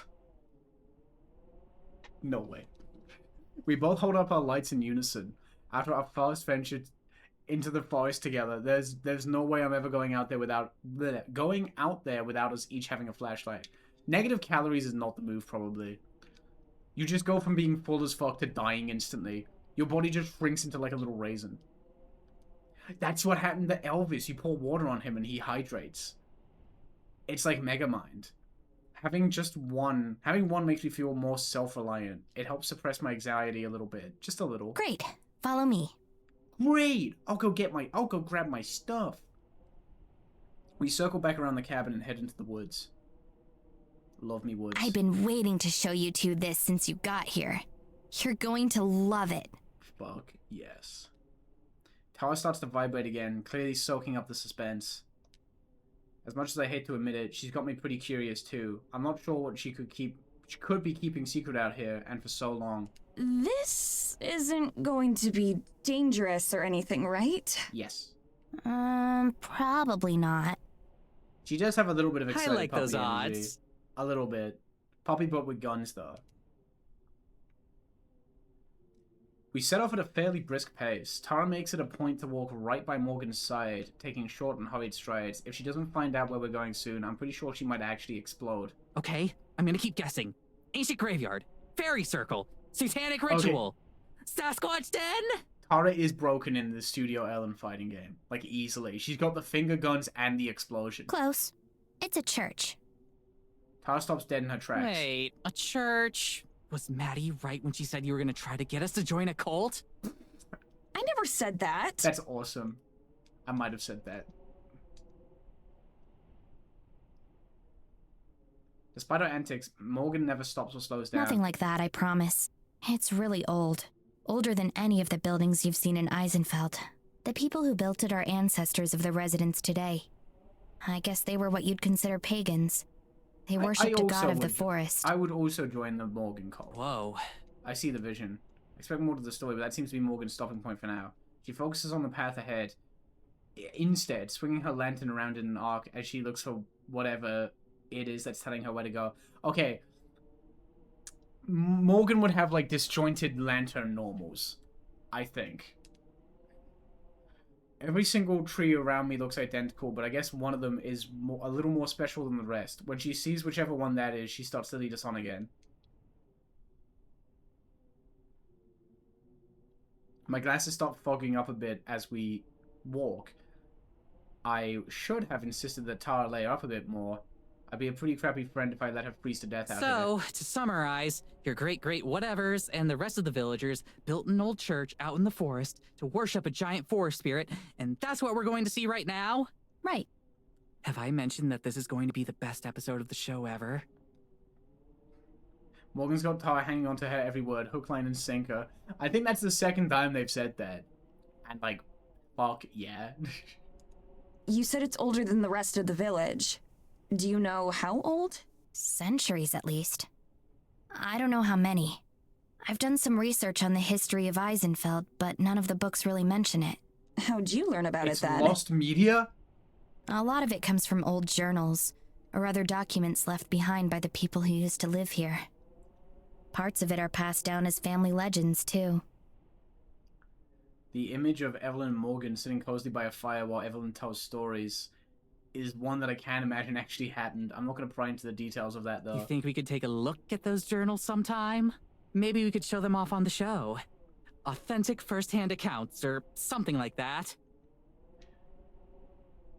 For some reason, now Morgan looks ponderous, stops looking ponderous. I also realize it's starting to snow, just barely, but enough to make me bite my lip and watch the sky. Score! I'd be happy to show you. Score! She's so cool. You're seriously the best. Like, thanks for doing all this. It's nothing really. It's nothing really. Don't all your hosts do the same? A lot of them only stick around for the first day or two. Then once they realize there's a lot of filming and setting up behind the scenes, they get bored. Ooh. Fucking state of them. Unreal. Unreal. Morgan, I'm reading your visual novel. Why are you trying not to laugh? For all her issues, I can't deny that Morgan's been a much more gracious and helpful host than we're used to. Morgan, that's disrespectful as shit. We walk in silence for a little bit. All the while, the snow continues to fall, getting heavier and heavier. At first, I try to ignore it, but it's hard. Like always, it seems it'll fall to me to be the responsible one. Hey, Morgan, are you sure it's safe to keep going? It's starting to snow pretty hard. Both of them look up as if they hadn't noticed. Oh, you're right. Now it's Morgan who turns around and looks back the way we came. I can practically hear the gears turning in her head. Tara watches looking anxious. Oh, so she only worries if Morgan starts to look uncomfortable. It's going to get bad pretty soon. She says it so matter-of-factly that at first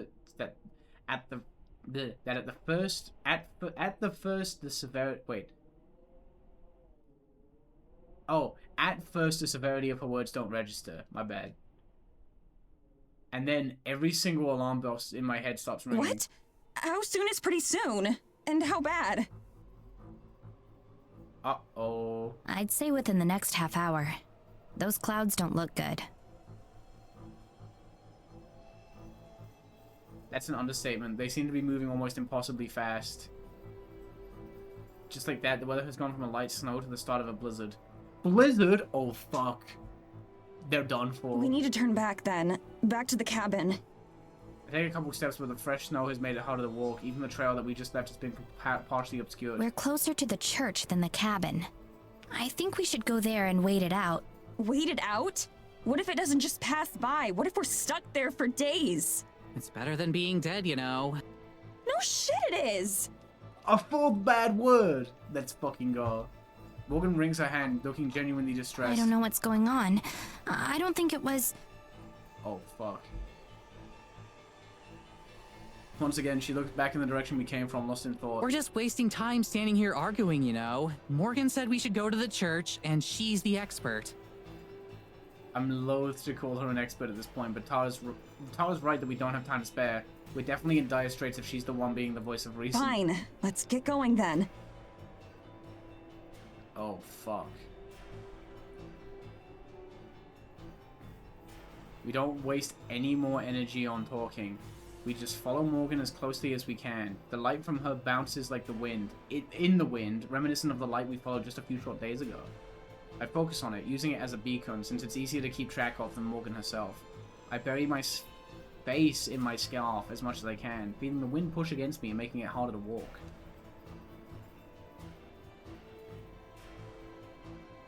By now, the world around us is starting to grow more and more blurry. It'll be a whiteout before long. My heart beats hard in my chest as my anxiety starts to skyrocket. We keep walking, huddling closer together as we press on. Tara keeps a brave face, but she's shuddering more with each step. Morgan and I push a little closer to her, hoping to help shield her from the wind as much as we can. Damn. When we get back, if we get back, I'm not letting her take another step outside until she agrees to start wearing something warmer. After what feels like years, we come to a stop. My legs are laden with the effort of marching through the snow. I'm afraid that Morgan's going to say that we're lost, but then I realize that we've arrived. Just ahead, a huge stone building stands tall. For its supposed age, it looks remarkably intact. The howling winds buffet it, but even from here, it looks infinitely safer than being stuck out here. A pair of massive wooden doors loom before us. Just give me 1 second and I'll get this open. Oh shit. They've dodged like Blizzard like 5 times back to back. This is definitely Gen 2 Blizzard. With a creak that's audible even in this weather, they slide open to let us in. After you. We don't need telling twice. Tara and I hurry inside, with Morgan letting the door slam shut behind her as she follows. The first thing that strikes me is the temperature. An old stone building in the middle of a blizzard should be frigid, but it's not. In fact, it's almost warm. Mads, we hit the jackpot! We hit the jackpot, dies. A shout reverberates around the massive chamber, leaving a faint echo in its wake. When Morgan said a church, I figured it would be some small wooden shack with a tacked-on steeple, but this... Tara's flashlight beam dances wildly along the walls as she spins in circles, trying to take in every last detail all at once. This is nothing short of incredible. I let my light drift as well, but slowly enough that I can actually take the time to process what I'm seeing. The whole interior is remarkably well preserved. A few broken pews, a couple of pieces of collapsed stone, and a layer of dust on nearly every surface are the only things that make the place seem anything less than brand new. Looking closer at the building itself, I can see various flourishes or designs decorated the walls. And railings. I'm so good at reading, holy shit. Mads, we hit the jackpot, $1 trillion. Yo, the story ends here because they find $1 madillion. Articuno's outside the church. Uh-oh. Tara, your finger guns do nothing. Its special defense is too high. Your explosion is a 4-hit KO at best. I make my way over to Morgan, who's currently watching Tara dart around the building with a small, satisfied smile. It dissipates as I approach. Even though I'm relieved to be out of the storm, I can't believe we ended up in this situation in the first place. Before I can say anything, though, she beats me to it. I'm really sorry about this. I truly am. If I'd thought the weather would turn so foul, I'd have never suggested we come out here. Foul? Articuno? Holy shit. The last thing I want to do is place you and Tara in any danger. I just wanted to show the two of you something tangible. Something different. I swallow my harsh words. Chastising her wouldn't do us any good. Plus, she's right that the weather changed way faster than I would have expected or even thought possible. So I just rub my shoulders, trying to massage some warmth back into them. Don't apologize yet. There's still plenty of time for us to die of starvation or something like that. He has such a fucking way with words. Ugh. I love you, Meds. I think it's more likely that we die of exposure first. Don't fucking say that. Don't say that. They both got away with words. That's my bad. Suddenly, a beam of light swipes across my face. It comes from Tara on the other side of the building. Hey, come check out these books! Morgan and I both start to head over. By the way, how do you keep it so warm in here? I was looking for a heater or something, but couldn't find one. It's magic, I think. Fuck yes. You know what? I'm not even gonna argue. Is it trick or magic? Mads would definitely say trick. Tara is like, Tara will be, this is Tara Beatrice. The witch of finger guns. Usharomia Madla. Tara's waiting excitedly next to a stack of books. That's probably a first. Check it out! It's a ghoul. The wooden shelves are warped? Yeah, warped and damaged beyond repair, but still have retained their shape pretty well. God, I'm so good at reading. The books that line them are in similar condition. When I remove one, its one soft cover is cold and rigid, and the text has faded into illegibility. But flipping through the pages, a few of them are still readable, or at least would be if I could understand the language. Tell me these aren't filled with ancient incantations or something. Yes. These aren't filled with ancient incantations. Wrong. Wrong.com. She holds a book to her face and blows a puff of air towards me, filling my face with dust. I wrinkle my nose, coughing and spluttering. Hey, what the hell? You don't know what's floating around in here? I'm telling you, her zoning's insane. She's got finger guns, she's got explosions, she's got, like, dust. The dust would definitely be, like, a lingering projectile. That's gotta be broken. You're literally the only person alive who could be in a haunted church and not care at all. She never said it was haunted, you know? It's haunted. And I'm sorry that I'm still a bit too shaken up over, you know, almost dying in a snowstorm. Psh, we weren't ever in any real danger, I'm sure. Isn't that right, Morgan? Wrong. Actually, I wasn't sure we were going to make it here. That's fucking awesome. Tara's eyes widen with the reality of the situation hitting her at last. Then she grins. That makes this an even more badass story for the vlog. Dude, she's so fucking cool. Mads, you'll have to go hard on the wind sound effects. Maybe we should set the camera outside, get some footage of the blizzard. This was me getting all the footage for the last video of Dragonite missing Rap and then dying to Blizzard. It's awesome.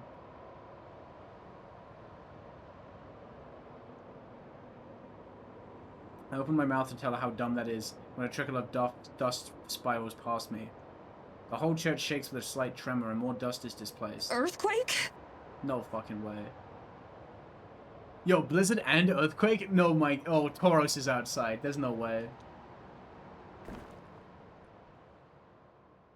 There's another tremor, slightly stronger this time, and with it, a distant boom, like someone shooting a cannon in the forest. The three of us exchange a glance, silently. For once, even Tara is silent. Boom. Oh shit, you can't see it. Oh, I didn't realize you can't see this. Window rattles. Sucking a breath. I hear Morgan sucking a breath. When I look at her, her eyes are wild and confused.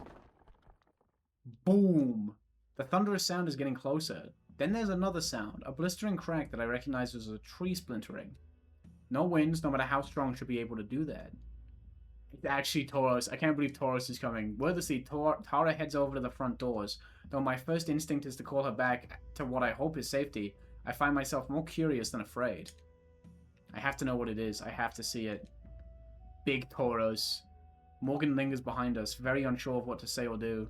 Where did I get very from? Tara reaches the doors and presses her shoulder against it. She pushes the door open, just a crack, or at least she tries to. She lied, she has not been going to the gym. Opens the door only to be hit with a critical hit hyper beam. Fuck. No, that's Oomph.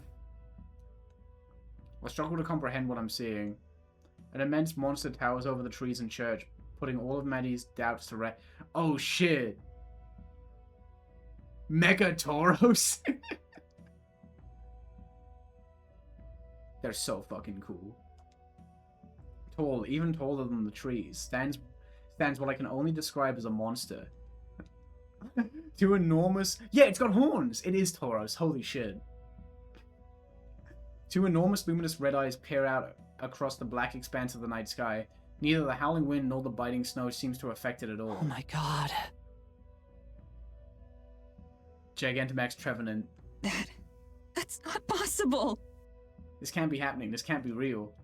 My legs are about to collapse under me. My heart drops like a rock in my chest, and every heartbeat sends a rush of blood through my body so strong it drowns out the cacophonous storm. Tara fumbles with the camera, her hand shaking violently, cursing trembling. She struggles to lift it up to her face, repeatedly losing her grip as she tries to focus on the thing in front of us. I don't know how she can even have the presence of mind. The fucking content brain. The fucking content brain.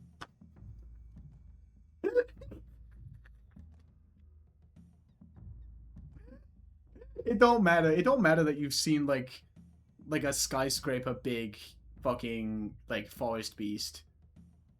You gotta get the clicks. You gotta get the clicks, baby.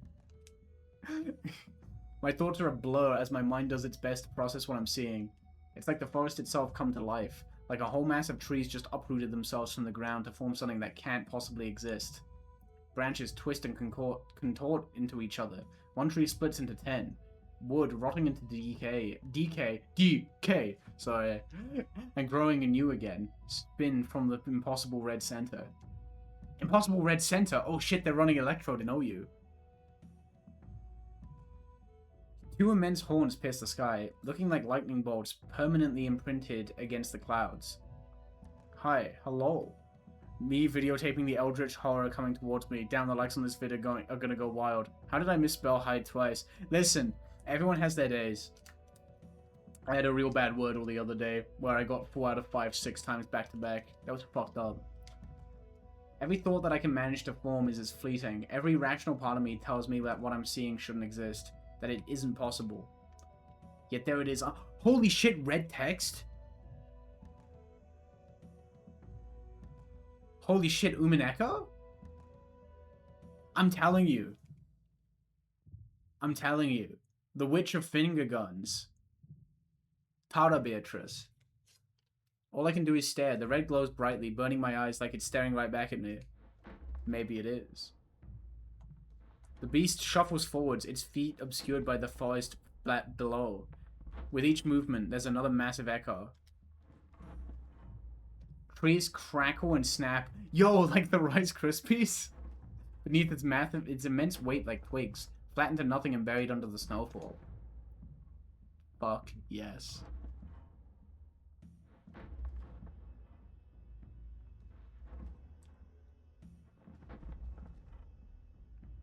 I feel like if they upload this, the government's gonna be on their ass though. Soon even the sounds of its footsteps fade too. I'm not sure how long Tara and I remain in petrified silence. I realize that I've fallen to my knees, though I have no recollection of it happening. I feel like I have no recollection of anything, that nothing will ever make sense again. At some point, Morgan comes to my side, helping Tara and I back indoors. My whole body is numb with either shock or the cold, perhaps both. She leads us to one of the benches that's mostly intact. I collapse down onto it, my legs still unwilling to support me. I glance at Tara. All the color is gone from her face, and she's still trembling. I probably don't look much better. For a long time, none of us know what to say. We sit and wait until long after the snow has stopped falling, and morning arrives. Oh god, it's so fucking good. It's so... No, okay. That's our save point. How do save? Okay, so that's my... Oh, you're not allowed to look at that. Wait, I'm doing it wrong. Okay. Let me just do it with the keyboard. I'm doing it wrong. Fuck, dude. It's so good. It's Peem. It's Peem. I did a lot more of that than I was expecting to, but god, I love this thing so much. I love Heart of the Woods. It's so awesome. I love Heart of the Woods. It's so good. It's so good. They don't make them like they used to. They really don't.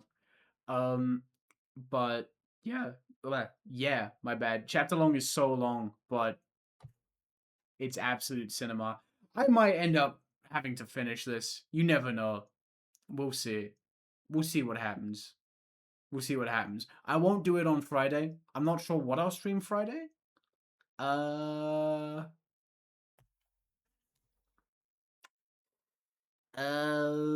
think about it.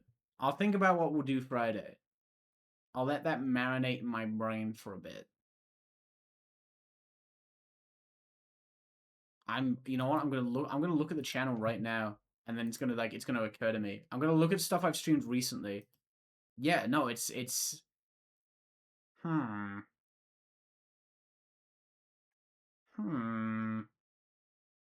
Worm's Forts. We need to get back to Worm's Forts. That could be the move. Worm's Forts might be the move. I need to get back to 100 Line as well. 100 Line is so fucking good. Yeah. That would be a pretty fucking good idea. Yeah. Alright. Awesome. We'll do that then. I think we'll do Worm's Forts. What are the odds? What are the fucking odds that like Worm's Forts actually runs on fucking emulator on Windows 11?